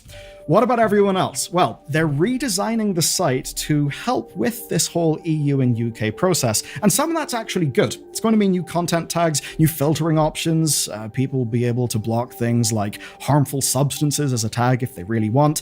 Basically, all of this stuff that's existing within wider adult content filtering. But on top of that filtering and categorization, the site's also getting some new tech, where basically it will be able to pick up on illegal or abusive content upon upload, or when it's posted to something like comments. Of course, that's how it'll work in theory. I'm sure there'll be false positives and false Don't worry, it'll be much worse when it's implemented. negatives, but that's at least the system that they're implementing. Now, to be clear, right, these are not new draconian rules from government. This is content that's already banned, right? Already banned on Nexus mods. Essentially, what's changed here is their incentive to robustly enforce the rules that they've already got. Where basically a lot of governments will say, all right, but a checkbox, an age checkbox with no verification, that just doesn't cut it. We all know what's going on. That's kind of what the governments will be saying. And yeah, it's okay if you've got a not allowed content policy, but if you don't enforce it, if you don't scan files, then what good is your policy? I'll leave specific thoughts about the nuts and bolts of this to you, but basically understand that it's all part of the same big old response to a lot of this new legislation, right? Better scrutiny, better review processes, more control for users, all of that stuff. But for Nexus mods, the timing was especially noteworthy. You see, some people connected these changes. This seems like such a bad fucking idea the more I think about this, right? This verification stuff. Because imagine, I'm just saying, you criticize the government in your country, and they've got your entire internet browsing history. And all it takes is one guy to show up or send you an email saying, hey, this is a guy from a government. If you don't stop criticizing the government, we're going to show everyone your porn history. We're going to show everyone the sick shit you look at. And if that's not bad enough, we'll pretend that you looked at something horrific just to make sure you look like the bad guy. So you shut the fuck up and you do what we tell you to do. I feel like that's coming. Like in Black Mirror, pretty much. Yeah. For shits and giggles, I asked it to write a short... okay, you're talking about AI. Changes to the sale of Nexus mods. Yeah, you may not know it was actually sold. It was sold to a company called Chosen, who are a growth company. People already do that. Yes, they do that, Sasha. But it's going to become more socially acceptable. It's going to be seen as the new norm. Which does honestly sound a little bit spooky. But people basically argued that this was capitulation to, the growth company and line go up. They essentially said Nexus was doing this to avoid scaring potential investors, that it wasn't actually based in any principles. But at least if you listen to the owner of Nexus, who, obviously does have a horse in this race, Dark One, he did say that basically he's kind of relieved. Because with the sale, he's glad he doesn't actually have to deal with any of this bull. What a god. He got out while it was still good. He cashed in his chips. Bullshit anymore. But he did say that if it was still under his ownership and control, that he would still follow the letter of the law. Because the thing is, if he didn't, he would be fined 10% of global revenue, and the only way to get around that would be to just geo-restrict Nexus mods in entire regions, which probably wouldn't be tenable. The biggest problem, though, the letter of the law isn't 100% clear to everyone, and compliance itself is in fact a risk. Right, here's what you need to know about the actual law. So, the Online Safety Act passed in 2023, but UK government changes delayed things, as they so often do. The implementation process was long, so it actually took forever for details to emerge, like who's affected, how are they affected. Now, to deal with this, a UK organisation, Taiga, have been helping games companies navigate these sorts of laws. They've been doing this for years, so what they're trying to do is get everyone ready for the deadline, which is essentially like upon us right now. So what we can do is we can try to use their understanding of this law to guide us a little bit. Now, per them, any game available in the UK counts if users can interact. And that means user-generated content, text chat, voice chat, I guess maybe emotes, just basically anything that's user to user, which is absolutely huge in scope. This impacts so many. Hey, remember when you could have a private conversation over a Discord call with someone? When Pirate Software could quite comfortably have a 13-hour goon sesh and no one needed to know about it until he got outed. Those times are gone. All of you here in the chat, we are now the old people who are going to be looking back, going, I remember the good old days when I could say whatever the fuck I wanted online. And the kids are going to be like, shut up, Grandpa. Shut the fuck up, bitch. Eat your government slop. Shut up, Grandpa.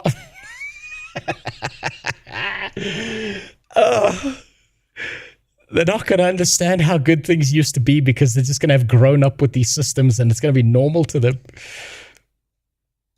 Games, so many websites. Now, it is fair to say that a lot of the requirements are already things that are common practice. That means risk assessments for under 18s accessing your game, content moderation tools, I'll play it tomorrow, Jimmy. Tools, clear codes of conduct, basically that type of thing. Now, all of this is going to need designated individuals who report to Ofcom, who are the regulator, and that means you're going to need things like timelines for removing inappropriate content. Now, a lot of this already exists. A lot of this was already being done. It's just that it's being codified, and there really is teeth behind it. And of course, the framing is, as it always is, the protection of the children. And that is where the age verification thing comes in. That is why you'll be asked for your face and your ID far more often.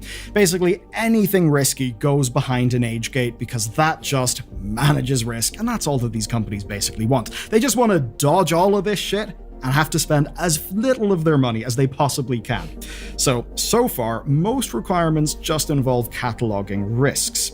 What are the companies actually doing about those risks? Well, Ofcom have been reviewing these reports since spring. Once they're done reviewing, they'll issue some guidance, and then the fine stuff won't actually kick in until late autumn this year. So at least there's a little bit of time where, it won't just be, hey, it's the 26th of July. I would like 10% of your global revenue, please. Thank you very much. Yep. That would be a little bit hasty. Anyway, the effects are already damn clear here. With big companies, we see it in the way of compliance, but with others, we're actually just seeing people not willing to take the risk, especially, say, those who are running specialist forums. Yes, if you're running a specialist forum, you might have to deal with this. I suppose we as an organization... It's coming for everyone. They've got a hammer and everything is a nail. I remember... wait, hold on. What was I reading it? Remember when the colonies went to war with England over a 3% tax? The good old days. Philip, you just pointed out the only solution to any of these problems, but no one in a first world will accept it as a solution. Living in Africa, there's one solution to any problem. And even just saying it gets you in trouble. Won't have to deal with this because, we have our members Discord. That's on Discord, so it's Discord's thing. But, if we were to roll our own forum, I suppose we would actually have to deal with something like this. It would probably mean I'd have to have another software subscription to some company that, just provides compliance services. Quite literally, it seems like at this point you've got to get an AI to build you a peer-to-peer system that you run locally, and everyone's going to have not just a PC in their house, but a server that they have to run everything else, everything off of personally. And then they're going to start regulating the shit out of that too. Remember when TeamSpeak was a private service you rented out? Yeah, I remember. Pepper Ridge Farm remembers. That's over now. No more of that. No more freedom for you. The fuck you think you are? The president? That's one of the things that happens, right? You'll have new regulatory guidelines, and then loads and loads of companies will exist to provide compliance services. Now, a casualty of this is Urban Dead. It ran for 19 years, 8 months, and 11 days. It's actually one of the longest running browser games on the internet, and the Online Safety Act has in fact killed it. Now, it was a text-based MUD, multi-user dungeon. Hey, look, it's the thing I was talking about last stream. Or the stream before that, I can't remember when I was speaking about it. MUDs used to be so fucking based. They had problems, they had some sick shit happening in them. It had some grooming going on. But for the ones that didn't, they were really, really good. It's something from a long time ago. Yeah, text-based MUD, it's got a cult following, people love it, but of course, because there's people there, well, the game was allowing for user interaction, which would mean it would be subject to this law. And that then meant that this game, which is a community-supported project, faced a fairly large dilemma. They either spend significant money to refit the game and refit their infrastructure to fit all of this, or risk a fine of up to £18 million, or just simply end support and take no chances. Yeah, run. Unfortunately, they chose the latter. They have shut down. And the worst part, right? Projects like Urban Dead, things that are of true deep value to people, they're just collateral damage because we all know they're not the real target of this legislation. I hope I'm not stating the obvious when I say this is a law built for the big players like the Instagrams, the TikToks, social media in general. It's why Reddit... I think he's wrong about this. I don't think it's actually a law for the big players. I think it's a law for everybody. Because if they just targeted the big players, people would move over to the small players, and the small players would become big players, and we would just keep on going down that. So the idea is hit everyone as hard and fast as possible so that you've got nowhere to run. Sure, fine. The big players will suffer the most now.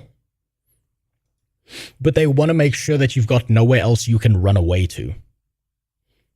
Discord's already got a lot of fucking problems. If, let's say, a competitor pops up that's not having to adhere to all the things that Discord is having to adhere to, they want to make sure that from day one, that competitor has to do the same thing. That way, you can't go anywhere. It now requires a selfie or ID to access 18+ rated subreddits. Basically, the bigger your audience, the more stringent the rules. And to meet the criteria, you needed to be filling out risk assessments and doing all of that work months ago. Of course, those companies are really big, so they can. They have whole departments to do shit like this.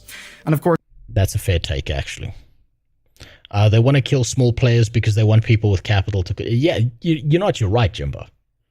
Actually, you're right. Kill the small players. Keep everyone on the thing that... basically build an electric fence around everything. I'm thinking people are going to run away. No, they won't have the opportunity to. You're right.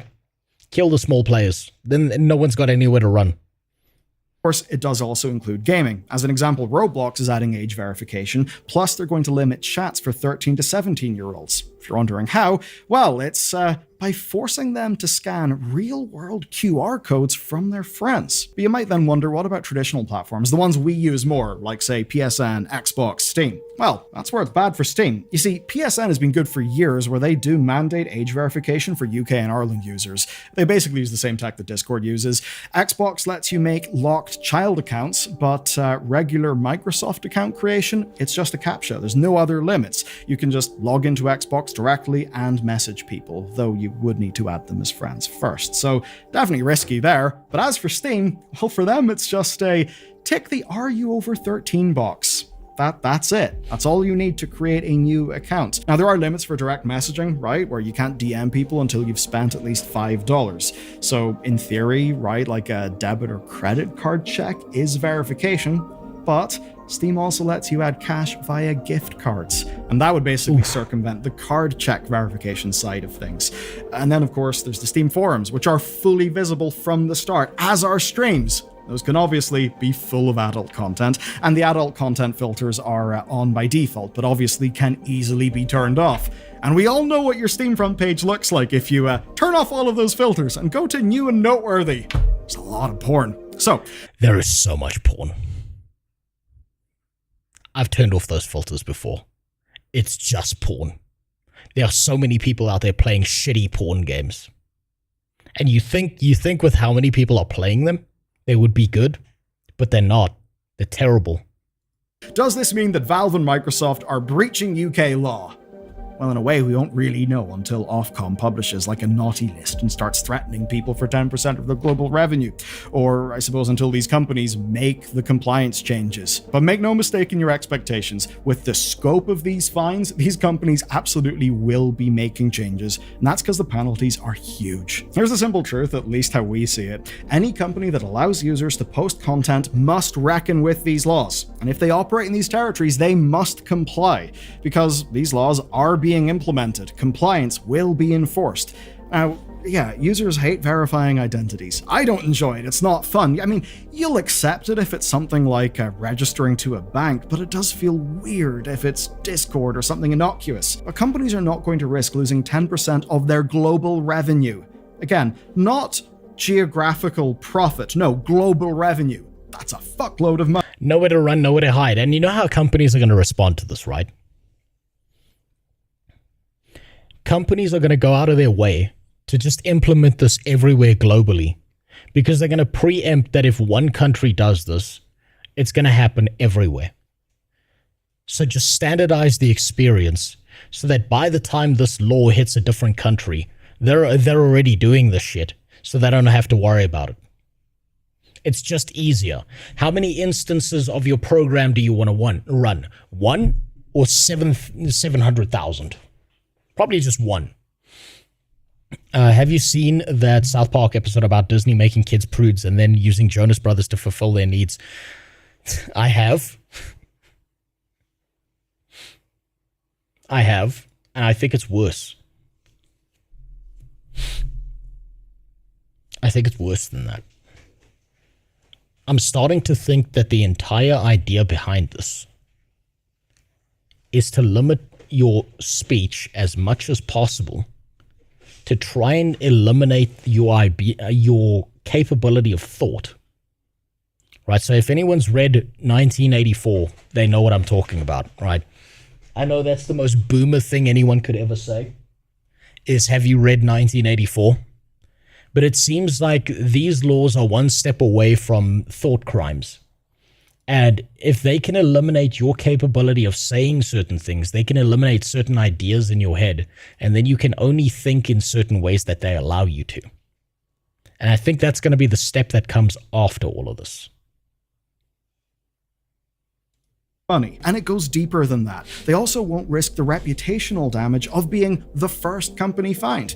Now, they can lobby, they can try workarounds, but the risks are just too great. It's easy to comply. Just like the Nexus Mods man said, the law is the law, and these companies will and must follow the law. Because funnily enough, they're big companies, they face incentives, and they are going to follow their incentives. And that means that your experience on these sites and with these games will change. But that's not it. You see, if you love legal stories like this, there is one swirling around PlayStation. Jesus, this is just gonna get worse. This is just gonna fucking get worse, isn't it? I don't see how any of this goes away or gets better. Because politicians have been trying this shit for years. They've been trying to censor the internet for years, right? They've been trying to gain control over what you're allowed to say on the internet for years. This isn't the first attempt, this is just the most successful attempt so far. And they've made sure that no one can fight against it because they never gave anyone the opportunity to fight against it. They just did it this time. They just flashbanged everyone with it. There are thought crimes in the UK. A woman was arrested for praying silently not long ago. Very nice. Well, she shouldn't have been such a bigot, XR. Did she ever think about converting to Islam? If she just wore a ninja costume while she was praying, she would be immune to everything. God damn it. I don't know how to say that name, but he was thinking he would talk about stuff like this in 1920. I'm not surprised. I'm pretty sure that there were quite a few people thinking about this for quite a long time, way before this happened. And what these people accidentally did, without realizing it, is they actually they wrote the guideline. They were trying to warn people, but instead they wrote a guideline so that people now had the people in power now had like a system of how do we do this.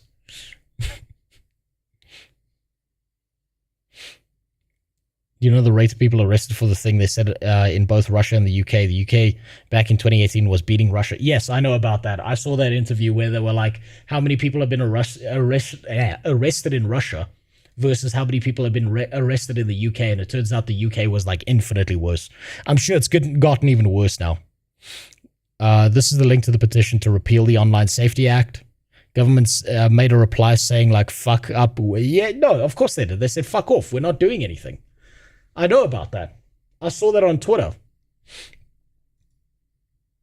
Now, apparently this is not a lost cause against Visa, at least. And apparently people are pissing Visa off by phoning them a lot. And I've heard about this, but I don't know any information about the side that now people are harassing people at Visa. That's why I wanted to watch this, is I want to see what people are doing in response to what Visa's done to the Steam games.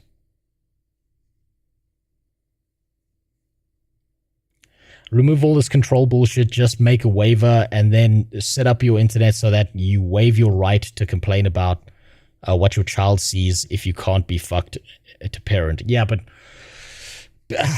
look, the whole waiver thing won't work because it doesn't give the government as much control over you as they need. They want control over you. What people doing is calling as if they were dumb boomers that don't understand what is going on and then complaining that their porn is gone. I hope so.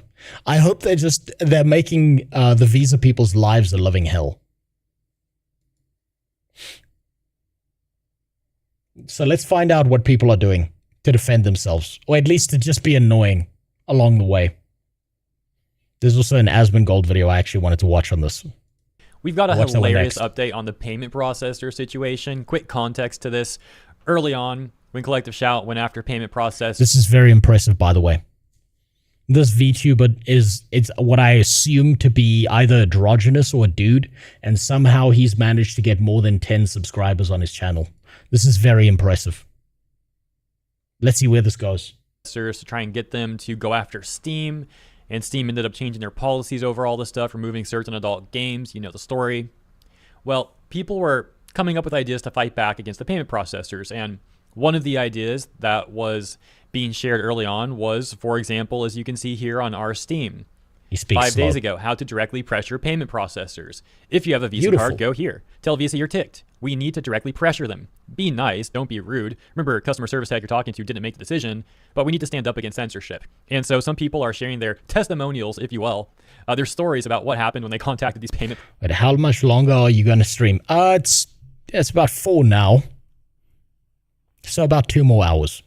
Play some Guild Wars 2. Processors, and it seems like this is actually on some level working. So this is a good update and also a hilarious one. So I mentioned there were some testimonials, or however you want to put it. Let me show you what I'm talking about. This user saying, Visa card representative yelled at me. I called this number. I saw this exact post on Twitter. This is what made me want to look into this. And simply asked about the content guideline. I got, we've been getting thousands of calls. You talked to someone? Who did you call? Other people accepted what I said, so why don't you? And then saying at Visa is cooked. And then we also got this one saying, did what I could today. Did some work. Called Visa. The man was understanding. Put me on hold for 25 minutes. When back, it was a new person who was... This is making me want to actually phone Visa live on stream and see what they do. I've got to figure out how to call people from my PC just to see if we could get a live response. Very tired. I then repeated the whole story, and I could hear the sigh of energy draining when they knew what it was leading to. This one's crazy. Says, I wish this was a joke, but I got called a predator today by a Visa rep. Think I just happened to be called that. Wait, think I just happened to be a call that pushed the woman over. Excuse me. Lodged 2 formal complaints after that and spun circles on the 2 calls and was about 25 minutes. Why would you get called a predator, though? What the frick, dude? And we've also got this one. Says, had a similar issue on the phone yesterday with Visa, in which they were hyper aggressive. And the woman even tried suggesting that I must have been buying illegal content. What?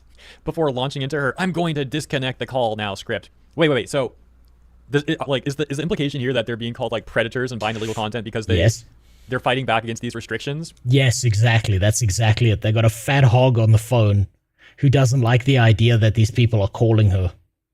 Now we know that Collective Shout is not only emailing Visa, but they work at Visa as well. That seems like the sort of thing like Collective Shout would say. Like, I wouldn't expect this from people who are just like Visa hotline people.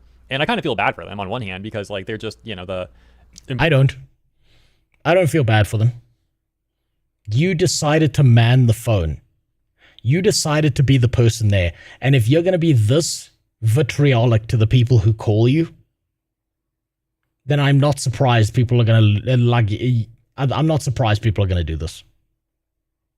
Employees who are not responsible for these policy decisions and whatnot, but like, they shouldn't be accusing people of being predators and saying they're buying illegal content and everything. My point is, that seems like the sort of thing you would expect Collective Shout to say, right? Like, oh, you're upset with us going after these games, you must be a predator, or you must be buying illegal content or something, you know, some nonsensical point like that. But apparently these people are saying that even some of these Visa hotline people are saying stuff like this to them. Maybe I'm misunderstanding this. I'm just trying to make sense of, you know, some of these responses that people are apparently getting. And as written here, the folks applying pressure know that someone at a call center has limited power in a scenario like this. Typically, agents are equipped to handle standard customer issues like payment fraud or credit card loss.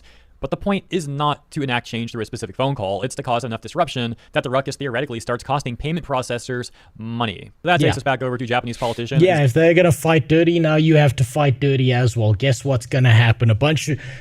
remember that phrase, I can stay retarded longer than you can stay liquid? That's exactly what the plan is here. Zenko Kurishita, as what's written here, shows you how Collective Shout went about this and why this strategy that gamers are now using to go after payment processors is essentially fighting fire with fire. So he says, the Australian organization Collective Shout has been pushing for content restrictions on Steam and itch.io. According to records published on their website, they sent 1,067 emails to payment processors like Visa and MasterCard starting in May. If such a number of emails led to regulations that caused around 20,000 adult games to disappear, with reports also indicating that these games were removed from the libraries of users who had previously purchased them, it can only be described as a serious threat to creators and users. Even though there might have been many times more people who felt those works were fine or liked them, what about the effort put in by these creators? They are unilaterally decided without consideration. This asymmetry, along with the lack of transparency and information disclosure, is also a significant issue. And he cites Collective Shout's, presumably their own website here, where they outline some of their strategy as we just went over. And as mentioned, the point to this is... Hold on, should I fill in the format this page as VTuber showed? I'm willing to tie up the phone line a few... Well, I mean, look, you should probably focus on getting a job first. Like, you should be taking care of yourself first, but I think it would be funny. I do genuinely think this is funny. That phrase seems similar to the one, the market can stay irrational longer than you can stay. So exactly. It's the same thing. Well, if Collective Shout sent around 1,000 emails for that period of a few months or whatever it was, I mean, the internet can do a lot more than that. Internet can do a lot more than that, man. So it's kind of hilarious seeing these payment processors bending the knee to Collective Shout. And now it's like, oh, really? Okay, 1K emails and however many phone calls that these Australian feminists may have sent. Well, good luck now with the internet coming after you. Now, as I said before, I think it's completely reasonable speculation that the executives at these payment processors actually have no issue with Collective Shout trying to get them to do this stuff. What I mean more specifically is they want to try and abuse their power and see what they can get away with. So I don't think like the whole Collective Shout thing worked simply because they annoy these payment processors. No, I think these payment processors also saw this. People need to start phoning Collective Shout as well. People need to start making these fat hogs sweat a little bit, maybe lose a few kilograms of weight. I think you don't need to like scream at them. You don't need to yell at them. You just need to call them and try and have a conversation with them. And I'm willing to bet that's enough of a thing to make these people shake in their fucking boots that people would target Collective Shout and have a conversation with them, or at least try to. This has an opportunity to test how much power and control they have, right? So simply annoying them back doesn't mean that they may start operating in a different way when those executives literally want to try to control the internet. But the point still stands that using the strategy of fighting fire with fire and clogging up their logistics can still harm the company. Here's a testimonial on Steam 4 days ago. This is about an email, so a bit different from the ones we read earlier regarding phone call responses. Says, so I got a response from Visa. Reads, hello redacted. Thank you for reaching out and sharing your perspective. As a global company, we follow the laws and regulations everywhere we do business. While we— No, you don't follow the laws. You're making new laws. You are making new laws. You are deciding that you are the government. You're not following laws. Fuck that. Explicitly prohibit illegal activity on our network. We are equally committed to protecting illegal commerce. If a transaction is legal, our policy is to process the transaction. We do not make moral judgments on legal purchases made by consumers. Yeah, right. Oh my gosh. The OP goes on and like calls that out too. We'll get to that though. Visa does not moderate content sold by merchants, nor do we have what? They really saying that? Visa does not moderate content sold by merchants, nor do we have visibility into the specific goods or services sold when we process a transaction. When a legally operating merchant faces an elevated risk of legal activity, we require enhanced safeguards for the banks supporting those merchants. For more information on Visa's policies, please visit our network integrity page on visa.com, hyperlinked. Thank you for writing, Visa Webmaster. And as mentioned, the OP calls this out. I guess I will just remove myself for a second. He reads, so basically their response was the biggest gaslighting I've ever seen. Talking about trying to— That response that they gave this person is, there's a guy who's answering emails. Maybe not even a guy answering emails. It might just be an AI. And what they've done is they click and drag it from a document, Control-C, Control-V, hit enter, and that's them done for the day. Femboy VTubers are for the I'm not gay, but if it looks like a girl crowd. So it's for closeted gays. Block the sun with one finger. I'll take a look at that later, Jimmy. They completely deny moderating content even when there's an overabundance of evidence. Anyways, we should keep on pressing the issue.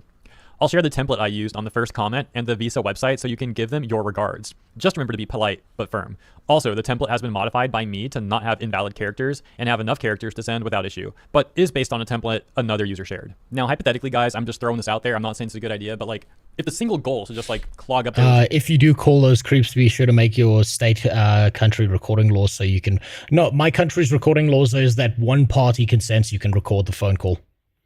I've already checked this.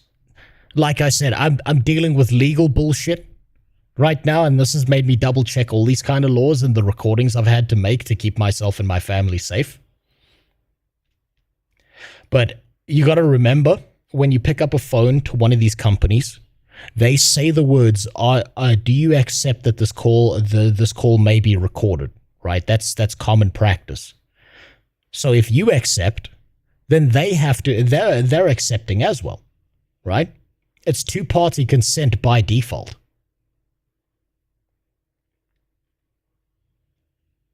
Because they record your call, they make you accept that, which means that, well, if they can record it, I can record it.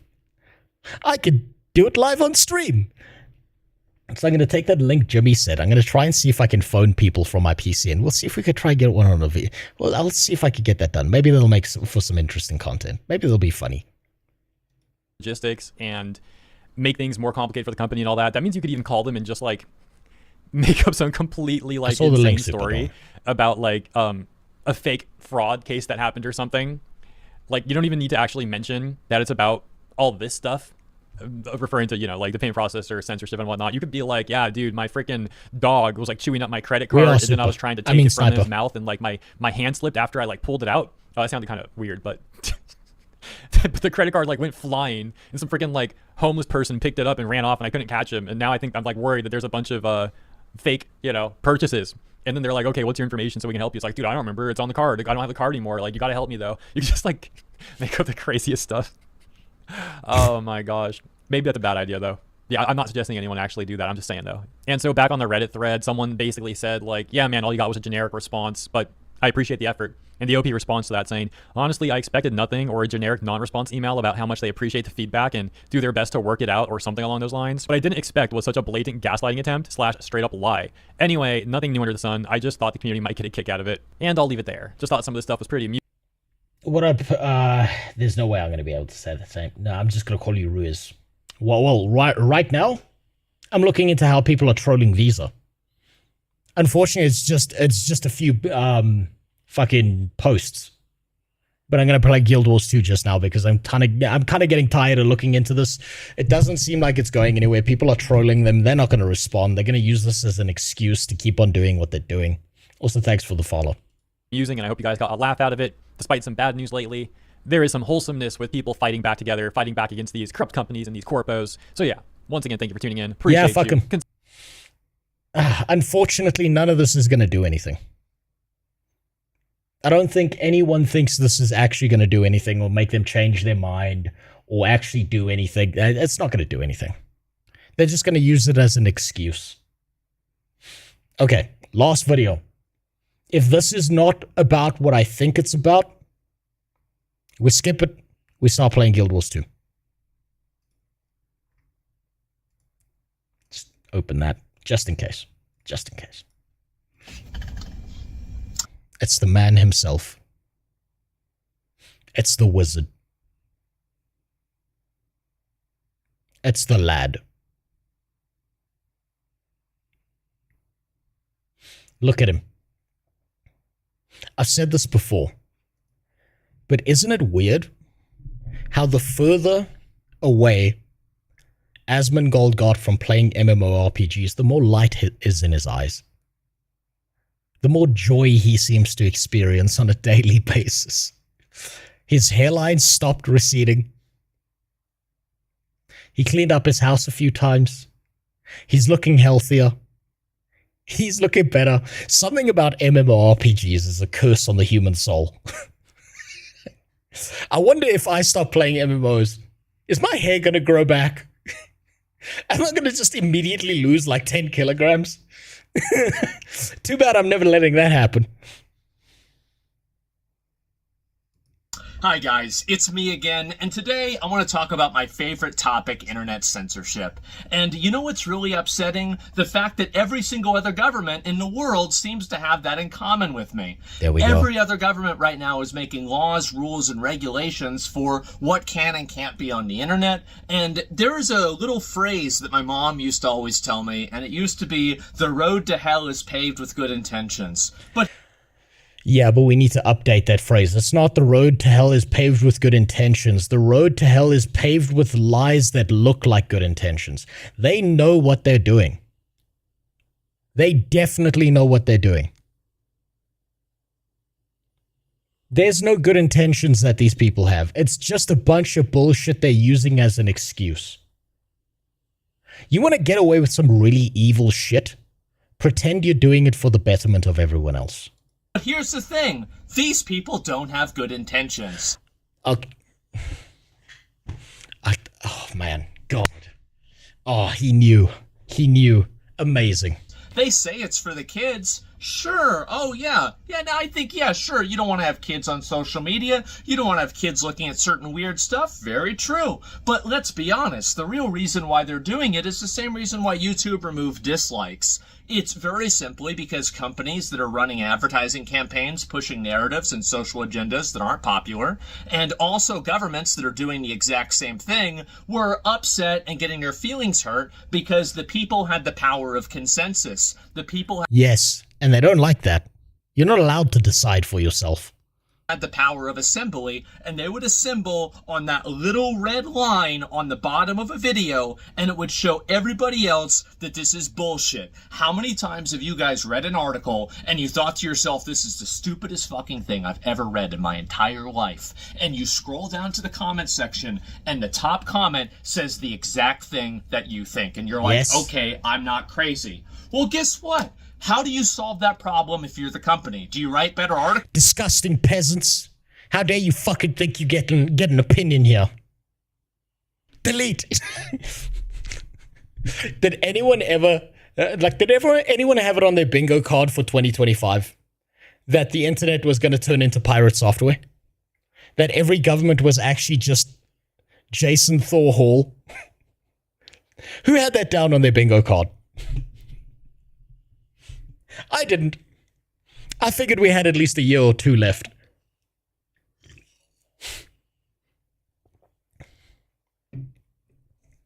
Asmongold is kind of starting to look like Roy from...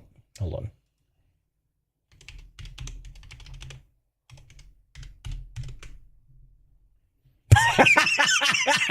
No.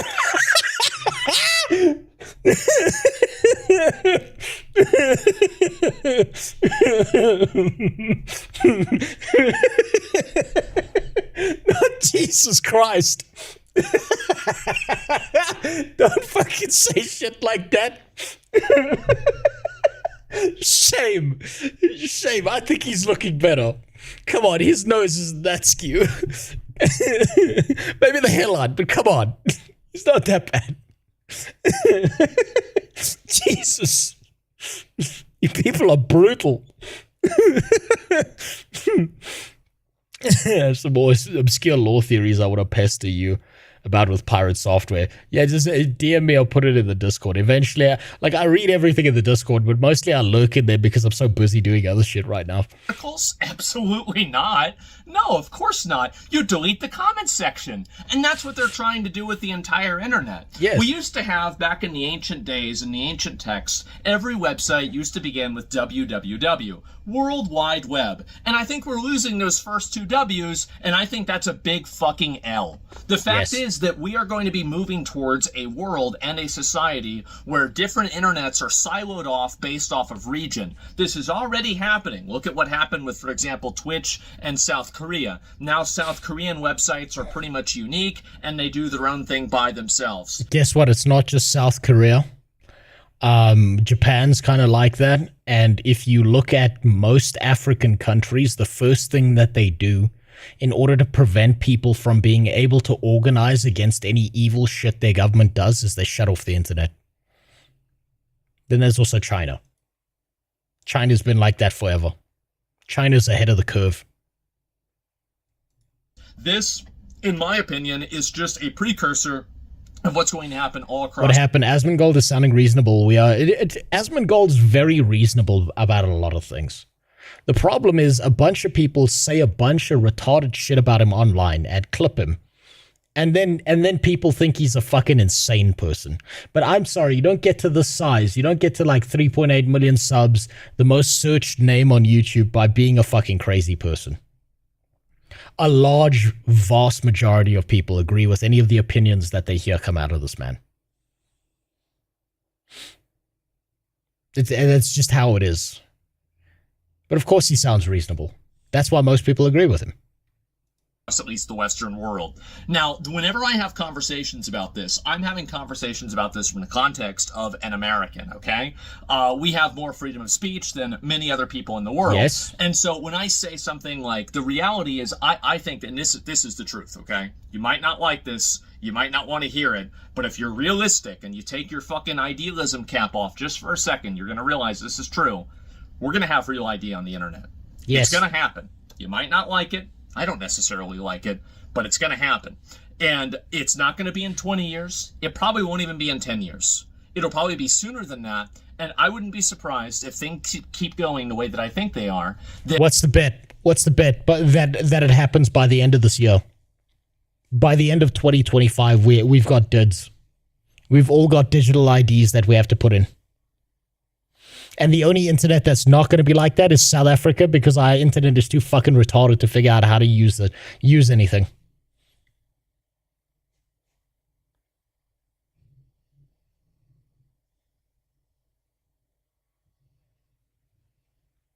Do any of you disagree?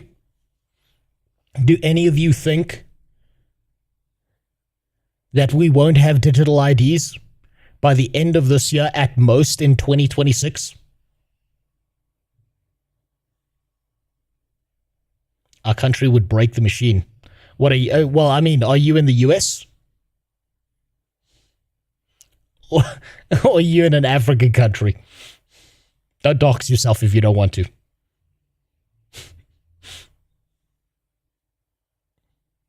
I mean, 2025, no. I think there will be a lot more pushback. I'm in Chile. It feels like it's already rolling in the UK, banking on the fact that no one will publicly go to bat for gooners, so they can push it basically unopposed. How do you think that would work with Starlink? everyone switches over to Starlink except my country because Elon Musk refuses to hand over 30% of his entire company to black people. Everyone uses Starlink. Elon Musk is not in charge of Starlink. Someone else takes the reins, and all they have to do is put their pressure on that one person, and then they start behaving like every other ISP on planet Earth. I'm South African. Yeah. Okay. Yeah. To be fair, yeah. Our country, South Africa, I want to make this clear to everyone. This is how fucking broken South Africa is, right? I had to renew my driver's license this year. Well, no, last year, actually. I have been walking around with a temporary driver's license for over 6 months. I actually just got my actual driver's license because there is one machine that prints out driver's licenses for the entirety of like the fucking country. And that machine broke down. And no one could get their fucking driver's license for like over 6 months. And I was first in line. I'm 9 months away. And the best part is the recent news I heard is the fucking machine broke again. There is one printing machine for everyone in my country. For millions of people. And so the funny part is, you got to get your driver's license renewed. It's supposed to be renewed in like 3 to 4 weeks. So you can't get it. So you have to get a temporary license. If you don't get the temporary license and you get pulled over by a cop, you get fined. You talk to the cop, you're like, yo, I've already applied. The fuck is this? The cop's like, fuck you. Where's your temporary license? So you hand him the temporary license. He's like, this expired. And you know what your only option is? Oh, I'm so sorry. Hey, so, you like KFC? I could be right back with some KFC for you if you want. Bribe? What the bribe? No, I'm just offering a friendly, doing his duty police officer some free KFC. What do you think, bud? That's the only option you got. Well, what do you like to drink, bud? Jack Daniels? That's yours? You're looking a little bit thirsty. This looks like thirsty work. That's all you've got. That's all you can do. It happens even sooner than that. We're having this happen with social media. You had Spotify, and you had YouTube too. And YouTube and Spotify are asking for your IDs now to make sure that you're not underage. And they have an AI checking system. So if you say it's lit or on God, you instantly get sent to YouTube Kids, which honestly, I kind of think that's doing everybody a favor, right? But the reality is that YouTube and Spotify shouldn't be the ones that are doing this. They should not be the ones handling your driver's licenses. They shouldn't be the ones handling your personal information. How'd that go with the T app, by the way? Yeah. So in case anybody doesn't know, the T app was an app made for... And for anyone who thinks that any of these government agencies or companies are going to be better at handling your stuff, that means you've forgotten that the US tax services doxed like 60% of the fucking country like 7 years ago or something. They just leaked everyone's information. All of your tax information that you filed, you did the right thing. I think it was Equifax. So every single one of these sites is going to fuck it up and take no responsibility for it.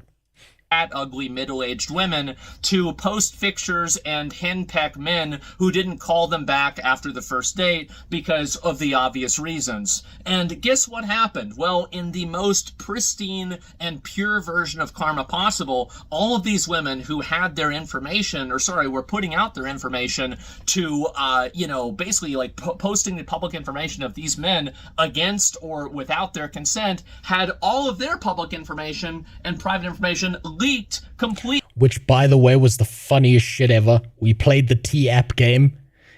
God, was that hilarious. Now, it was devastating to see how hideous all those women were. The company that does the checks for the UK is a US company, so all the UK DIDs will be available via the Patriot Act. Beautiful. Very impressive. Completely to the public. And now you saw the pictures of all the people, and man, oh my God. Holy shit, I'm on the same brainwave as this guy. You see, what is it about balding middle-aged white guys? We're all just the same person wearing a different face. Those bitches were hideous. I have never seen fucking creatures like that before. You know, people don't want to have this conversation because they feel like it's racist. But some of those people on those apps, they're the same race as me, but I feel like they're a subspecies of human being. They're not the same. They're not the same creature as you or me. They're something else.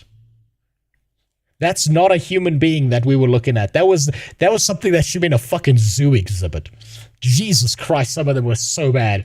Like, stereotypes exist sometimes for a reason. And so anyway, this happened, and I'm not going to say it's a hack, because there was no security, there was nothing. Yes. The guy that was running this this app... For reference, the person who was running the app just uploaded it to a public Firebase, and the guy who, quote, hacked it, just scraped the information because it was publicly available. It's not a hack. Apparently, I heard that after he gets done running this app, Sony's going to hire him for their privacy division. So nice. That's pretty much where we're at now. And I don't want to have YouTube get hacked. I don't want to have Spotify get hacked. The reality is that we need... If you want to type something suspect, Vox, you have a better chance of getting it through on Kick than on Twitch or YouTube, so switch over to that and then just switch back. But unfortunately, if you type something that YouTube doesn't like, and I have zero control over this, they'll just delete the message. Same thing with Twitch. Also, I took away Suno because I'm trying to fix it, Cyro, not because it's gone forever. I'm trying to fix that so it's not like a manual thing, so that it just uploads to Suno with your prompt, and it'll just start playing. Some degree of authentication token, verification, or some sort of third-party thing that verifies that maybe you are an adult or you are an actual person, you are above this age, but it does not provide that information to the end user or the end company that's actually trying to verify this. We need a validation token system. And if we don't have this, and I know people might say, no, we're not going to have any of this, it's bad. You're going to get it, okay? It's going to happen. Yep. You can get mad at me all you want, but just wait and see. So I think we need a validation system. We need a way that has actual accountability to make sure that people just don't get their shit leaked when one of these accounts or one of these websites gets leaked. Anything can get hacked, but I would much rather put my trust in some part of like third party like security system or something. No. You see, he's not seeing the issue with that. If you put your trust in a third-party security system, the third-party security system immediately turns around and sells your data. Suddenly, they're not a security system, they're a data collection company. And they're selling everything about you to some big company that can use it against you. We've seen this before. Have any of you done a 23andMe? Have any of you done one of those ancestry things? The way those companies made money wasn't by you buying their fucking kits.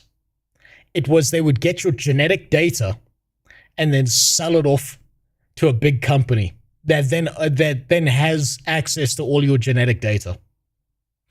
Every single thing that has to do with your private information through Facebook or fucking Meta or whatever the hell they call themselves now, or any company that requires your personal information, that data is getting sold, whether you like it or not. Something like that, rather than a T app or something like that. VPNs too, yes. Just basically outsourcing its security to squirrels. And so anyway, That's where actually, that's not true. Squirrels are really good at hiding nuts. This person didn't even do that. But anyway, I was just thinking about this. The fact is that, yes, this is where things are going, and the internet is doing this. Why is this happening? It's not happening to protect the kids. It's happening to protect the people and the companies that are in power, to make sure that narratives go unchallenged. Yes. And if you don't, the thing is, like, I don't even have to make a 1984 analogy, because we can just make a 2020 analogy. Look at what happened with COVID. Do you even for a second think that's not what's happening? Of course it is. It's happening right in front of us because it just got done happening. Yep. And do you really think that all the people are like, the censorship game's up. Well, I guess it's time to go home and let's have everybody have freedom of speech now. No, they're planning their next method and their next move. And guess what? This is oh, Jesus Christ. I feel like I'm listening to a better looking version of myself here, because this is exactly what I said during the Bellula video. This is the fucking verbatim. And I can see anyone under the age of 21 is going to be like, shut the fuck up, boomer. Let me play my Fortnite. I don't care. Let them see my asshole. Kids are going to... The big issue is that one generation later, all the kids grow up with this being normal. And no one's going to fight against it because to them it's going to be normal. What? They just showed us our side of the board, or sorry, their side of the board. This is what's happening right now. And I'm very concerned about this because I don't want to see the internet siloed away. I think that one of the best and most enriching things about the internet is the fact that everybody in the whole world can go on and talk with each other, basically. It's something that expands people's horizons. I think it both creates and also gets rid of xenophobia. And I think that the truth is that it gets rid of it a lot faster than it makes it. I think that if you can just talk to somebody from another country, from another place, you just have a straight up conversation with them. It's a lot easier than hearing what the media is trying to make you think this country is like. And I feel like there's been a lot of cultural understanding that the internet has created that weirdos and people that have agenda. How many of you have gotten rid of preconceived notions because you could hop on the internet and you saw a bunch of funny fucking memes from a completely different culture? I know that's happened to me a lot.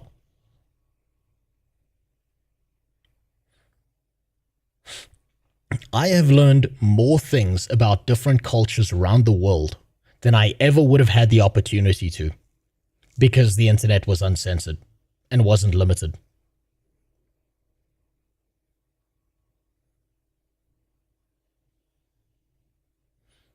How much longer till Guild Wars 2? After this video. Memories. I've never read the Nero Jacker books. I like, honestly, I've said this before again. When I was 11, right? I had a really, really dumbass thought.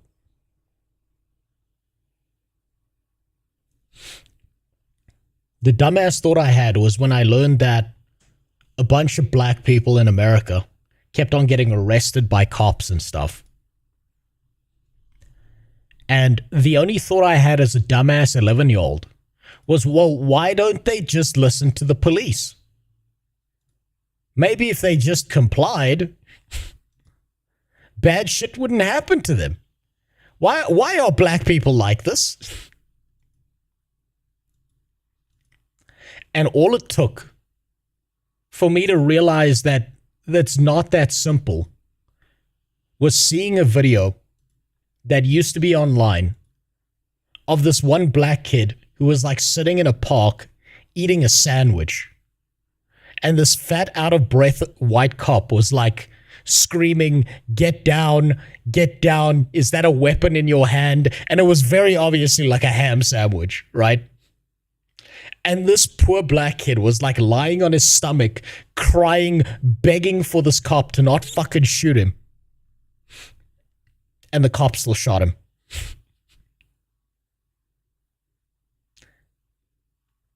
And then to add a layer of nuance to that is all the body cam footage we're now seeing posted online. That's doing some pretty bad damage to the other side of that narrative. And then it turns out it's a way more complex issue And I would have never gotten a single ounce of fucking nuance if I wasn't allowed to go online and figure that out for myself.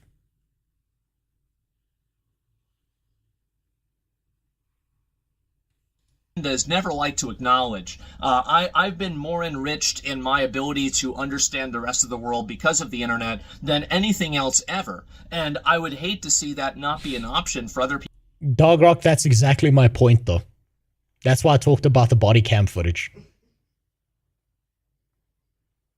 Have you seen the recent body cam footage that's come out? How many individuals, how many doctors, lawyers, and engineers keep on coming at cops with a fucking knife for no reason? At the same time as me saying something like, that black kid shouldn't have been shot, he did nothing wrong, I can also say, you're a fucking retard if you run at a cop with a knife. Right?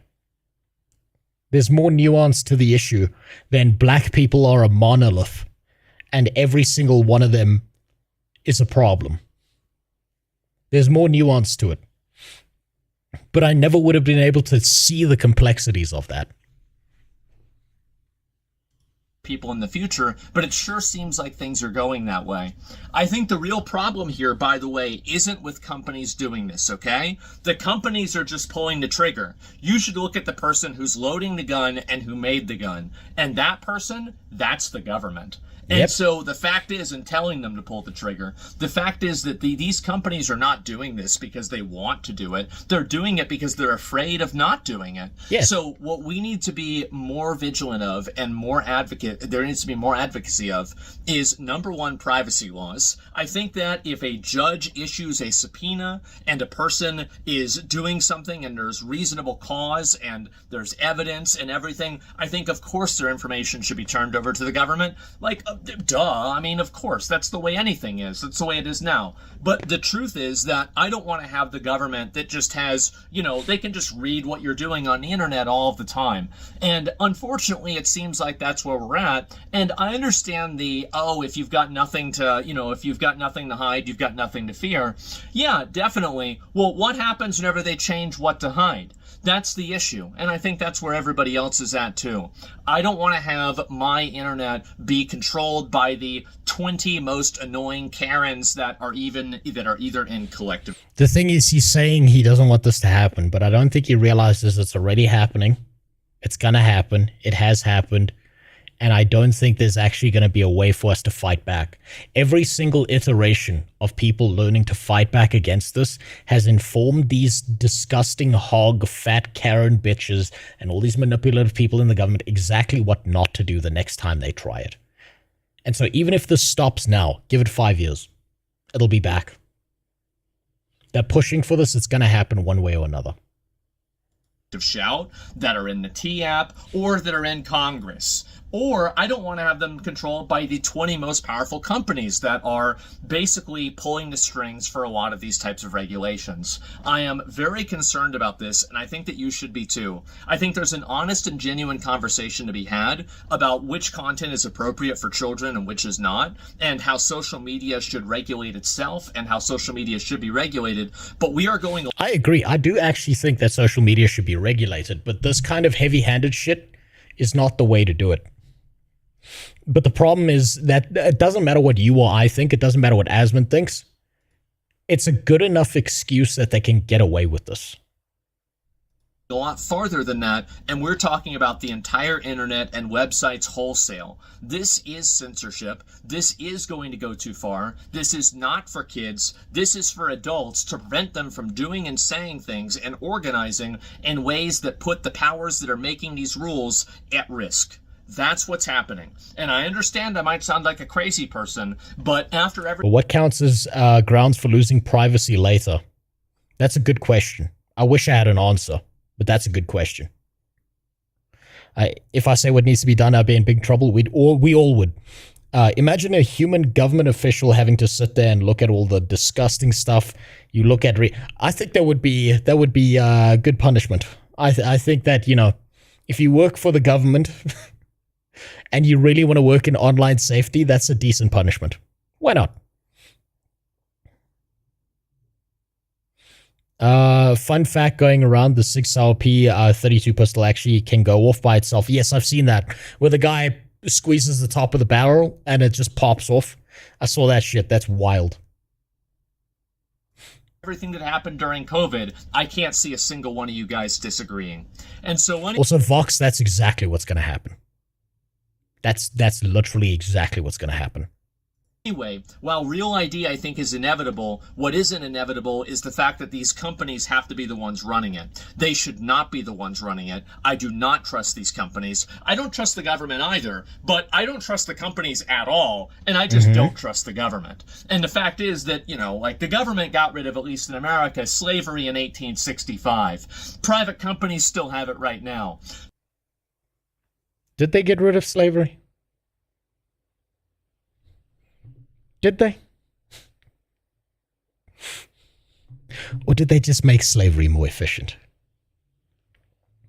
Every time I hear the whole slavery thing that they got rid of it, it reminds me of the time I was in the US and I was speaking to that like really rich black guy I met, who he's basically he's already completed life and he's just coasting doing side quests, and he was being a DJ.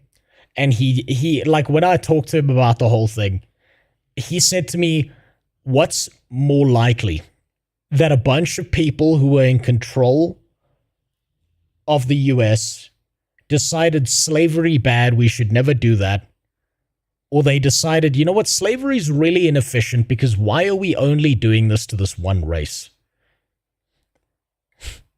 Why don't we instead convince people they deserve slavery and then try make everyone a slave? Also, thanks for the sub, Corey. And every time I hear the slavery argument, I can't help but think of that guy.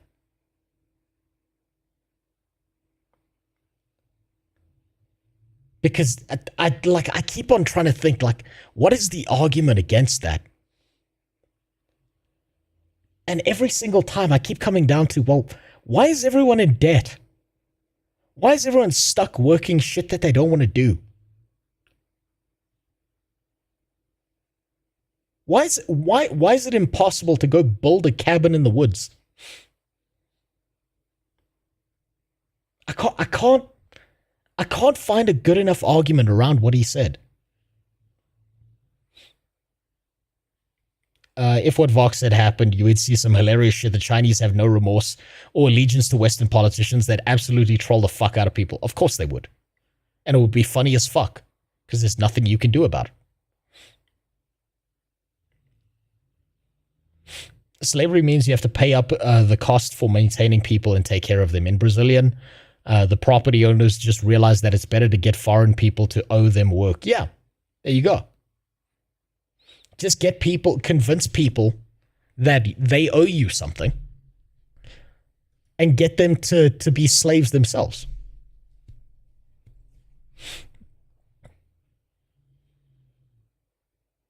Everyone's in debt because nobody teaches their kid how money works. Yeah, and that's on purpose. We still use the Prussian education system. If you want a neat little trick about how fucked up education is and how it turns you into a good little corporate worker and doesn't actually teach you anything, go look at what a classroom looked like 100 years ago and go take a look at what a classroom looks like now. Why are they basically the same thing?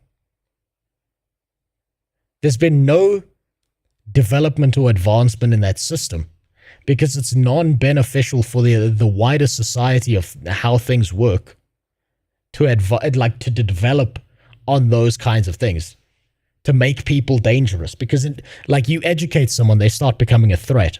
A threat is not what you want if you're part of the government. You want people to comply to whatever the fuck you want. And of course I'm going to teach my kid about how money works. Everyone should, because the education system's not going to do that. So I think that pretty much gives you a barometer on which one is better than the other, which one has a little bit more accountability. But again, we're scraping the bottom of the barrel here. So that's what I think we need to be looking at. We need to be looking at proactive, real ID implementations that do not actually put people's data at risk by the company being able to have that data on hand. Okay, but how do you do that? How? How would you do that? Because I don't see a way to do that. I'm not smart enough to have a solution to do exactly what he's talking about. And I don't see any way that that wouldn't go wrong at some point in time in the future. And you saw that with the T app. And again, I know there's going to be people that are against me on this because you're going to say, well, I don't want to have this at all. It's going to happen. It's going to happen. I cannot see a universe where it doesn't happen. If you drive around with a car, you've got to have a license plate. You've got to present ID with 1,000 other things in the world. Do you really think that we're going to live in a world where the internet stays like it was in 2007 forever? He's right. Of course not. And I'm worried about that because there are some great things about that. There were some not so great things, but I'll be honest, the people that are trying to control to get rid of the not so great things, they're also doing that as a massive Trojan horse to censor and control discourse on the internet and to have a effective lever that they can pull in the future if they need to shut down a certain type of conversation. You're already seeing this in the UK, which right now is one of the worst Western offenders. And I think that entire ideology is going to be exported to the rest of the West and the rest of the world, as if, I mean, it already has been in some places like China. And so I don't want to see that happen. And I wanted to make this video. The problem is it's gonna happen. Hold on, according to the sovereign citizens, I can say I am traveling and I am above federal law because I'm a soul-bearing individual. Yeah, see, see how that works out when a cop's got a gun to your head. See how that one works out when you get pulled over. And film it. I really want to see it on TikTok or YouTube. Video and spread awareness and let you guys know what's going on.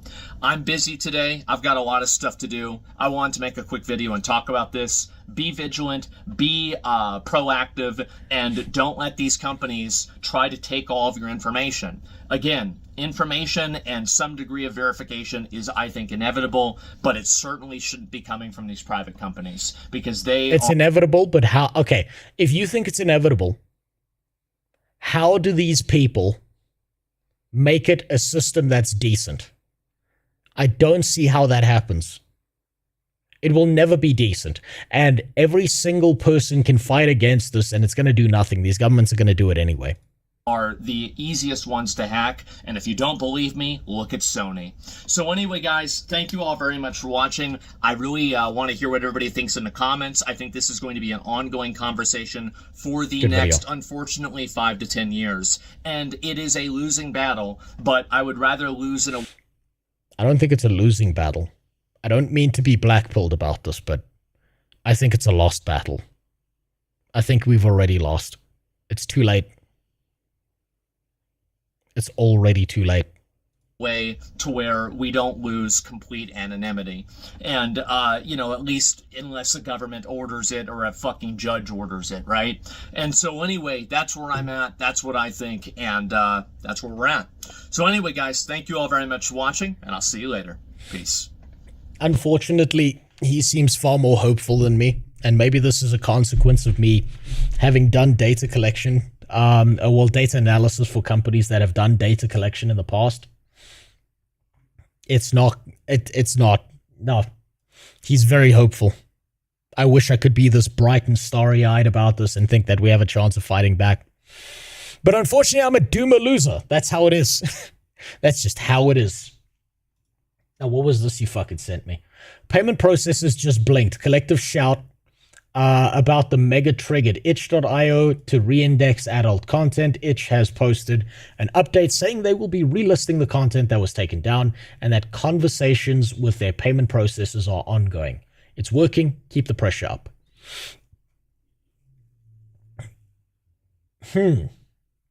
No payments. But okay, but what does that mean? What's the way around it? What's the solution around this? Again, I'll say it again. I don't think I'm smart enough to come up with a solution that's long-term and that's going to work. If you're applying for... But I hope there is one. I genuinely hope there is one. For those who aren't aware, Stripe is one of the payment processors we've used since our early days. They've provided The pay with card option on our checkout page, we spoke with Stripe yesterday about their content policies. They confirmed they will not be able to support the adult content that fits around this definition. Stripe asked us to pass along the following message. Stripe is currently unable to support sexually explicit content due to restrictions placed on them by their banking partners, despite the card networks generally supporting adult content. Stripe has indicated that they hope to be able to support content in the future. We are in the process of talking with other payment partners to accept payments that Stripe is unable to process. Yeah, there needs to be the existence of another payment processor. All these mini ones are probably going to get shot down. I still don't see a good enough long-term solution around any of this. I don't see that happening. Grumps is an attention hoe who keeps jumping the gun and claiming victories that aren't real. Yeah, no, I press X to doubt on that. All right, Jimbo. I'll say that I say this every stream, actually. If you've got anything you need to do in your life, go and do it. Go and do your shit. Because I promise you, whatever you're doing in your life is far more important than anything I'm doing on stream. Now, I'm going to take a quick piss. I'm going to be right back. And you know what? I made a song today. I'm thinking there are certain videos I'm working on in the background that I hope work out, and it's not a waste of my time. But just in case it is, you're going to listen to this while I go take a piss. I'll be right back. Enjoy.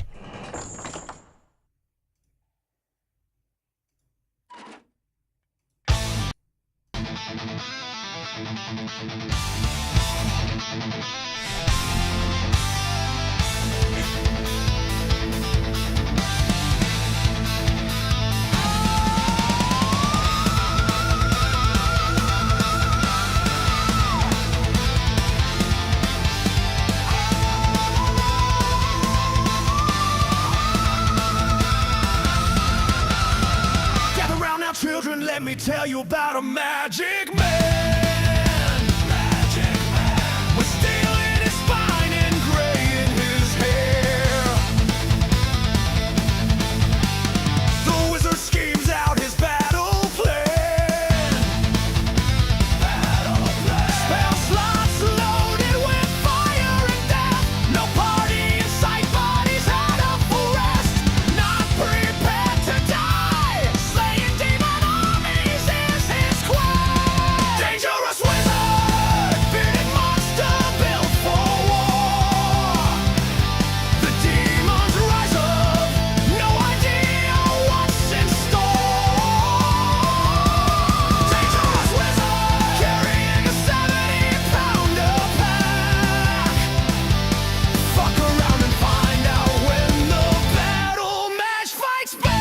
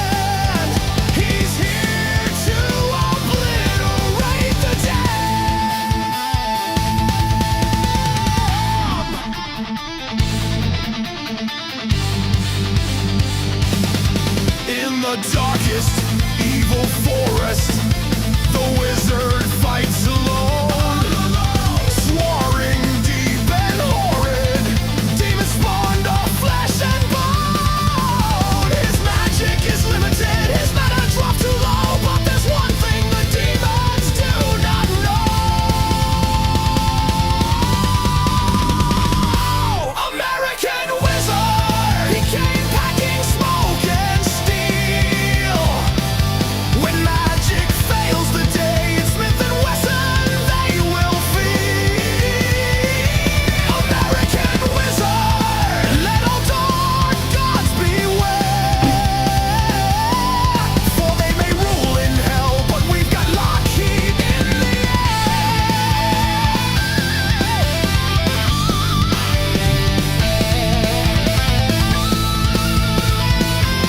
get this finished.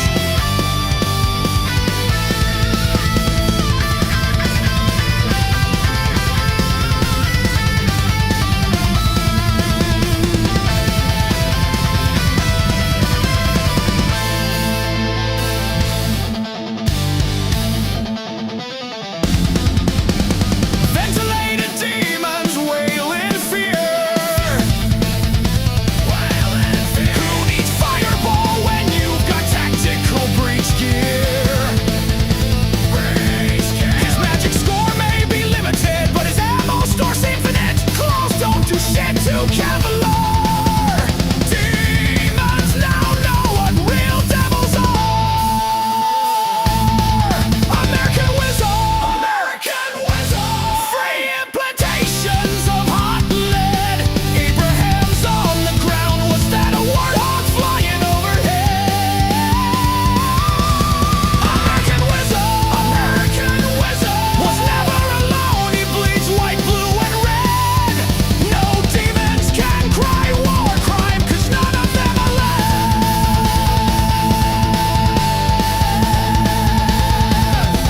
None of them are left. American Wizard! What do you think? Where do you go to make these songs? So I use Suno to make these songs, and I'm going to be making them for future videos that I do. But the thing is, what I've realized is Suno is really, really, really fucking bad at creating its own lyrics. So what you got to do is you got to give them a description of what you want, right? When you're creating something, but you have to work out your own lyrics by yourself. So that was like a first iteration of me doing this. And I might use that one, I might develop it further. We'll see. I didn't get what this is either. I just inferred it's a pirate reference. No. The idea is it's basically I based this off of a D&D character that I once played a long time ago, where it was, God, what was the world they put it in? I can't remember. It was one of the standardized worlds where it's like, it's the modern day, but you get like the D&D classes. And so I made a wizard, and everything he did was actually just using like a military gear, but he would like throw like an inferno grenade and yell fireball and shit like that. So he was a wizard, but what he was really doing was like he'd pull out a Glock and be like, magic missile, bang, and shit like that. It was great. I loved it. It was a really fun campaign to play through. But that's stuff for some Guild Wars too. Let me just change all the fucking settings on this. I was testing it out to see how well I could actually get it to do things for future videos that I want to make like customized songs to, because I've now paid the $10 I needed to pay to Suno using Sniper Tigress's money, thank you very much, so that I technically own the IP to that song, so that it's not like it can be pulled down by someone else. So I own that song. It's not like someone else is going to come along and claim that song, and if they do, I'll fuck them up. Or at least I'll try to.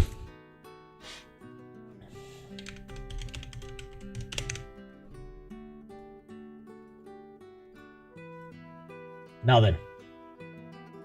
It's finally Guild Wars 2 time.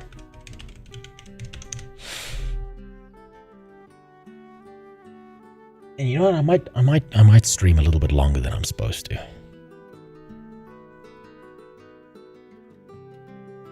I might just do that. Just because I'm enjoying my time right now. I heard you wanted to do the Forsaken thing. Nope. Nope. I'm going to do whatever the fuck I like doing. I'm going to do whatever I enjoy in Guild Wars 2. I don't give a fuck if I don't get the full context. I don't care about that. I'm gonna have fun. I know. You never heard of people having fun in an MMO before. And yes, that was the Baldur's Gate 3 soundtrack that I put on while I was changing some stuff. I want to build up I quite literally, I want to do the Harris Heller thing, where I build up a bunch of like instrumental music that I have in a playlist that I have control over, because every single stream I have gets copyright claimed by a bunch of retards. And I don't want to do that anymore. I don't want to have to deal with that. You made it, Commander. I thought the blast took you out. What happened in the Forsaken Thicket? Tell me what happened to your squad. Our platoon was on recon. We found something at the north edge of Verdant Brink, so we pitched camp. The plan was to scout the area at dawn, so we turned in for the night. Then everything went to torment in a town cart. There was an explosion, then screams. These two fucks need to shut the fuck up! God damn it, every time. One of my men lit up like a winter's day bonfire. Sabbatha and her lackeys torched everything, laughing as they went. And then, blackness. I woke up with a splitting headache, caged like a dog. Kept my mouth shut. Wait, have I already... After a few days, I've already been through I told these. them I was ready to talk. What am I doing? Said I'd cooperate in exchange for the safety of my troops. Told them they could use Recon me and... for hard labor or experimentation, didn't I've been through these. I remember now. Just getting my bearings. Deeper inside, thrown in a pen with some others. They deprived us of food and water.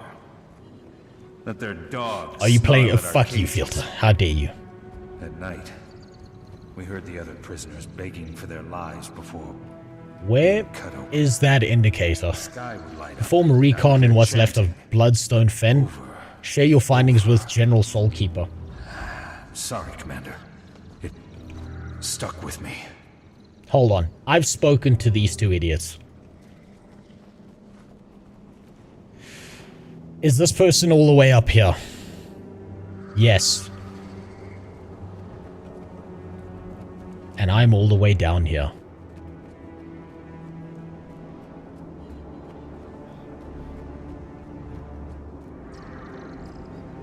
There's got to be a mushroom around here somewhere. Alright, this will help me get back into it anyway.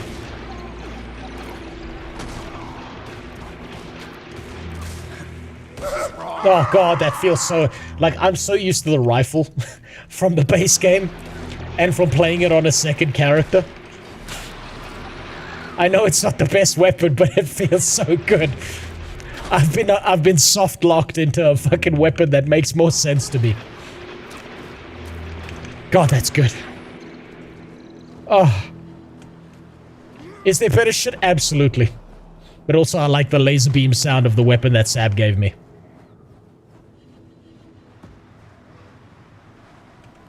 Hello? Take me up there. There we go.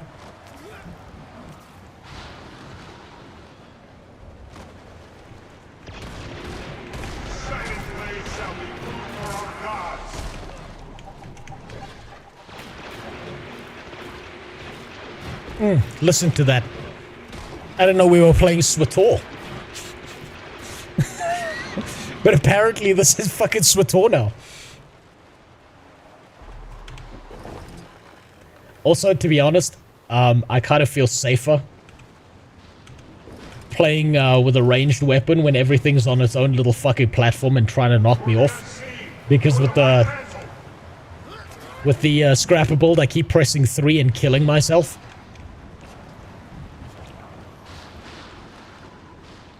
There we go, finally. Back up at the Millennium Falcon. Let's talk to Chewbacca over here. Is it as bad as it looks down there? Yes. It's not good. White Mantle hitting the blast are mad with hunger for magical energy. They gather any scrap they can find. I remember murdering her child. Could they have done this? And to what end? I don't know. Maybe it was an experiment gone wrong. Maybe it was supposed to empower all of them and it went awry.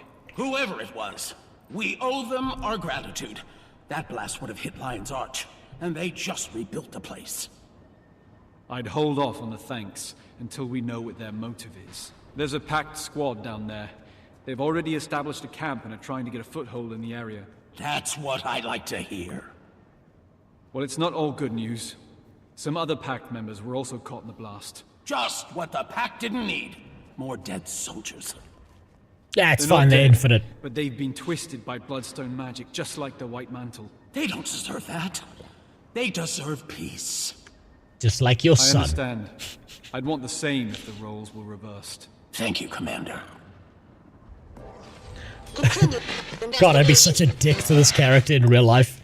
But like, hey, remember that time I murdered your child? Remember when that time your child... me and Fogel went out as buddies, and we just stomped on their corpse, dragged it through the mud? Yeah, maybe he shouldn't have been a dick. Maybe he should have been a better mom. Rifle was my very first legendary. I still have screenshot from when I got the precursor weapon. Hold on. Finally, there's been tons of magical interference. Been difficult to get a clean line to you. Okay, I've been going over some data coming in from the blast area, and one thing stands out.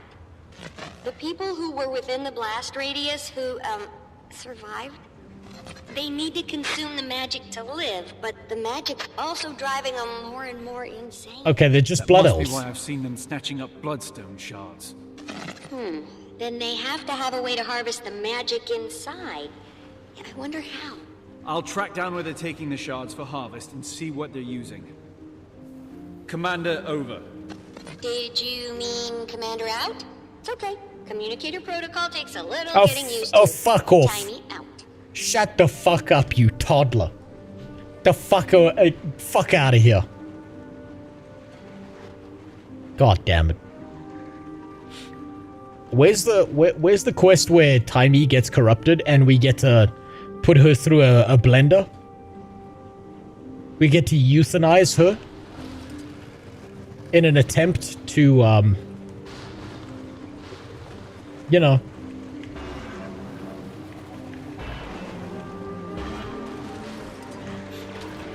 in an attempt to save her from the suffering. Where's that quest line?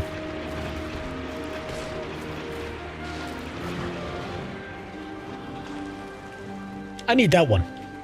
Please.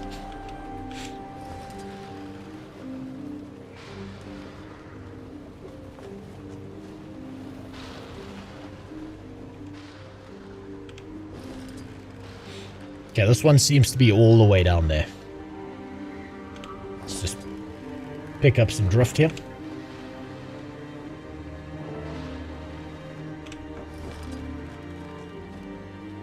There it is. I've unlocked the bare minimum of the gliding skills. Hey, baby. Look at them titties. Oh, come on. Fuck off.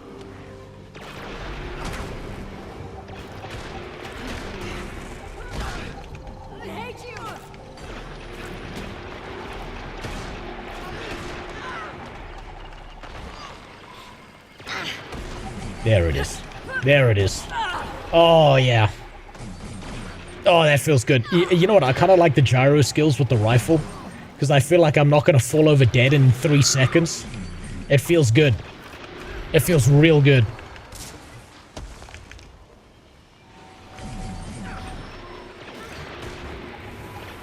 Everything's so blurry.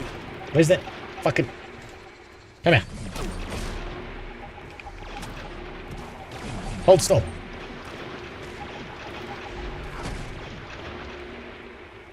That little shit, come back here.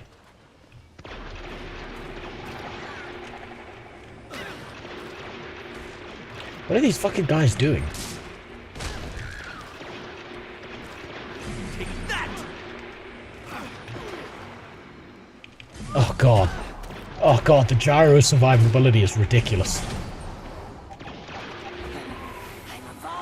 You need the Chronomancer relic now. Yeah, I'll figure that out at some later point. But right now, this feels good.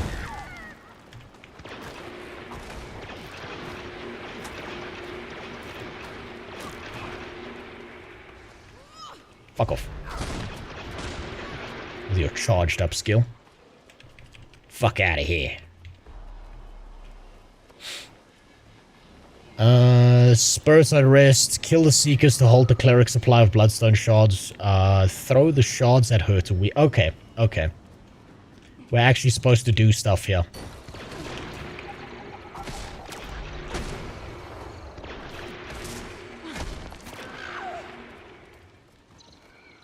Where did those shards go? I'm not seeing any shards. Oh, there's one of them. There's one of those dickheads.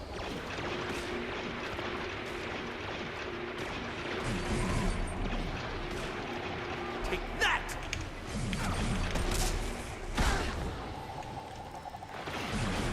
Hold on, I might be hearing something outside my house.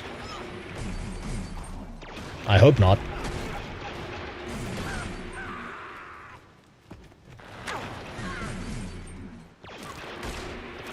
No. No, it's not something outside my house, thankfully. I'm evolving. I'm evolving into what, a corpse? Might and glory.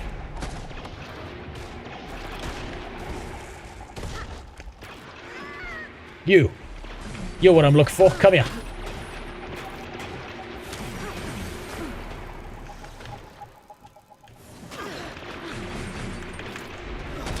There it is. Your future mechanist has to do mechanics. That's fine. It'll teach me how to play the game. I don't have a problem with that. Only thing to do now is try it out. You should be able to harvest bloodstone nodes and fragments scattered by the blast.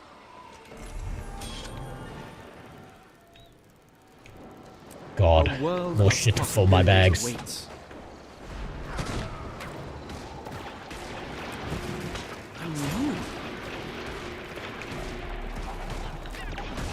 This one is gonna...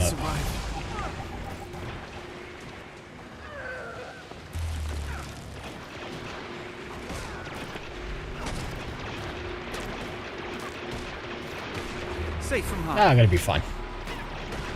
Jesus, this guy has a lot of fucking health. Oh yeah, that's fine. That's fine. Attack the turrets.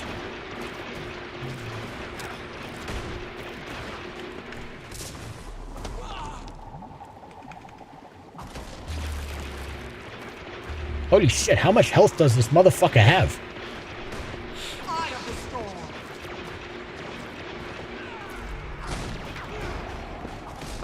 Rebound.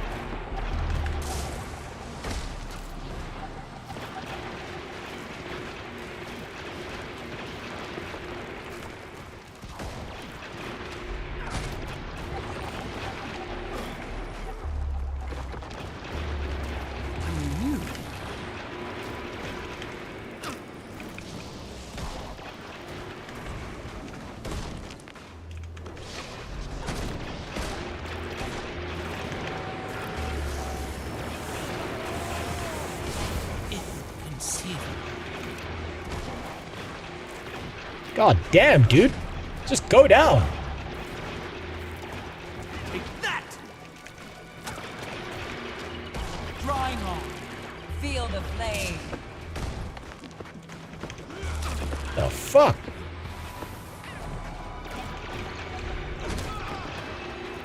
This guy feels like a real health sponge.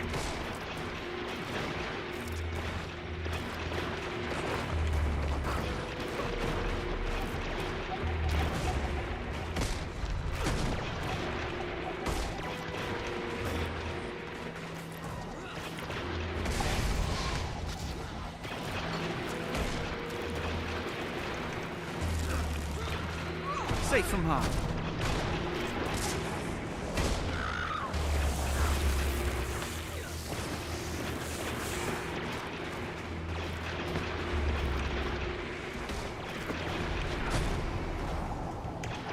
No, not that one. Come on.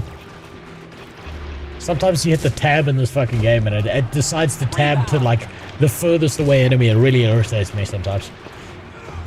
And there we go. Mail. About that unbound magic. Rumor has it you've uncovered a way to harvest unbound magic, which is an invaluable resource that I would love to get my hands on. Who knows, it may even help us get underway. If you have any spare, come see me on the airship bridge, and I'll make it worth your while. I've been working on some aerial combat tactics that all the loose magic in the area might actually make feasible. But I'll need unbound magic to complete my prototype. Cool.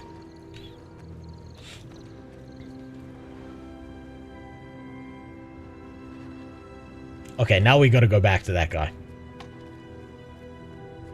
Unbound magic is the currency in Living World. Okay. So it's basically worthless. Since, as we know, just like in World of Warcraft, everyone just plays the 5% that is the final expansion.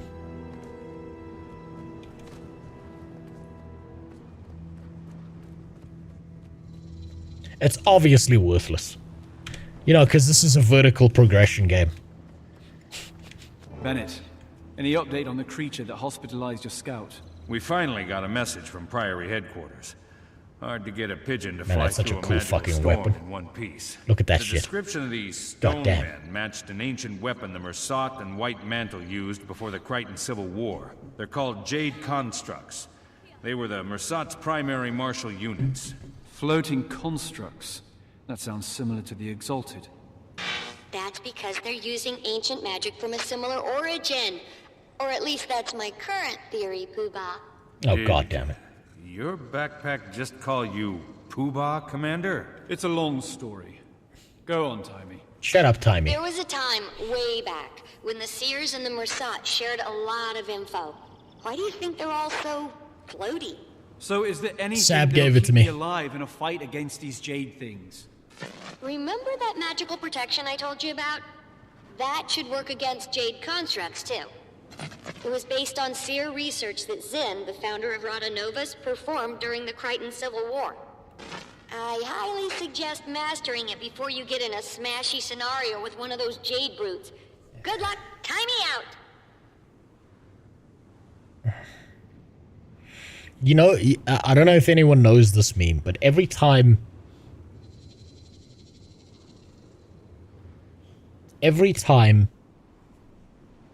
Timey speaks, right, I almost half expect her at some point to have a finger guns emote. Now, I want you to go through any, like, liberal, like, animation or something that's been done by people on the left who have a narrative to push. They always make their characters do the finger guns, and I don't know what it is. I don't know why, but it irritates the fuck out of me. We just need to follow his lead. Drives me insane. And I expect that from Timey, and that makes me want to shoot her in the face.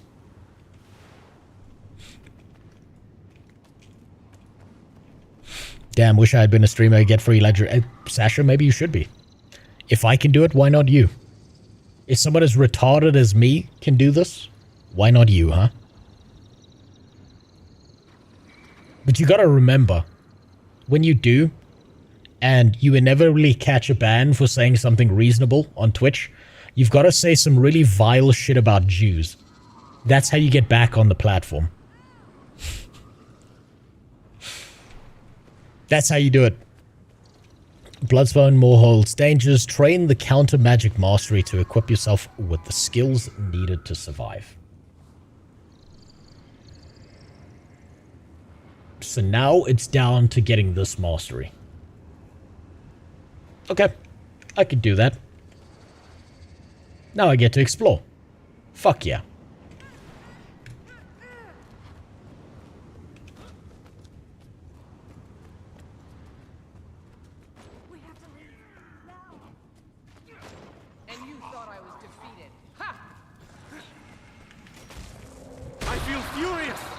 You know what the worst part of this game is? Is seeing that title right there, Pact Commander. On every single person. Because it means you're not special. It ruins the whole idea of you're the hero of the game. I'm like really tired of that. I'm really tired of that trope in every single MMO. Where everyone is the Pact Commander.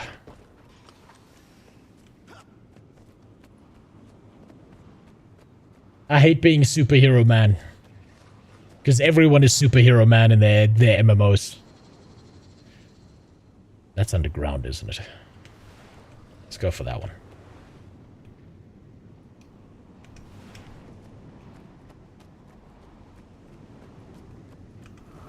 burning me!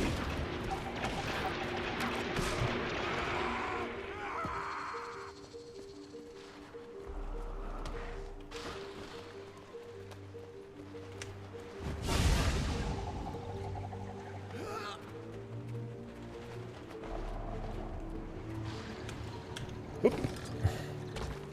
There it is. No, they're throwing rocks at me. Little bastards.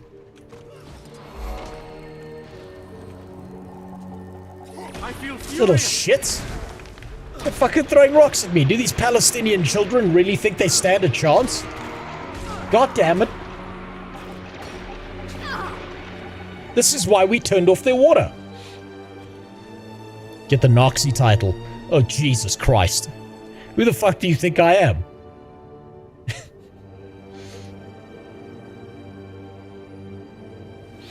To be fair, you're more anti-hero who does things to warm corpses. Only if the corpse is air. Okay, and that's not really an anti-hero thing. That's just common sense.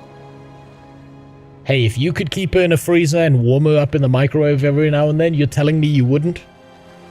There's two types of people in this world. The people playing with air's body and filthy fucking liars.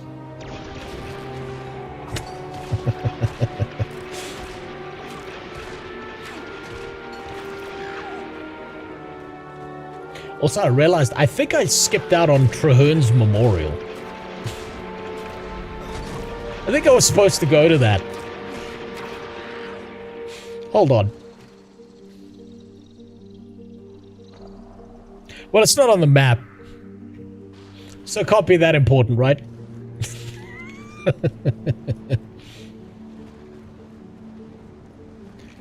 What about gay furries that want to be fucked? Yeah, I was talking about people. I was talking about human beings. Let's see. If I go back into the Heart of Thorns maps to complete that mastery, will it still count? Will it still allow me to fill out that mastery going back to these maps? Yes, okay. And that's what I'm gonna do. There's some hero points here that I didn't get. And there's that right there. Wait, no, I've earned that one.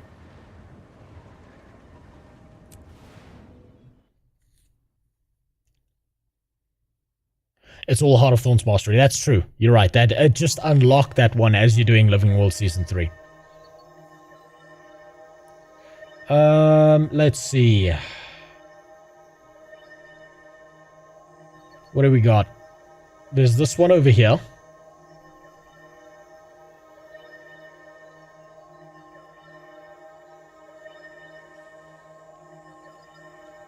Yeah, let's try to go for that one. Why not?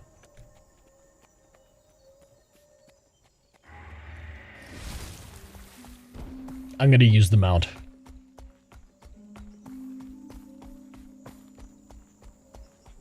Fun fact, you can't access Living World Season 3 without Heart of Thorns. It really should be bundled together these days. You can't access Living World Season 3 without Heart of Thorns. Yeah, but that makes sense because isn't Living World Season 3 kind of like the precursor to Path of Fire? And if the masteries are in the same tree, it seems like they intended for it to be that way.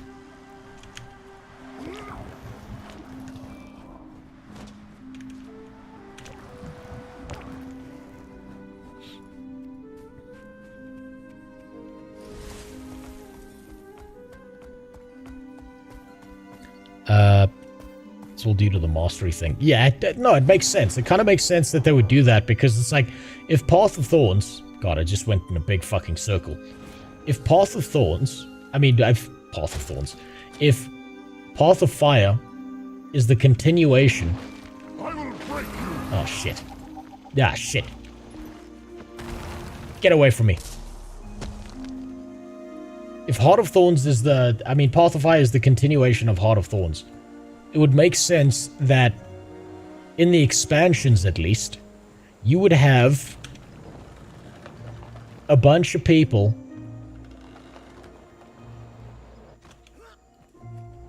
who, precursor to Path of Fire,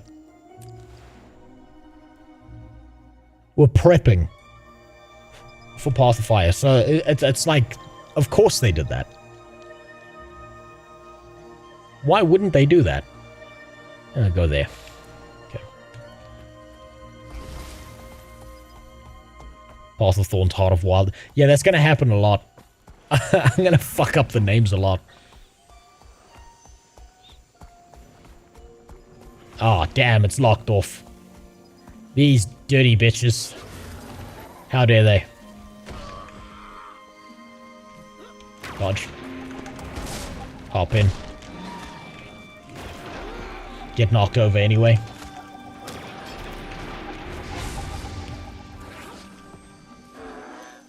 Come here. Yeah, get stuck on the terrain.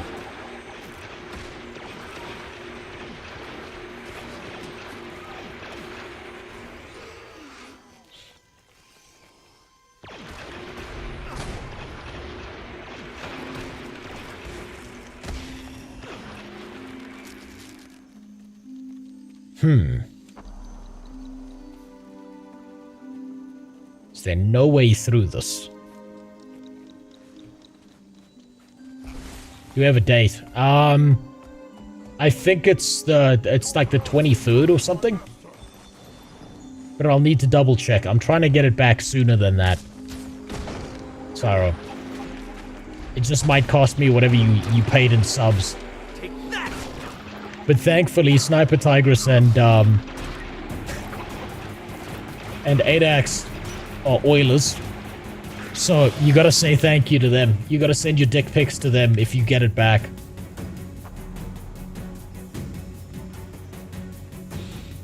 I wonder if I can go this way.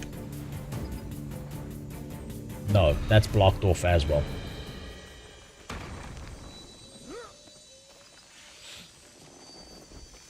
Man, the map feels weird sometimes.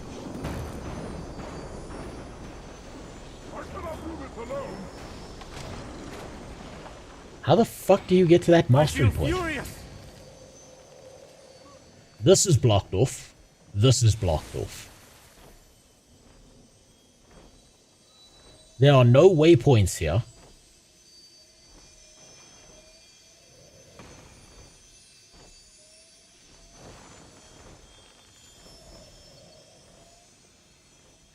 My friends are avoiding this one hot Insta influencer fresh from Dubai. Maybe it's a sign for me. She's from Dubai or she went to Dubai? Because if she went to Dubai, I've got some bad news for you. I got some real bad news for you.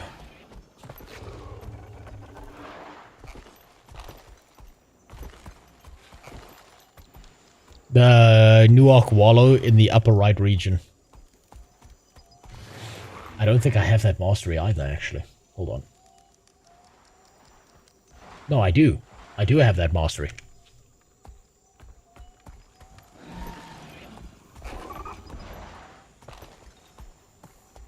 Upper right. I don't see the Nuok Wallow here. Is it marked on the map? Oh, there it is. Okay. She went to Dubai, but she was on the yachts and has really snazzy tits. Okay, well, oh man, bud. Look, I'm not even saying this as a meme. But, yeah, oof. A lot of those girls who went to Dubai, I got some real bad news for you about a lot of them. No, that just dropped me all the way down here. Jesus Christ. But there's this one here. That's probably tied to this one here.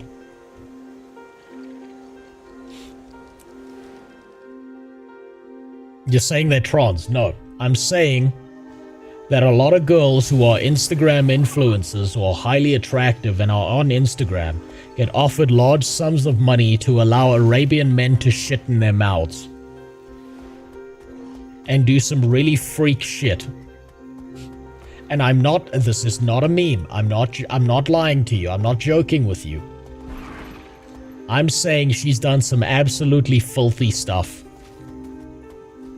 There's an Arabian prince who gave her a spare Lamborghini for the privilege of turning her into a toilet for the day. And it's more common than you think. That's all I'm saying. There we go. I'm not memeing on you.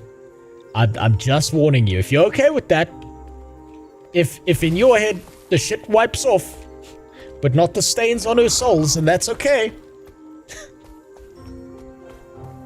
She may have fucked a camel. And if you got a cock like a camel, man, congratulations. But the rest of us half inches got a pass on that.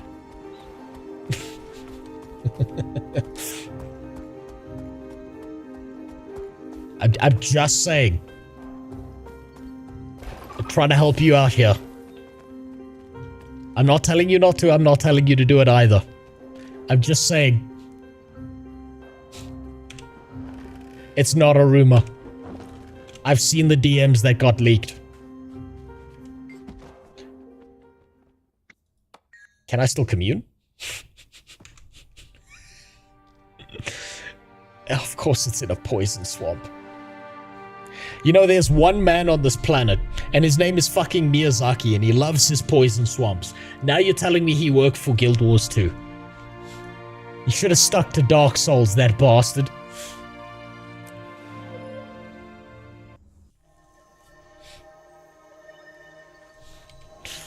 God damn it. You see that poison toilet right there? That's the Instagram girl. Be real careful. You make sure you brush your teeth before and afterwards, okay? That's all I'm saying. If Miyazaki terraformed Mars, would you be... No. I don't want the scarlet rot. I don't want to hear the contrived esoteric lore of Mars that he made up for shits and giggles. I don't want to hear... I am Melania, and I've never heard, and I've never seen my feet. Or whatever the fuck she said. Another 1,000 times. Where's this? Okay, this is above me. Okay, so this is not down here. What is down here? This is the same as the raid. This is the area everyone runs through. 3 condoms at once. That might not be enough. Just look, Filter, if you are going to do it, just go to your doctor afterwards and double check that you didn't, like, contract camelitis or whatever the hell she has. And you should be good. I was hoping to find more signs of the druids who once inhabited the jungle. That's still above me. This is above me. Where is this? Where in the... How the fuck do you get up there? I don't have poison mastery. No. I didn't want to spec out into being the Brapper engineer. I didn't feel like inhaling farts all day just for a mastery point, so I was like gonna skip it.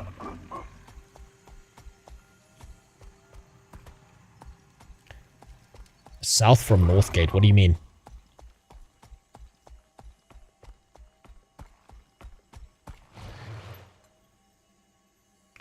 South down here, you mean?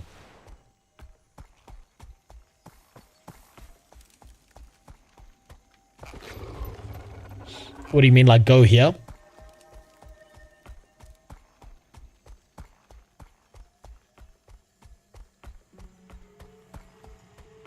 Exalted portal to the... Oh, okay, well, if only I could read.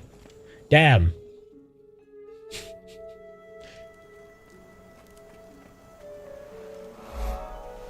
That's the wrong way.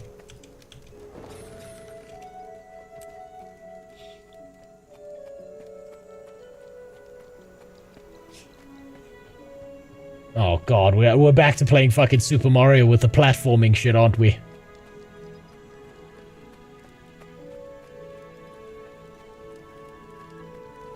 Do I head up here? No, this is the way out. How in the You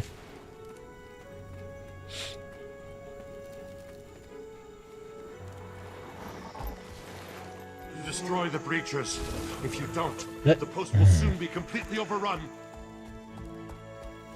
The only other way I haven't gone is this way. Has to be this way then.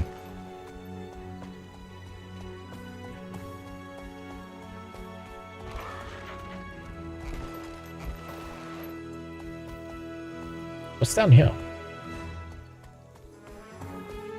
Okay, that's the way down to the bottom. What's out here? God, I love the music of this area as well. Just listen to how good that sounds. But they're plant farts like Scarlet's. Scarlet is hot enough to ride her like a Harley-Davidson motorcycle. She is not attractive enough that I would consider sucking a fart directly out of her asshole, even if it does taste like an aubergine. That's why she's second place to Air. Welcome to El Dorado.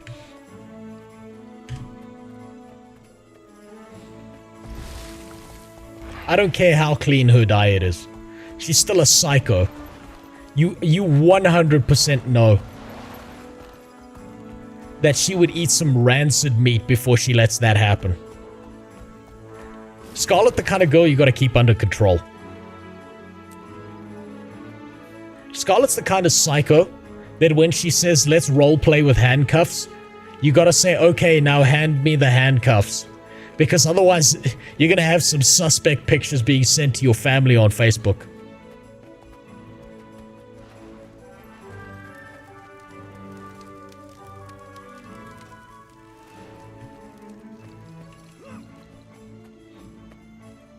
What's down here? Sand? What's up here? I'm not even looking for the hero point anymore. I don't care about that. I just want to see what this looks like. I want to see what the Jesus Church looks like. Okay, that's an exit. That's someone waiting for the meta event to start.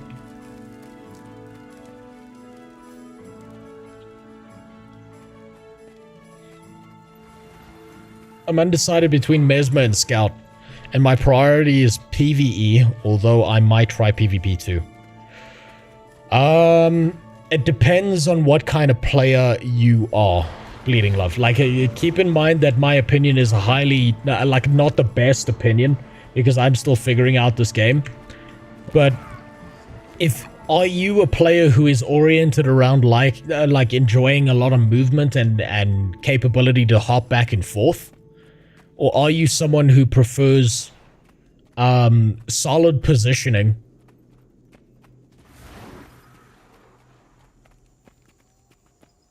Or is it all about movement for you? Because if it's all about movement and like wacky abilities, go for the Mesmer. If you're looking for just like flat damage and to learn the actual game, probably Scout. But also keep in mind, my opinion is not a fully completed opinion on this game. I'm not going to talk to you like I'm a veteran of this fucking game, because I'm not. You know how you know I'm not a veteran? If I hit this button, it causes mass outrage. It causes people to have a fucking stroke.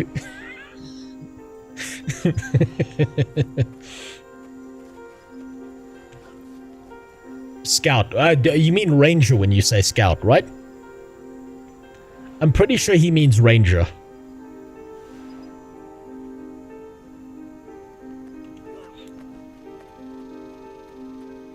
Yes, I touched a predator. Sab memed on me. Sab came in here and fucking styled on me using Guild Wars 2 knowledge, and he was this fucking rat bastard showed up and he was like, here's a really cool weapon, And I was so taken by the weapon, I didn't even read the message. And then I read the message. This is what the message said.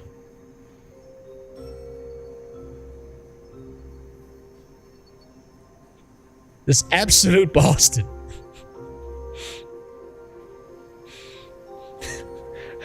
What a dick. It was such a well-played thing.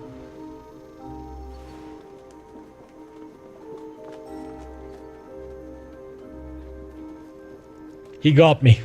He got me good.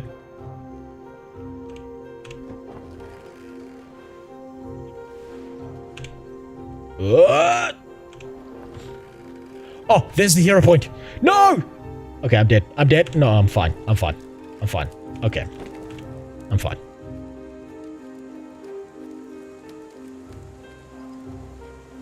Infinite stamina. Yeah, you know what? I gotta work on that. But I get the feeling that some sick bastard in the Guild Wars 2 office, whose parents didn't love him very much, probably made this into some kind of fucked up jumping puzzle. That or I just have to get better at gliding. One of the two.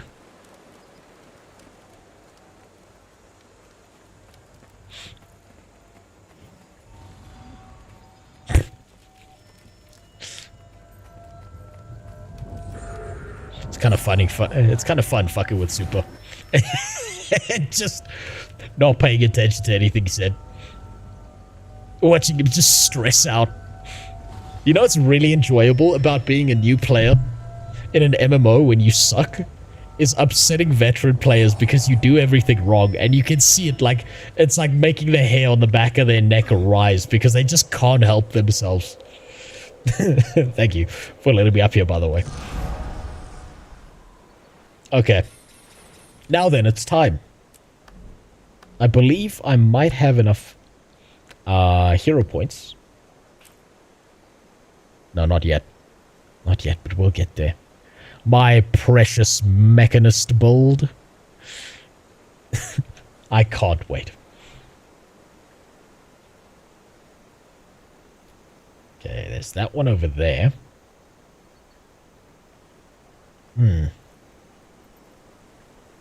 Let's hope that one's not blocked off by fart gas. Which means I have to go there. There's this hero point here, which is on the upper level over here.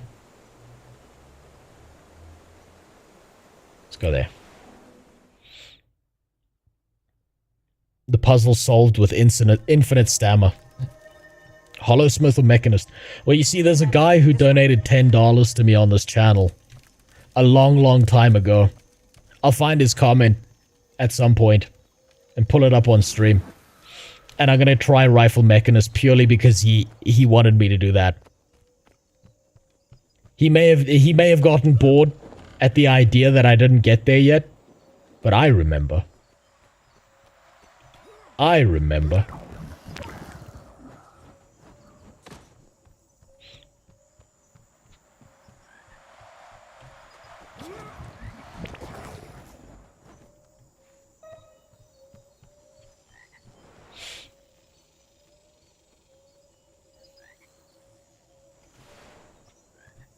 Exalted Portal. Oh, this is just... There's just 4 of them. Super, I'm not going to pay attention to anything you do. Mostly because I want to explore. I want to look around. I'm just going to fuck about until I get what I need. And that's the part I've been missing of Guild Wars 2. I've been too focused on paying attention to what other people tell me to do. I've been too focused on not just playing the game the way I want to. And that makes it a lesser experience. At least for me it does. And I feel like I'm at my best when I'm a complete retard.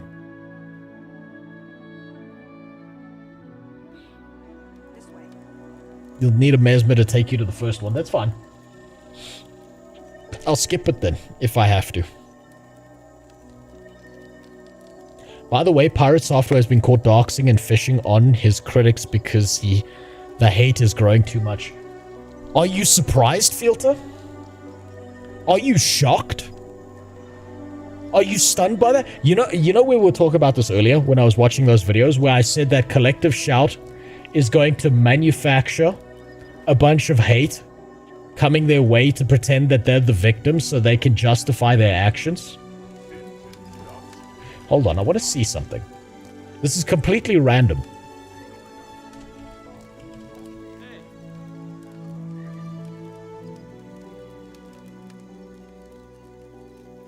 Oh, now he ignores me. Fuck you, dude. I was hoping for like a Dark Souls interaction. If any of you have played Dark Souls 3, if you do certain emotes in front of the Firekeeper, they respond. I was hoping Big Frog Boy there was one of them.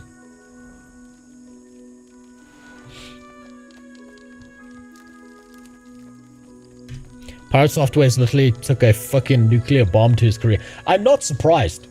I'm actually really concerned. There he is! The Clan Wizard.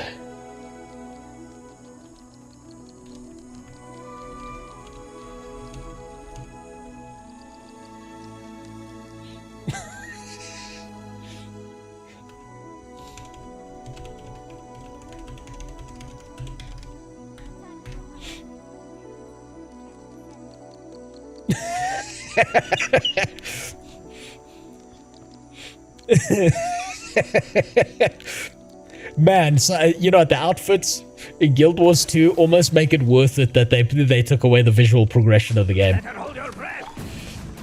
I gave it my all. Whoa, shit. These frogs are not fucking around.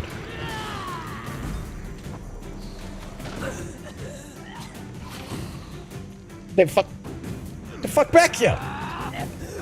Okay, this is gonna drop me.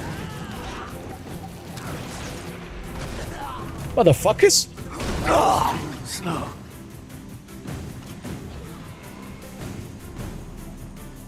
I'm incredibly unsurprised. I can't remember what my original train of thought was, but remember when I said I feel furious. that a bunch of the Collective Shout people are gonna go out of their way to manufacture like all the harassment that they get, because that gives them the opportunity to justify the way they feel. I am willing to bet that is exactly what Pirate Software has done. I don't think a single thing about him that he doesn't prove with screenshots is real anymore. I think, and he's been dodging accountability for anything he's done by manufacturing death threats and stuff. Genuinely, he's lost that. I've lost that much faith in that man. Not a single thing he does will I believe is real. Dying to frogs. Well, I mean, to be honest, these frogs are dangerous. These motherfuckers are no joke. They hit hard. I'm fading fast. Jesus! It's poisonous. I make a pretty good team. Come here. Come here, you piece of shit.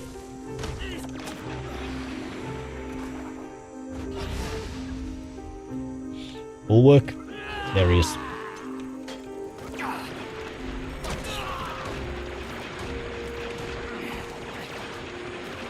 The disappearing frogs is annoying.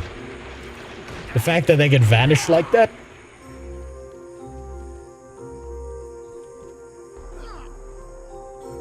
Okay, where's that hero point? Below me.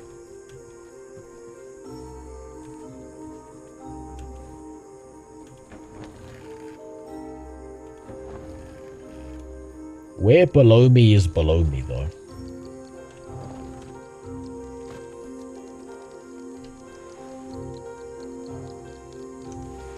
Okay, quite a ways below me. Did you see he tried to produce screenshots against Quinthio's the guy who's made like 5 million videos on him, right?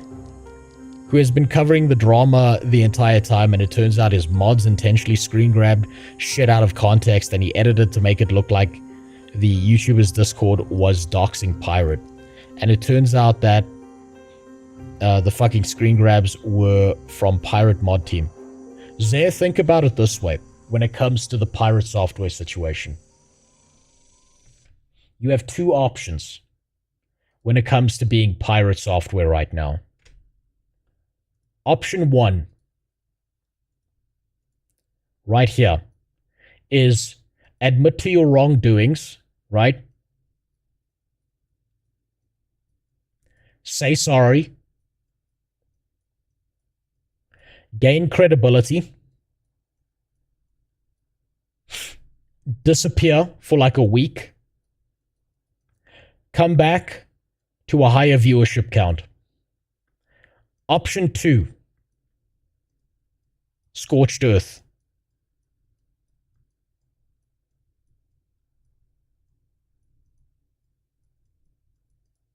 That means lie about everyone who criticizes you. Manipulate everything. Dox them. Manipulate them. Sue them if you can. Ban them. Get them pulled off the platform for bullying and harassment. Do a bunch of shit that you can. Guess which option he's going to choose. This man has dropped the mask entirely. He will do everything on planet Earth. And do you know why? It's because, by the way, did you know he worked at Blizzard? But do you know he worked at Blizzard? Yeah, there you go. Dean gets it. You see? How far? Oh, hold on. Fucking mushroom.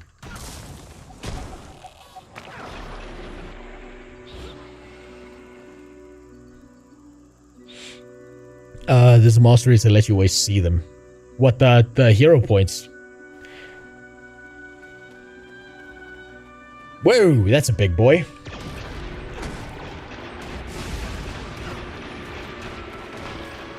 Oh, thank God, he's stuck on terrain. You just stay right there, bud. This is the engaging Guild Wars 2 gameplay that I'm here for. Is shrooms that can't figure out how to get around the teeny tiny rock in front of them.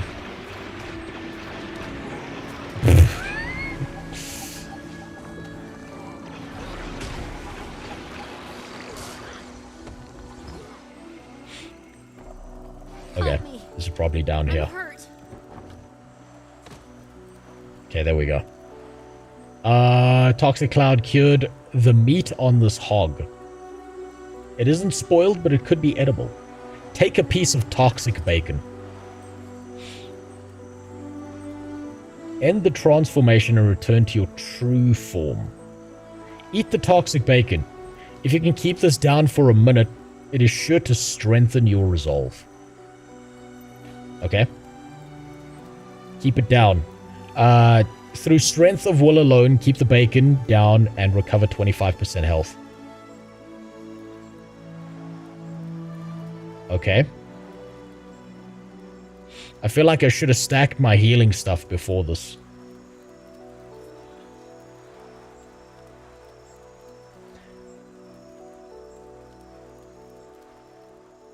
This feels like there's a way around this that I'm not getting.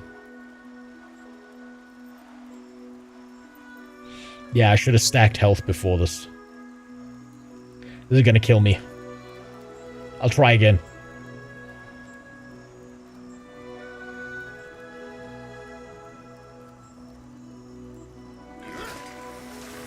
Damn it. Adrenal mushrooms will recharge your skills. Train the adrenal mushrooms mastery in Itzel lore to use it. Okay. Okay. So, Bulwark Gyro.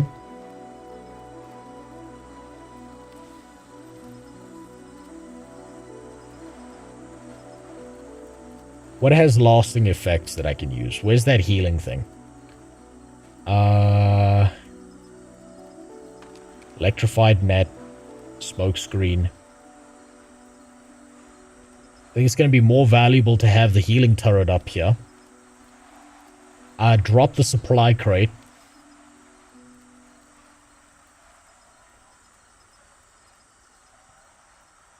Grenades. Elixir U. Elixir B. Okay, that seems like it would be useful. Bulwark. Purge is going to be worthless.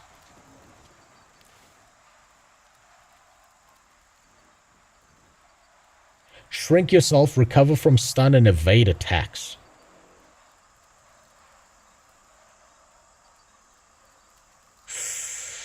Ooh. Quickness, stability, and vigor might be useful. You know what you really want to do before you take some... before you take crack is you want to get drunk.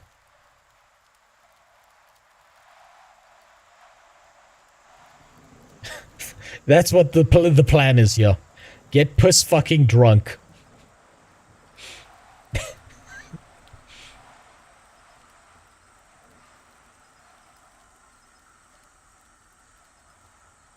Is unable to move.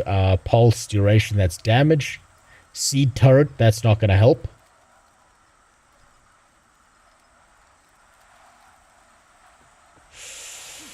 We'll go with the shrink.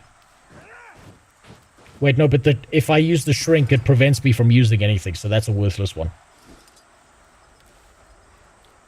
We'll go with Elixir U. Okay. Let's prep this out now.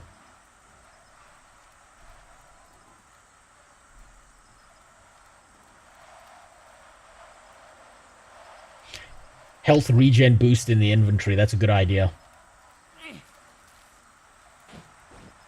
Outgoing healing. Vitality. Yeah, we'll use that. Why not? See if this works. So we go like that, like that, like that, like that, like that, and then we take a piece of bacon and we eat it.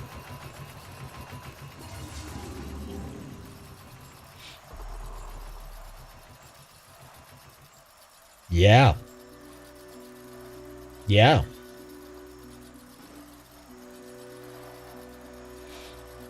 Yeah, that feels a lot more comfy. I don't know if it's going to work. I don't know where the bar is to decide that 1 minute has passed.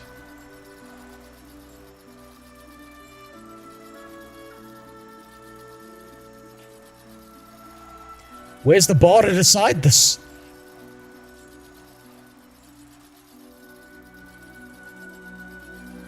$18 seconds. Okay, we can do this.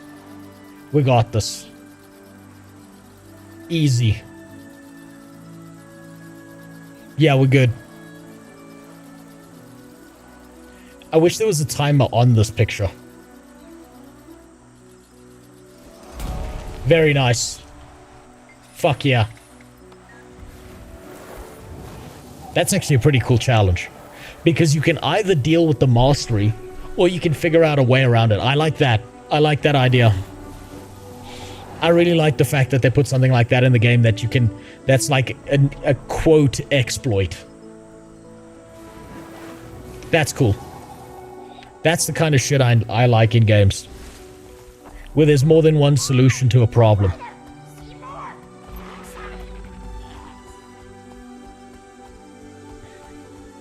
Also, thanks for the follow, Omeleth. Didn't mean to skip you there.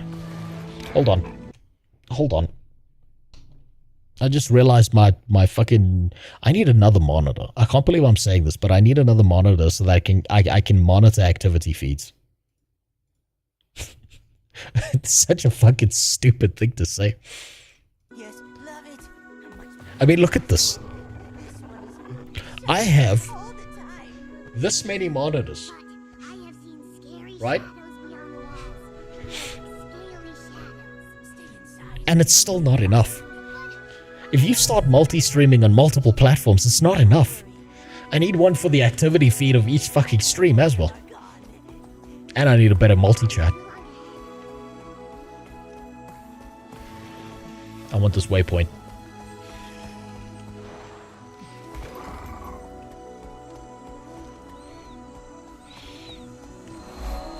You can get your friend to heal you as well. There's plenty of solutions. That's great. No, that's good game design. Is that you can either outthink the solution, or you could just do it the way they suggest.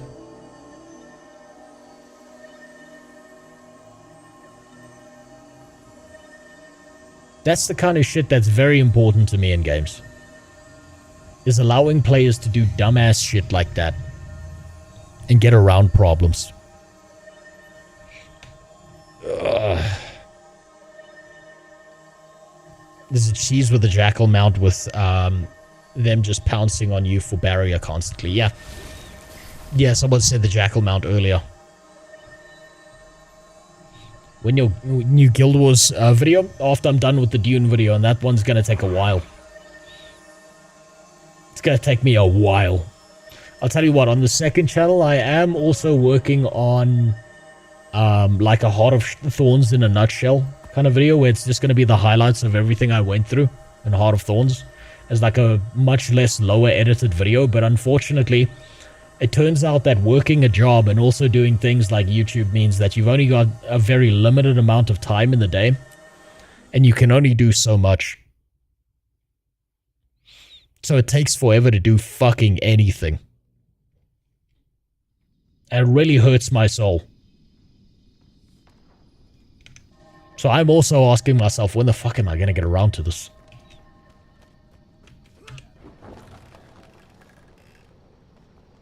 Where is this? It's above me. Oh, that's the one all the way up there. Oh.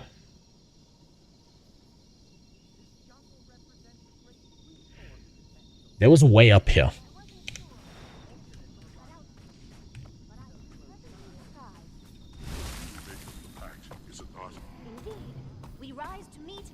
There was definitely a way up there.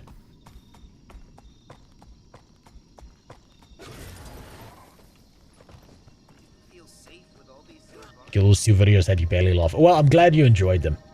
That's the most valuable part to me about making any video, is that people enjoy them. And they had a good time. Or at least people who don't get offended very easily by me making one funny joke. You'd be shocked how many comments there are of people being like, how dare you make a joke about women? Which makes me just want to make more jokes about women. These people don't understand. I have compulsions, and they make it worse.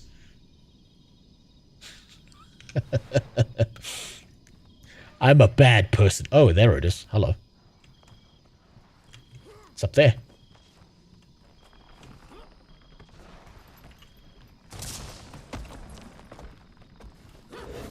Oop. This is going to take me a while. There we go. There we go. There we go. Okay, this isn't too bad. This is how jumping puzzles should be designed. All jumping puzzles, where it's impossible to fall off the edge.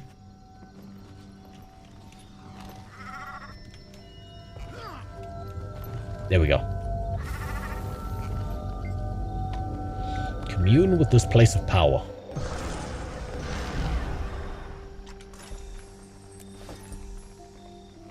How many is that now?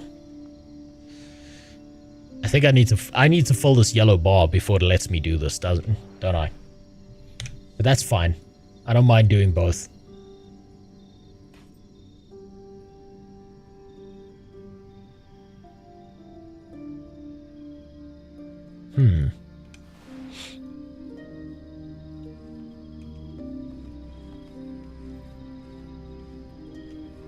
Where do I go from here?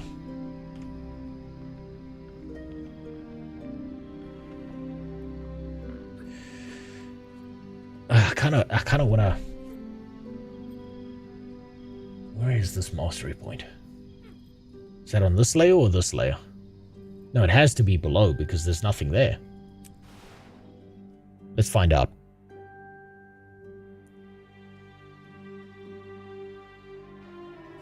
You made a request. There are no song requests today because my Suno's kind of fucked. I've also got to buy more points, right? Because I reset it, because I'm trying to strap it to stream. I've only got the entire song list, Jimmy, that I have built up on a playlist. And I've kind of run out of points to redeem. I need to reset everything and waste all of Sniper Tigress's money. That's also one of the reasons I kind of pulled it down. I wanted to lie to you and make you believe it was just a technical issue. But you had to fuck me up, didn't you? You just had to ruin the illusion that I cast. You just had to out me as a goddamn retard.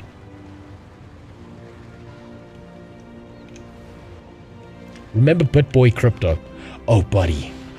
Oh, buddy, you have no idea I have a history with that guy. My boss does, at least. Oh, man. Oh, man, I got dirt. I got dirt in that guy that people don't know about. And I can't say shit.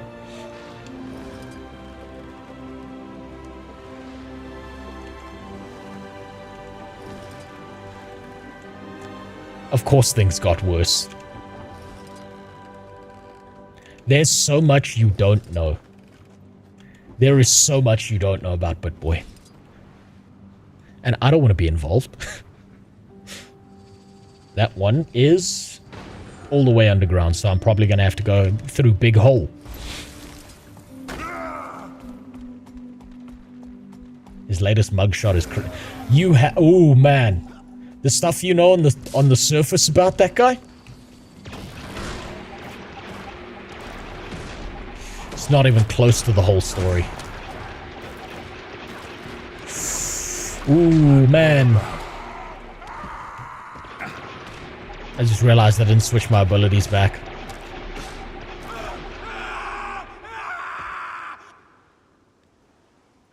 Ah, the beautiful screams of a dying person.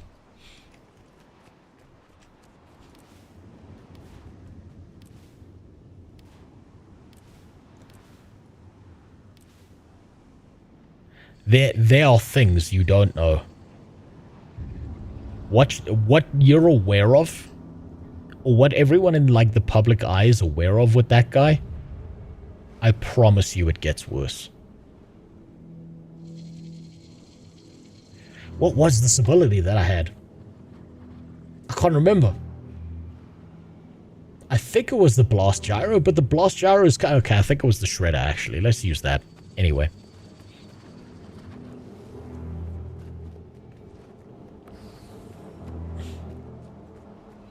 Like, I've had second-hand interactions with BitBoy. Through some people. Not him directly, obviously.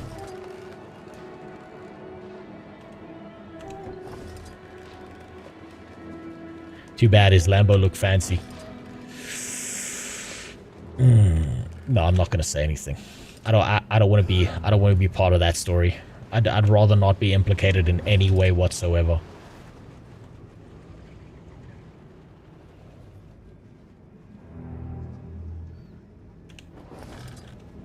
Each Season 3 map has a unique game mechanic.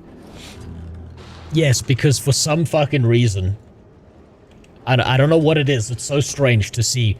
But for some reason the game devs actually seem to have cared about the game.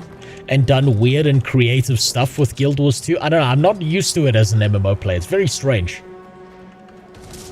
It's very out of pocket for them to do that. What I really needed was another WoW clone. Instead of all this, you know, learn to play a new MMO in a different way. It's very unsettling.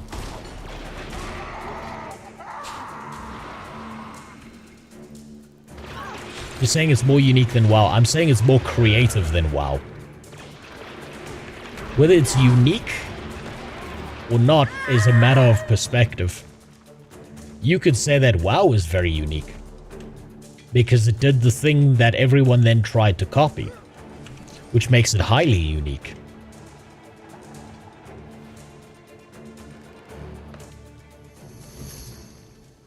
Where's that hero point?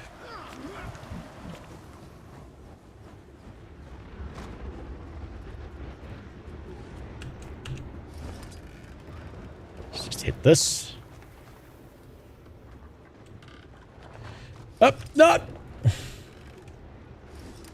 Oh, look, a scrap piece of paper.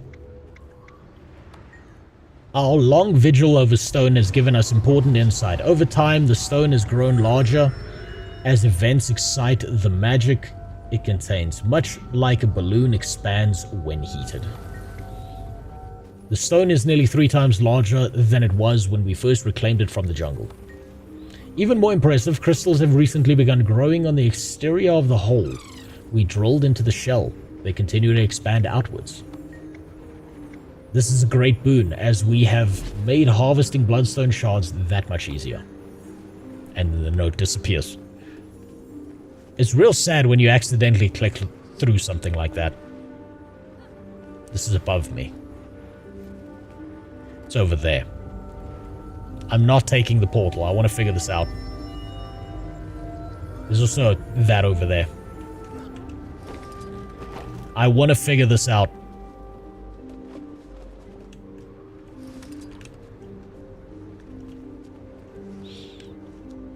I want to see if I can get there. Hup. Come on, come on, come on, come on. Hit that updraft. Do we hit it? No, we don't. Damn it. Well, there's the mushroom somewhere here.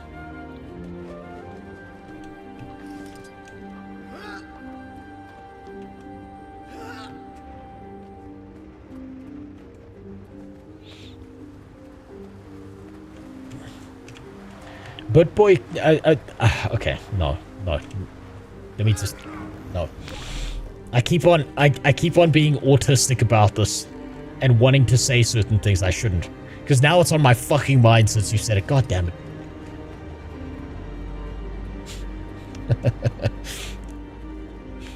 People in Guild Wars 2 tend to ruin the experience of new users by helping them skip too much stuff. I've noticed that that's a problem. That's why I'm trying to avoid using most skips. Look, I'm gonna play this. I'm gonna play through this again on a second account off stream anyway. However, I like the journey of doing it for the first time. It's like, you know, sex with your pastor isn't quite the same the second time around. There's something to be said the first time he takes you behind the altar.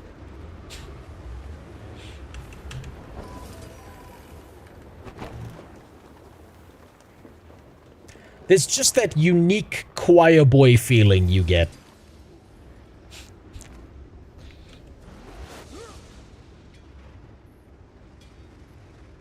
Guild Wars 2, what's this? What's this, ArenaNet? Why is this not a full surface, huh? You motherfuckers!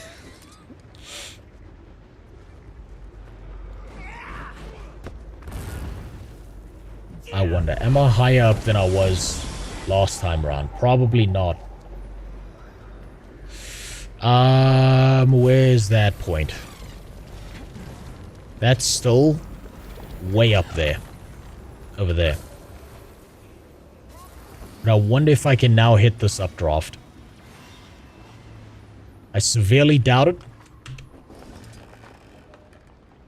No, I'm not going to hit that updraft. That's not happening. But I can hit this one. Let's do this. There we go. There we go.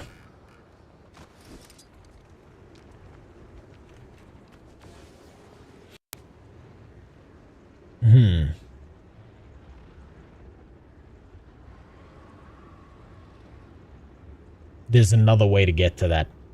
I know there's another way to get to that with my current skill set. What's up, Lord Fitna? How you doing? It's the Scottish Reporter Rock, which you can hide inside to ambush unsuspecting presidents on golf courses with unwarranted questions. You mean about the list?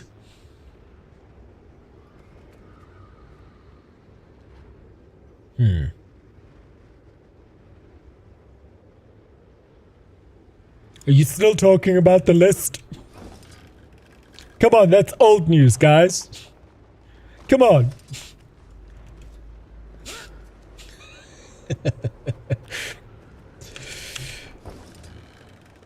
There's no way I'm hitting that. Alright, I'll come back to that later. I'll come back to that later.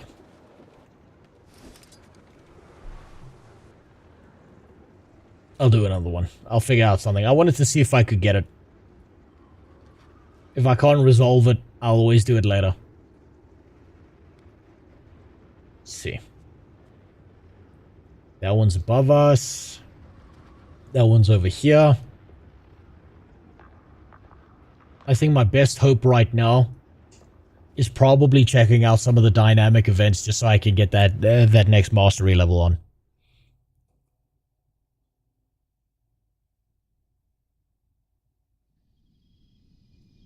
And that's okay. I don't mind that at all. How far away am I? 5 points. 5 points and then I get to be a dirty mechanist. I can't wait.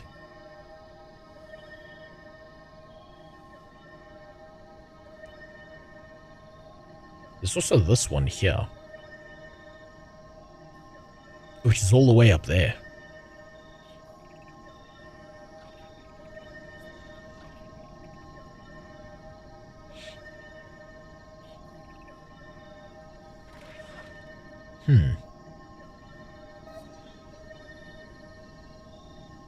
There's a bunch here as well that I've just completely ignored. Let's go there.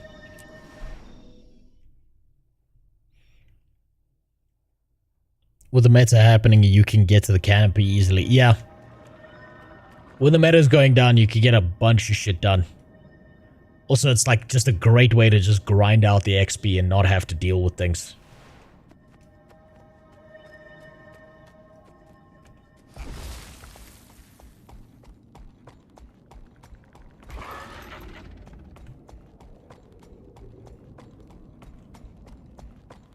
Have you done the meta event here? As far as I'm aware, yes.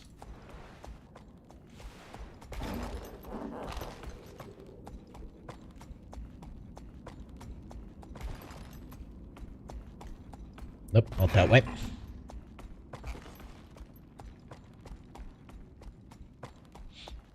You know, traveling through these gigantic cavernous tunnels. It's got me thinking about my ex.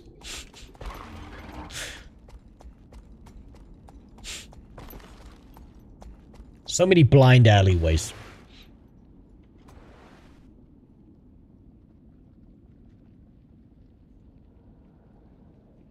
I should go this way.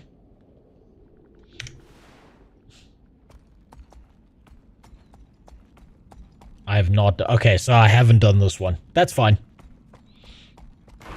I'll once I'm through all the expansions, anything I haven't done that I feel is interesting enough or caught my attention enough, I'll go back and do. Or I'll just upset everyone by pretending they never happened and that they don't exist in the game. And I'll save it for doing it on my second account.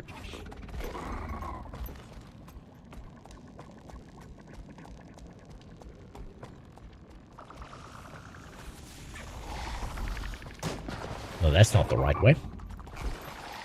I think I have to go through that, don't I? Let's do this.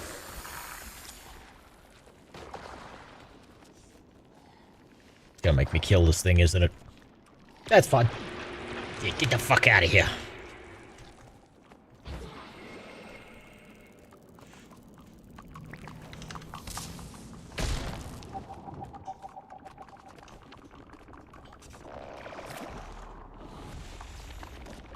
Where am I going? Jesus Christ.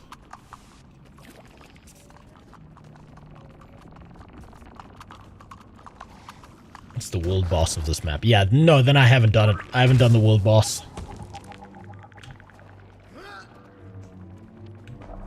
Okay, wait, I was going the right way.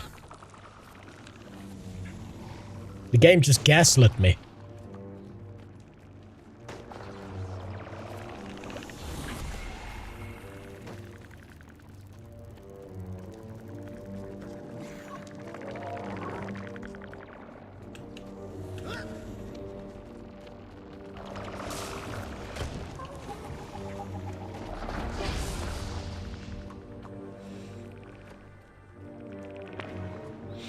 This is where we were for that one story piece. I remember this.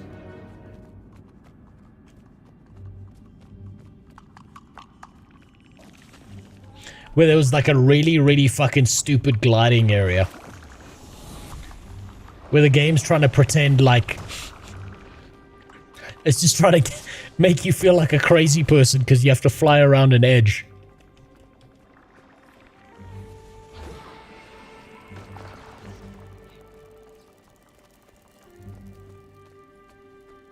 Now this is above me.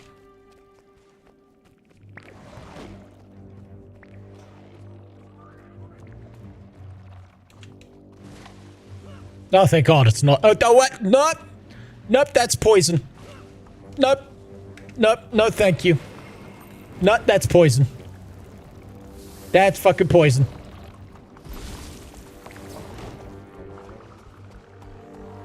God damn it. They don't make maps like this anymore. Yeah, don't disappoint me before I'm there, God damn it, memories. Let me believe that the game just keeps getting better. That this wasn't the peak. That this was just a mild incline.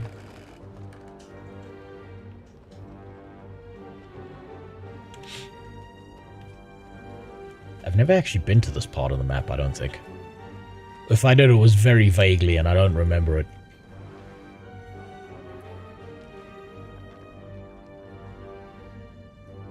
What layer is this?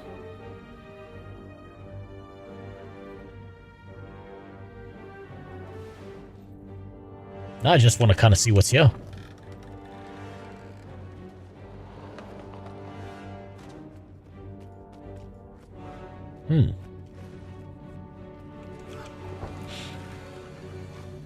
Thanks for the follow, old boy. I found Path of Fire too big and empty. I'm not even there yet.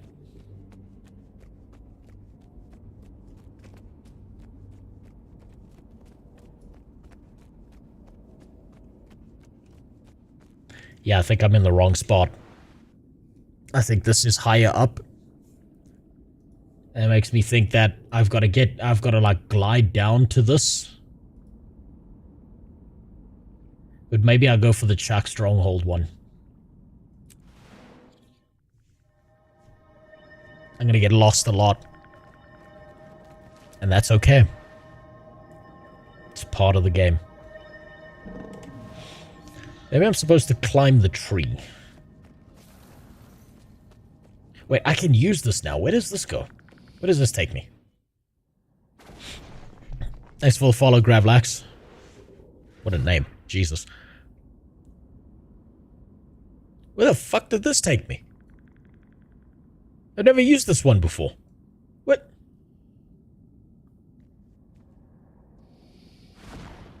Just take me to the other side of the tunnels? No, it took me into the tunnels. What is this, the fucking GLA from Command & Conquer?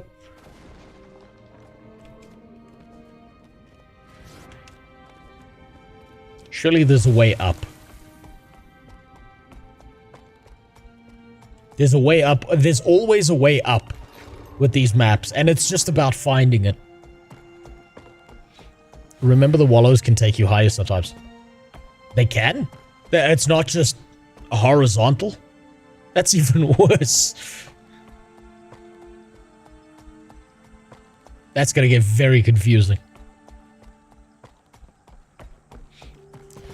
I think they did a great job for it being a desert, lots of varied scenery, oasis.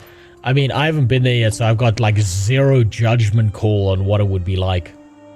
What's good and what's bad. Where does this take me?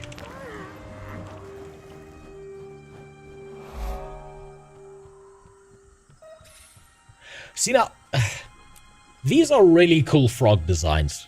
In comparison to Midgetitis over there. I feel like these guys should be just fucking stomping the ever-living shit out of every single one of these mini frogs. Oh, look. It's the Bard class that everyone's been asking for 7 million expansions. They hit it all the way back here. Finally, people can be useless in raids. When everyone's like, why aren't you doing anything? You're like, what the fuck am I gonna do? My class literally plays a guitar. What do you want? Anyway, here's Wonderwall. That better be a skill, by the way. I'm just saying right now, I'm going to be incredibly mad at the Guild Wars 2 devs if the new Bard class that they put out doesn't have a skill called Wonderwall. I'm going to be very angry at them.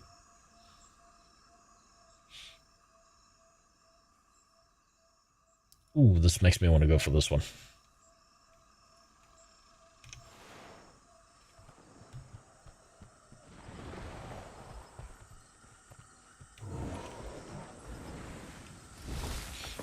Those are that bards can inflict emotional damage on their enemies and allies. Now, you know what? The only damage a bard inflicts is being so cringe that it hurts you physically. There are very few times in both D&D games and in MMOs that I've ever seen a bard class do anything but be cringe. Oh look, a bunch of mushrooms.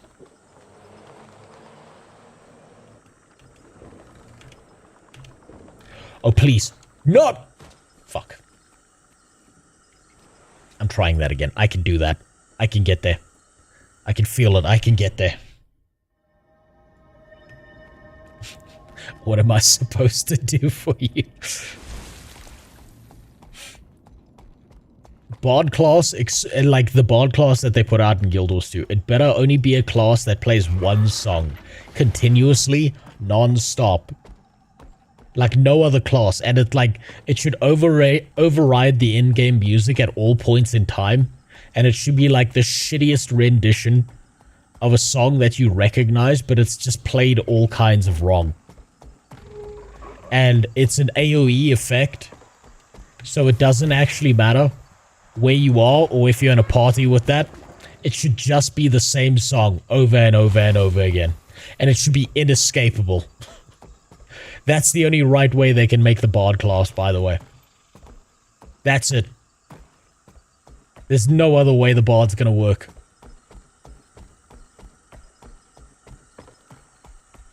What was your opinion on Akon City? Everyone knew it was gonna fail before it even started. He was trying to build Wakanda with crypto. A dumbass. Of course it was gonna fail.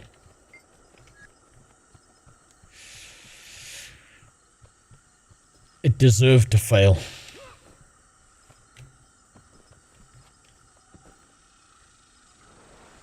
Okay, where's this thing? It's over there. If I aim at a ledge, I've got a better chance of hitting it.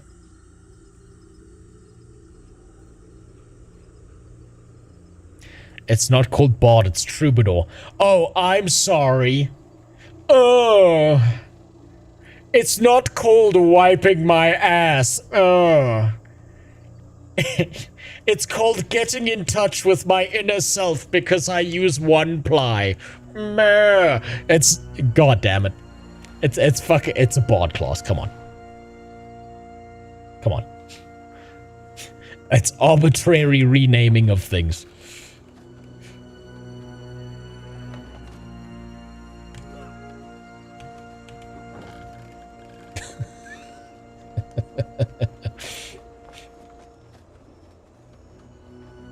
Okay, if I go here, and then I think I lose too much altitude doing this, don't I?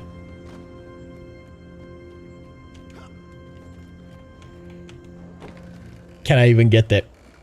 Come on. Come on, I believe in you. No, don't get stuck on the tree. Come on, come on, come on, come on. It's almost there. It's almost there. Ah!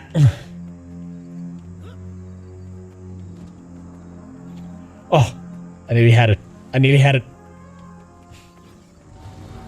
If I can double jump this, or if I can glide round to there.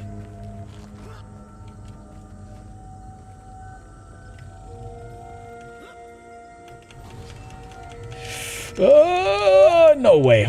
No fucking way. Okay. Let me try. There we go. There we go. Okay.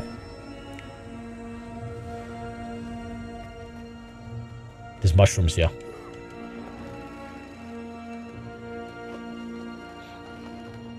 Does Rifle 5 work? Don't need to. The big trick I've learned with Rifle 5 is that it doesn't take you up, it takes you sideways. And I fucked up enough in jumping puzzles at this point in time that I know that you don't use Rifle 5 to go upwards. Never try that. Never try that bullshit. You will get fucked over. Oh man, this is a lot of mushrooms. Holy shit. There's one over there. Wonder if I can glide to this one though.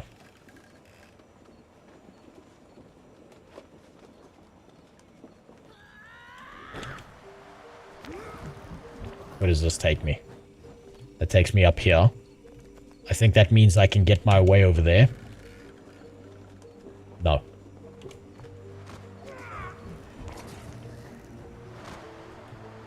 Okay, we tried that one. Akon said there were powers and agendas that were stopping him. Yeah, the power was his brain power.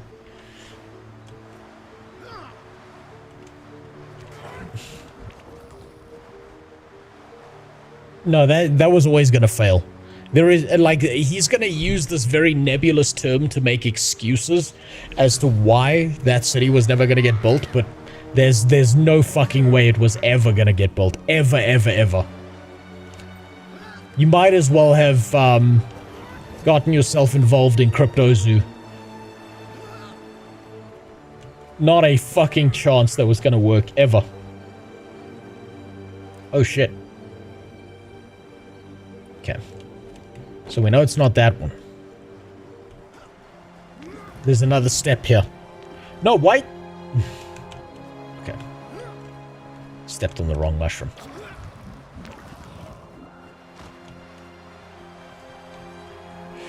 Try this one. Takes me to this one. That takes me to that one. Someone take me there? Fuck yeah. God damn. That was kind of like a semi-jumping puzzle. But less annoying because there wasn't a chance for me to fall to my death multiple times.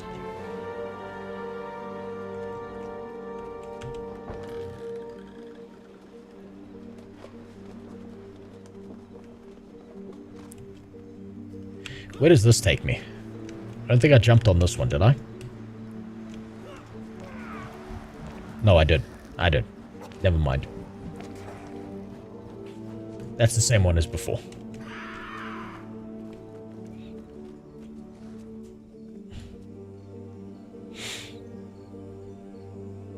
No, it was the white men. No, you've got to say the white men. He learned the magic from my people. No, but whites can't do black magic, ne? It's like specking a cleric that is evil. No, it don't work like that. Can't do that.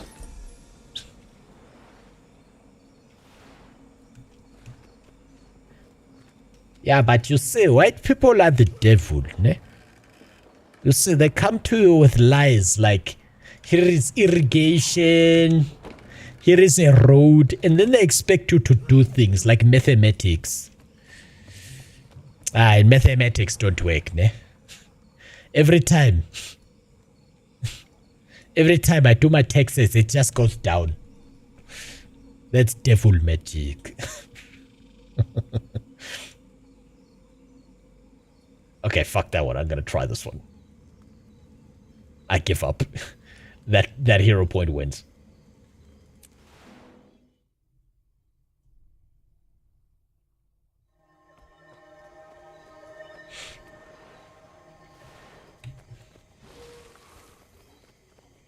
To be fair, yeah, you know what? To be fair, taxes are devil magic. Taxation is... When we say something really base, taxation feels like theft. Probably because it is.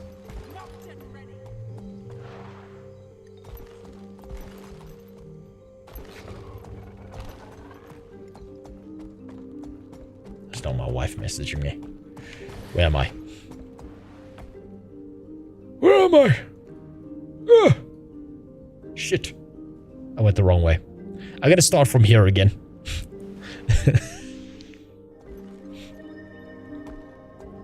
I feel like this is becoming like a base of operations, is starting from here. And figuring out where to go.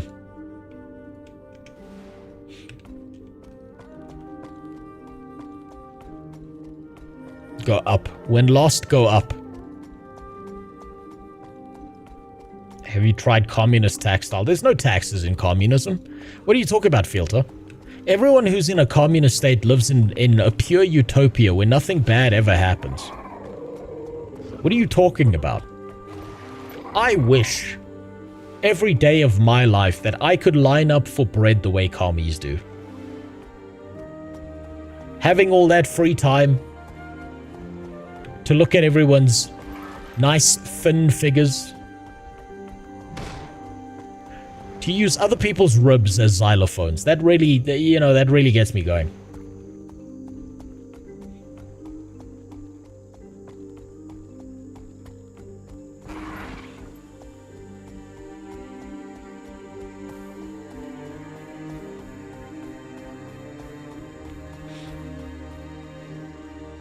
There's a way to get here, and I have no idea how. I'm gonna figure it out eventually.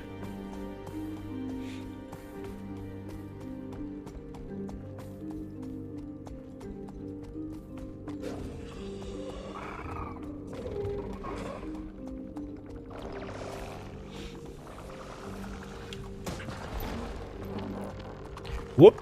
Okay. No, we're fine. We're fine. We're fine. Is this the correct way to go? Probably not.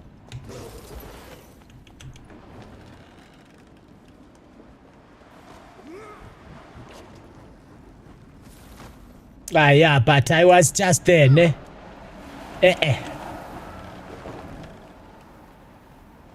Come on, come on, come on, come on. Yes. Okay, stop on the ledge here. Get my fucking bearings. Nowhere near where I need to be.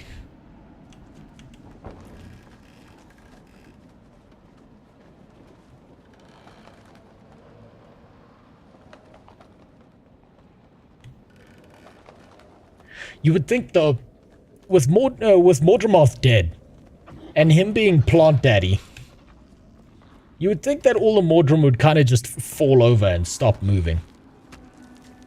Or like maybe take on a life of their own.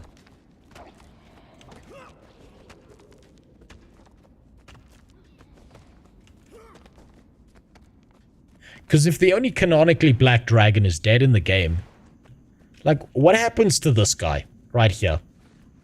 Why is he not all of a sudden just a guy standing there being like, holy shit, I was just 12 years the slave. Minions don't die when dragons die. Yeah, but if the slave master is dead, you think the slaves stop doing the work, right? You think they don't go out into the field and start picking more cotton and just start whipping themselves.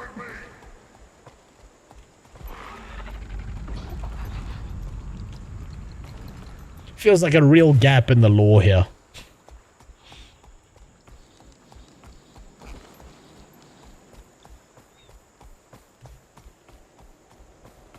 A true warrior needs a weapon for every day of the week. Okay, so I've just gone around in a loop, and I still haven't hit that Chak stronghold thing.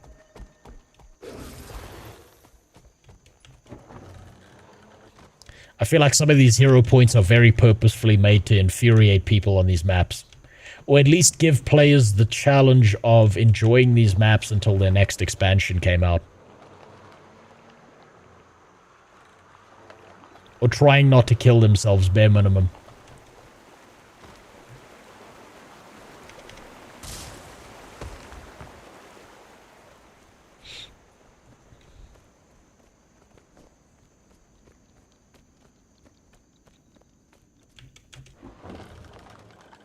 There's a plot point like that later on down the line with someone else. Okay, but not with the Mordrim. So Dad, like, basically, Mordramoth never raised these guys to be able to think for themselves. That just wasn't in the cards. Just everyone stays fucking stupid, apparently.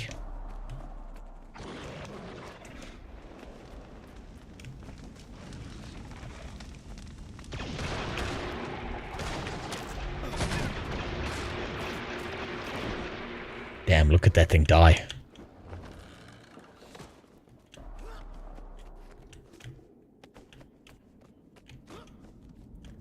Come on. There we go. Oh, don't tell me there's poison here. Okay, how do I get to the stronghold? This is below me. There is a rock wall between me and my goal. Which means there's probably a tunnel system beneath me.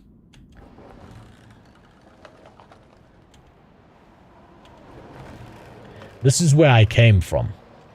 With that tunnel system.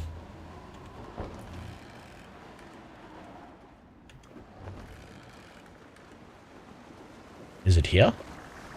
No, it can't be here. Oh, god damn it. Fucking spiders.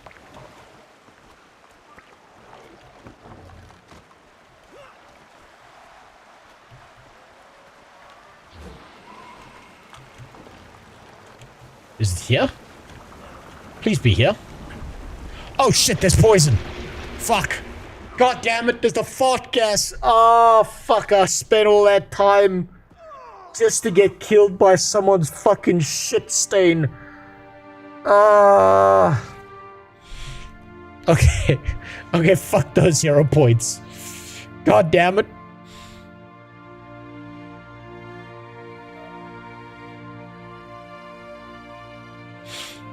I should have wasted the mastery points getting the fart gas resistance.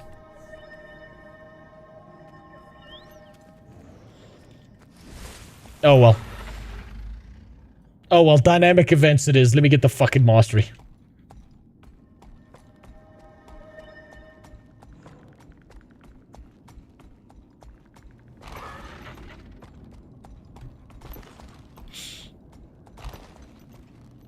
This is the true OG. Well, yeah, no, now I'm fucking getting it. Spending a bunch of time running towards something only to just get nailed out because you don't have the mastery point. That's... that's the game trying to teach you a lesson. I feel furious.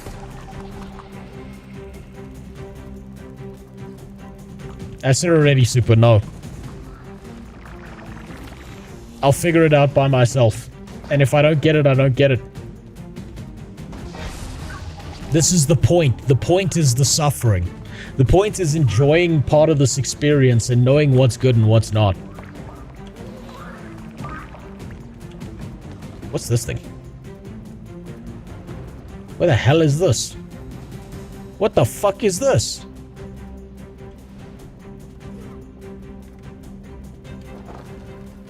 What the hell?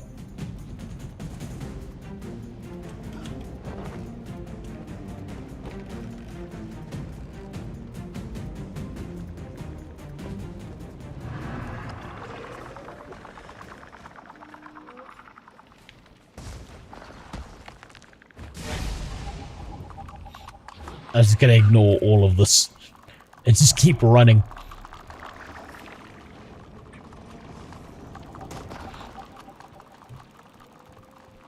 I don't know I had ley line gliding.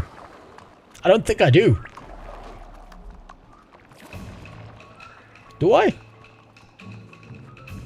Updraft use? I don't think I have it. That's all the way down here. I don't know why that worked on me. Oh wait, I've been here before. I recognize this area. This is where I died to that fucking one boss.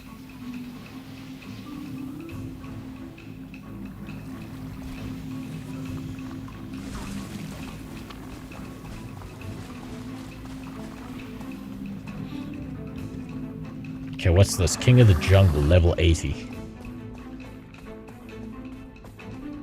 Leyline is bugged. Most likely Leyline is... I mean... If that's the level of bug, that's okay. What is this? Golem Leyline can. Now, look, I don't like to make very many comparisons between these little rat people and certain God's chosen people, but you're telling me that these guys have their own golems? I mean, come on. Come on, Guild Wars 2.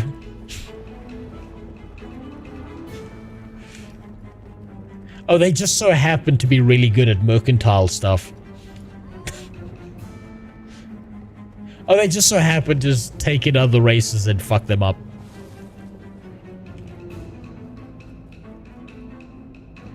You rarely see one of those.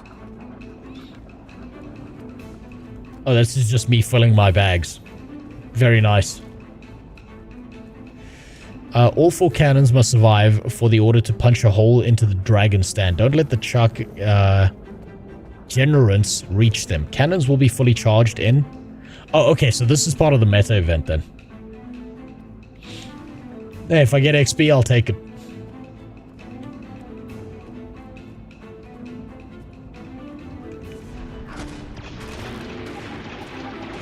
I'll take what I can get.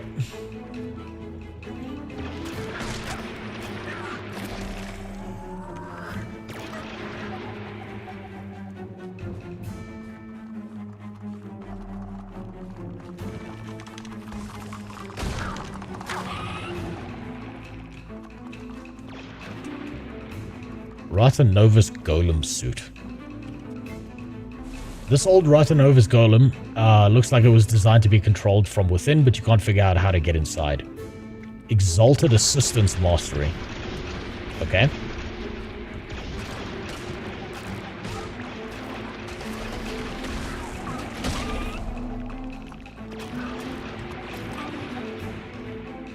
Revive Artron. Okay, that's not for me. You can see your participation level with that little chest that's on top of the minimap.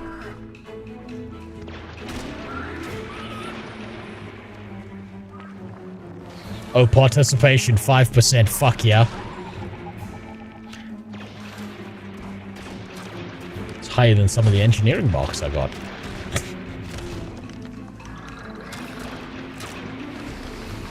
Oh, by the way, does anyone know about this one thing that I've been seeing on YouTube recently? That, Mudahar has been, like, kind of outed as not being an engineer. I've just seen a bunch of thumbnails on it. Is that real? Or is that just, like, people, like, making a meme?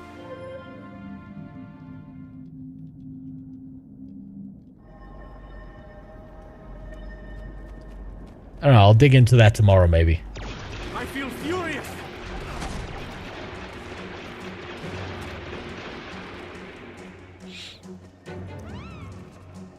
It seems that way. He doesn't have a degree. Well, I mean, neither do I, right? But, like, okay, the problem, I think, is the terminology engineer, right? Because you could do computational science and still, like, in your job field be classified as, quote, an engineer, because it's like an overall generalized term. Why is everyone here? Are these just people waiting around? Oh, they're waiting for the big wall to open.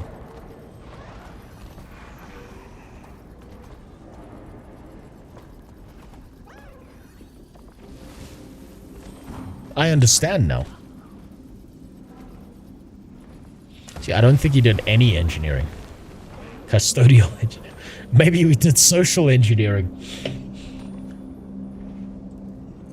Because the thing is, like, as far as I'm aware, and maybe this is just my country stuff, but if I was to go and apply for a job, and I put in the terminology engineer, I would get in trouble. Because I don't have verification with EXA, which is the Engineering Council of South Africa.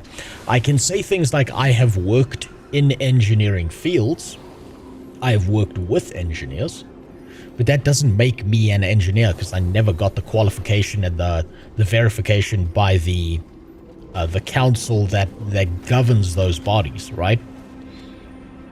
So but at the same time, there are a bunch of people in my country who are basically that they They're DJs, but they call themselves sound engineers, if that makes sense. They haven't got a qualification. They're not verified with the engineering council of my country. But they can get away with calling themselves sound engineers. And then there are people who actually are sound engineers, who have the qualification, who have the verification for it. And then the two get mixed together, and one of them is a DJ, and one of them is actually a guy who knows what he's doing with acoustics.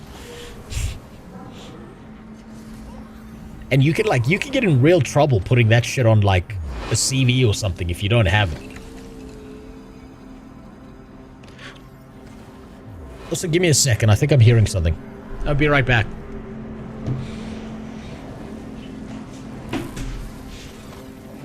I'll be right back.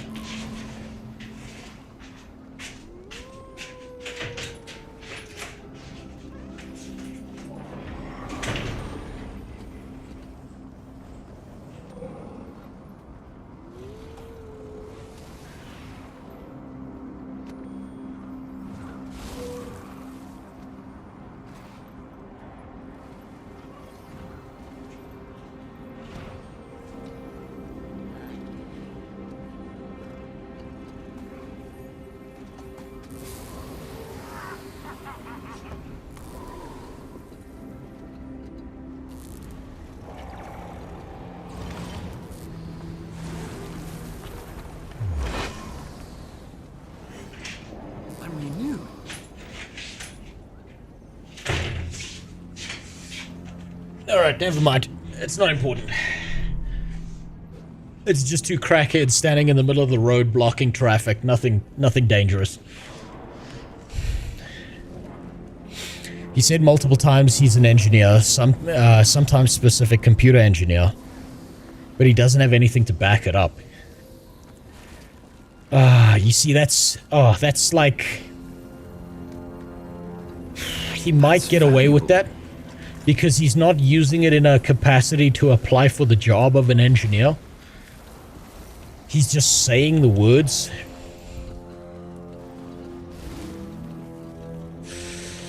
That's a difficult one. Study the jungle and survive. Crackheads or crack whores? Crackheads. There's no crack whores in my area. It's too dangerous for them.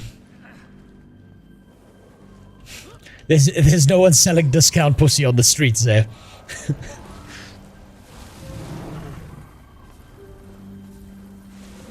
Is your no, it's too early in the morning. He's gone to bed by now. He's not patrolling at this time. No, I just went outside because I heard people yelling, and it's just like, it's obviously it's people in their car yelling at thingy. There's people in their car yelling at... Wait. Do we have to go through here? It's just people in their car yelling at the crackhead standing in the road, being like, get out the fucking road, you goddamn crackhead. Gotta get to work. And the crackhead's just kind of going, yeah, like in the middle of the road because probably on something.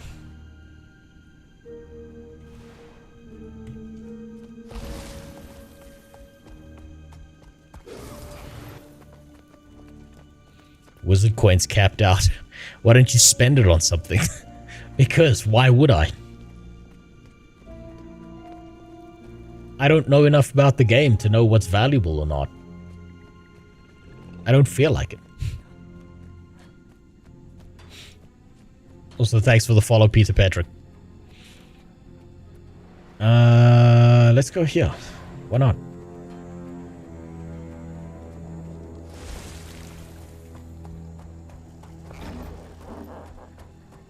So, fun fact, that was actually supposed to be one of, to be one more map in Heart of Thorns, but it had a lot of story that got cut because of the deadline.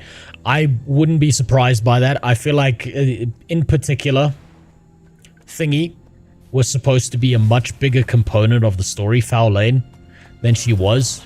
She seems like such a waste of a character since she's been built up in the base game, for the Sylvari at least. genuinely feels like a waste. My detail.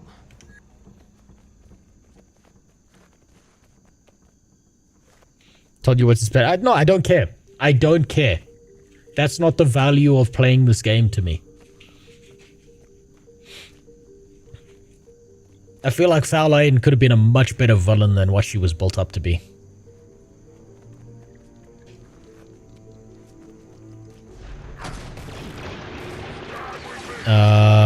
But you don't listen, then wonder why you know nothing about the game. Yeah, I'm not gonna listen. I'm not gonna listen. It's just that simple. There you go. You got it. I'm not gonna listen. I'm either gonna miss it, or I'm gonna one day see the value and then hate myself for missing it. And that'll make it more important. Farlane is more story you haven't even touched. But she's dead now. She became your dad's dog. He did her doggy style and then she's dead.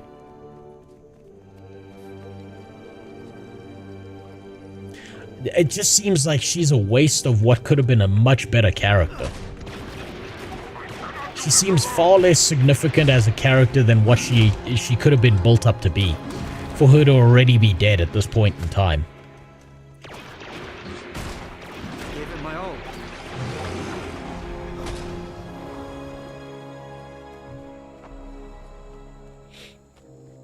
Is anyone even doing this? There's no one here. No one's doing this. The Sylvari dungeon does all the build-up. Well, that's worse. That's even worse because you're telling me that it's all the way in the base game.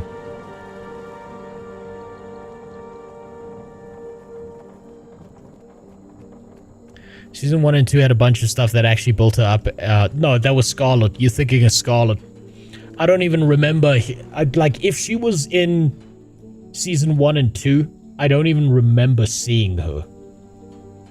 That's how worthless she was. The most I remember about her was your mom saying, listen, I really don't like lesbian relationships. The worst thing that could happen right now is that Kaith keeps banging her sister. That's quality armor. So we need to get rid of that shit right now. No more of that, please. That's what I remember. You know what I actually need to do is I need to go back to the entrance of these maps and retrace my steps, see what I've missed. Scarlet was the main villain, but Farlane had a part in it all. I barely remember. She wasn't significant enough to remember. Scarlet had a good build-up. And a satisfying ending.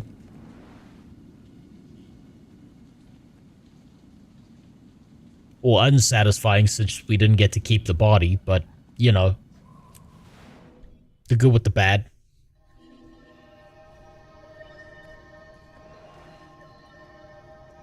Aha, there we go. Farlane takes such a fucking backseat.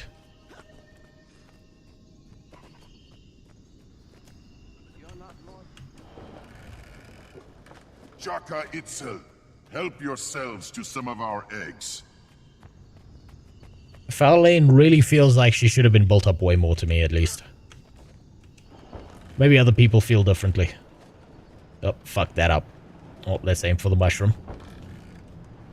There we go.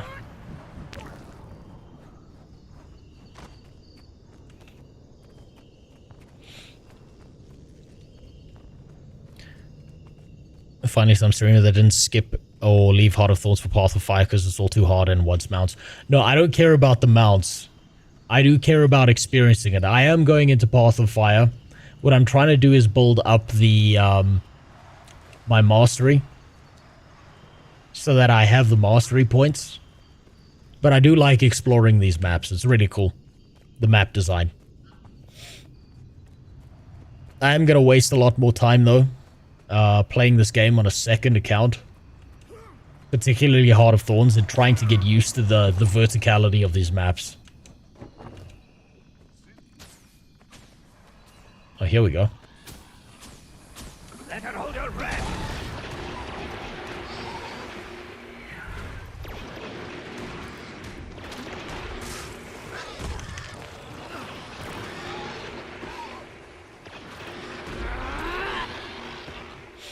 This is the quest I failed in the very beginning of this game. Does this man have fucking Khaled Bolt? No, he doesn't.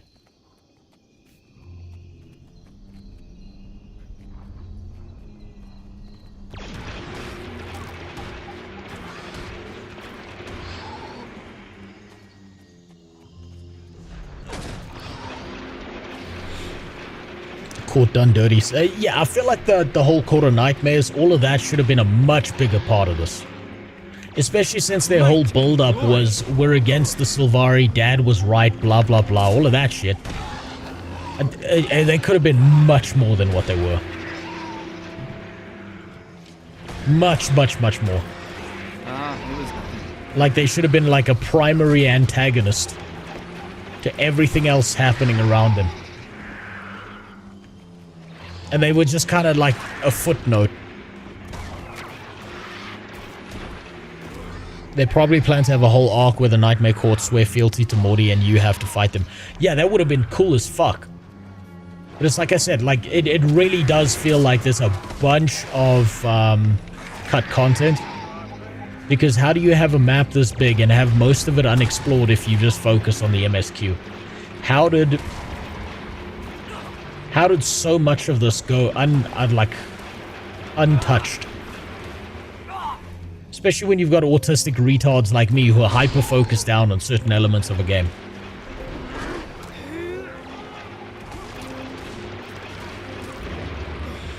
At least they didn't cut the entire map out.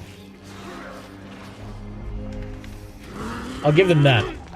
They could have decided to cut the content and then just remove pieces of the map to keep it a smaller, tighter story. But that definitely would have been a bad decision. They did cut an entire map. Well, I'm glad they didn't cut all of the maps that you don't go through in the MSQ. They could have done a lot more damage to themselves and fucked their reputation if they did it that way.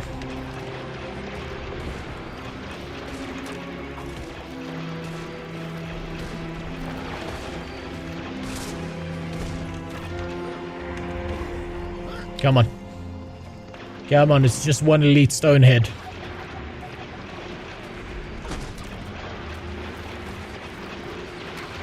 Look at this fucking necromancer and his army of minions. Look at that bullshit.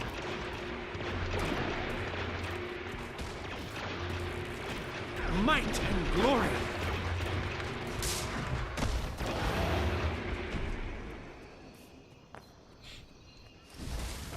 Wait, hold on. Okay, the Fires one, the Fires dynamic quest I already did, so I'm not going to do that one again. Let's go over here and see what other dynamic quests exist. They cut a ton of story and the extra map plus lane.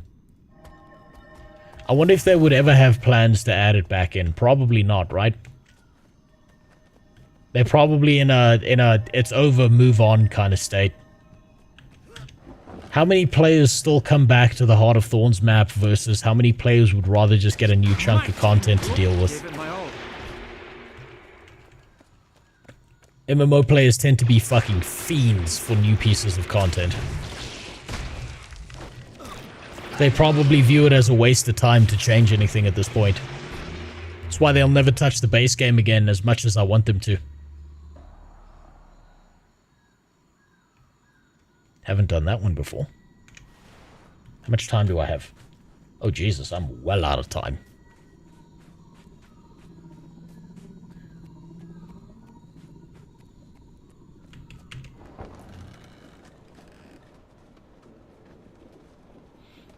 And it has very bad experiences trying to change or fix old content for spaghetti code reasons. So they avoid doing that. No, I get it. I get it. It's also like a lot of old stuff does get outdated. And then you don't want to touch it again because you know if you touch like one thing, you may break everything. It's like the potato image in Team Fortress 2. For anyone who knows what that is. They come for the meta every day. So people do still show up for meta events.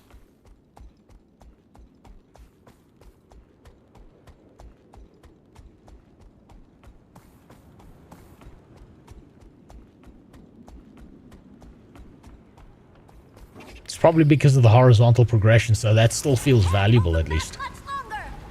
I feel furious. Okay, let's see what this is about. Never done this dynamic event.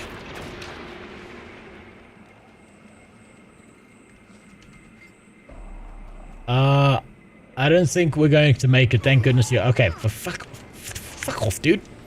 Jesus. Let's get you to a safe place. Or at least get... More survivors. Let's go. Might and glory. Okay, let's see where this goes.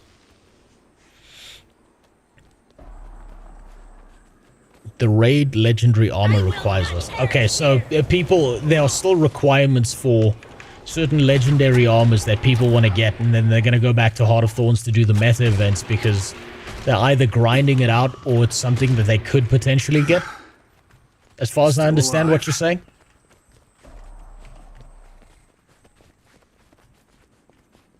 So let me just do this quick.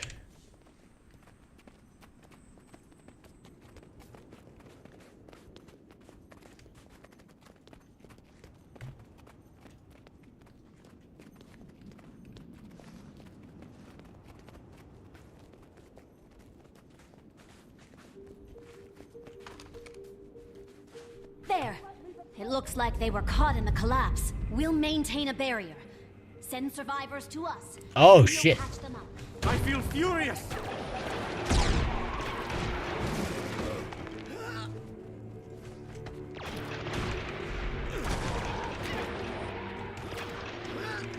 Jesus. Okay. So I'm assuming these guys are just going to keep spawning for this. Or not. I'm okay with that.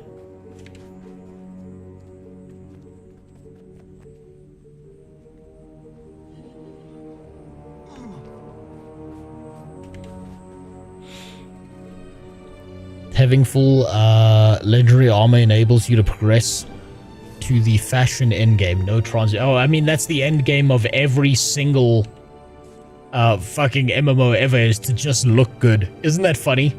We do all this wacky shit in MMOs just because it means that we can look good.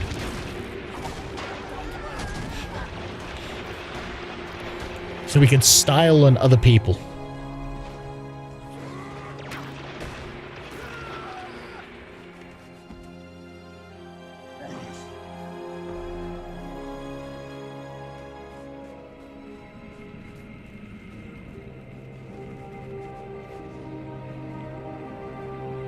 Could potentially get an infusion guaranteed to get amalgamated gemstone. You're just saying word salads to me. None of that matters to me at this point because I'm not that far in the game to understand any of those words. Here's the thing, right? I watch, like, sometimes, I'm gonna be honest with you, sometimes I skip out on my work that I should be focusing on more. And I watch a little bit of someone like Fandral streams, or Teapot streams, or Muckluck streams, and I feel like I'm watching fucking space aliens talk about shit, because they're playing the game on such a high level that what I'm looking at feels like they're playing a different game to me. I'm sitting here like, look, the health bar's moving when I shoot it.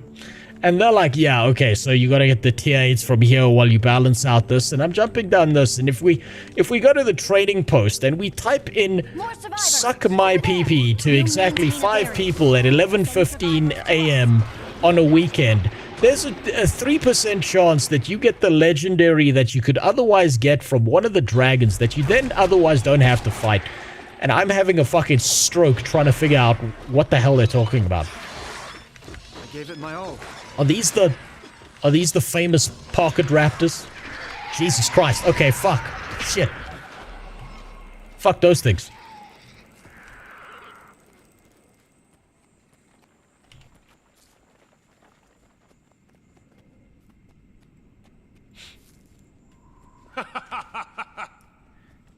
Oh, that's a Sylvari. Of course. Might and glory. Goddamn Twigger. Get put down. All the Twiggers always turn. It's very racist of you to say. Maybe there's one of the good ones somewhere here. How would you know unless you tried?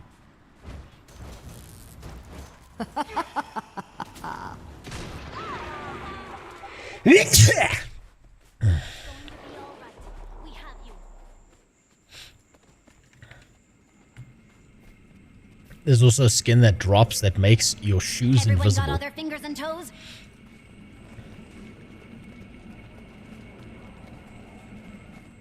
There's no snot, just dust. Plague. It's just dust. No one can have snot in this country. There's no humidity right now.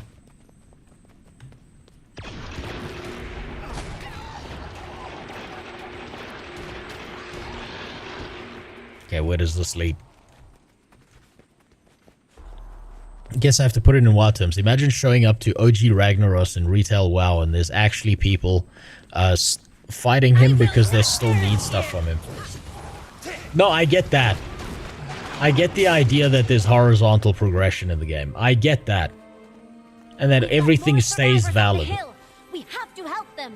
We'll maintain a barrier. However, that doesn't mean... And we'll patch them up.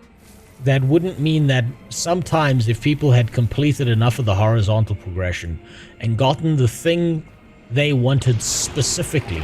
You wanna fight? Let's go. ...out of a game, or out of a certain component of the game, that they would actually go back and experience that. Breathe. Does that make sense?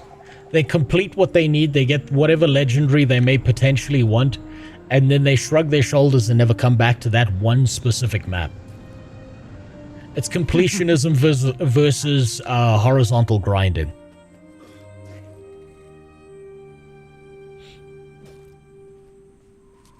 A lot of money. Okay, so they do come back at least for currency reasons. Still alive. Look at them beating up my people. Horrifying. Can't believe they do this.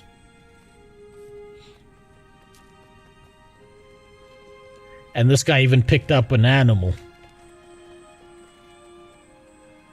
It's going to be all right. We have you. I will not perish here. It's all right. You're safe now. Don't worry. We've got you. Later when you work on another thing, you have a reason to go back there. That a complete MD is still cool to go to Heart of Thorns battles. I got a question. Where would you guys rank Heart of Thorns versus other expansions? Is Heart of Thorns peak? Or is it like second place to something else? Number 1. Is that the general consensus amongst players that Heart of Thorns is peak?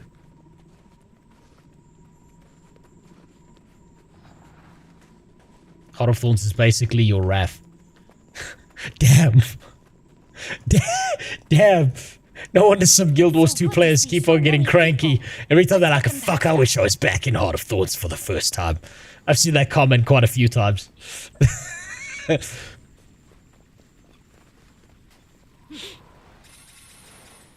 wanna fight?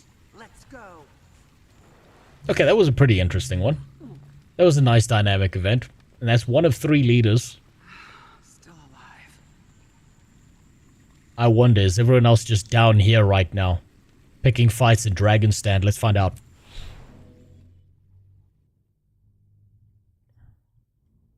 No consensus, a lot of people can't stand it. Path of Fire is hard, carried by mounts.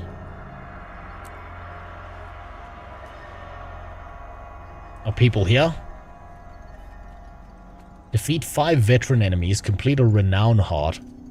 Deal 100,000 damage to enemy players. I don't think anyone's here. No one's doing this.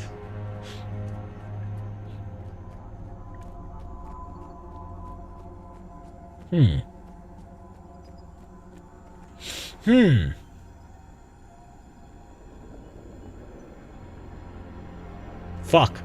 Okay, unfortunately, I am out of time. I really want to keep playing. I really don't want to fucking stop right now. But I got shit to go do. It's 7 in the morning. I've got to go help my wife. I know she's downstairs and she's probably like, where the fuck is this retard that I married? And I don't blame her for feeling that way. So I'm going to stop off there.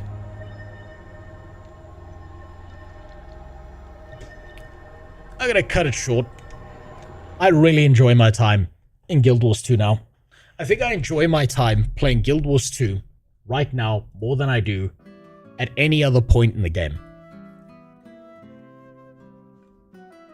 I don't know, like, I'm still formulating, like, why exactly? Because it feels hard to express the idea of how much better Heart of Thorns feels in comparison to the base game, but it's like... Hold on. Most other players in the game cry really hard over Heart of Thorns, but Heart of Thorns... Oh, I missed that message. Heart of Thorns was simpler time before every class had all the damage, mobility, utility, defense. So, okay, do people generally feel that in Guild Wars 2 that the game has been homogenized?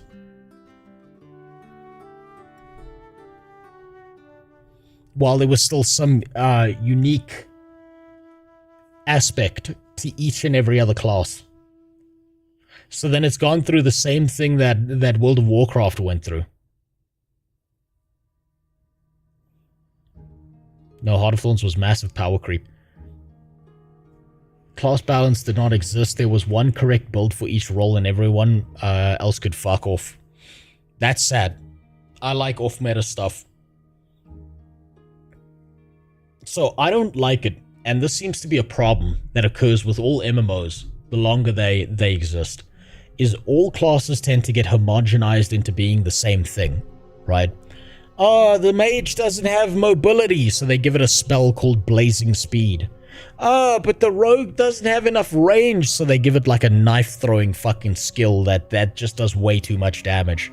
And, like, class identity seems to evaporate the longer an MMO exists.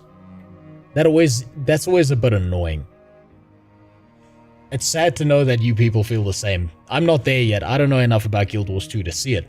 I'm just really enjoying playing an engineer. But I guess I'll get there. At some point I'll be just like the rest of you. Bunch of salty bitches. But until that point in time, I'm going to enjoy being a retard in Guild Wars 2. Now, I hope you enjoyed. I'm going to go fuck off. I have things to do. I have a life to live. And so do you. What are you doing here? God damn it. Go live your life. I can't believe you've been here. What's wrong with you? You're sick. You're sick and you need help. No, you're fine. Good night. I'm fucking off.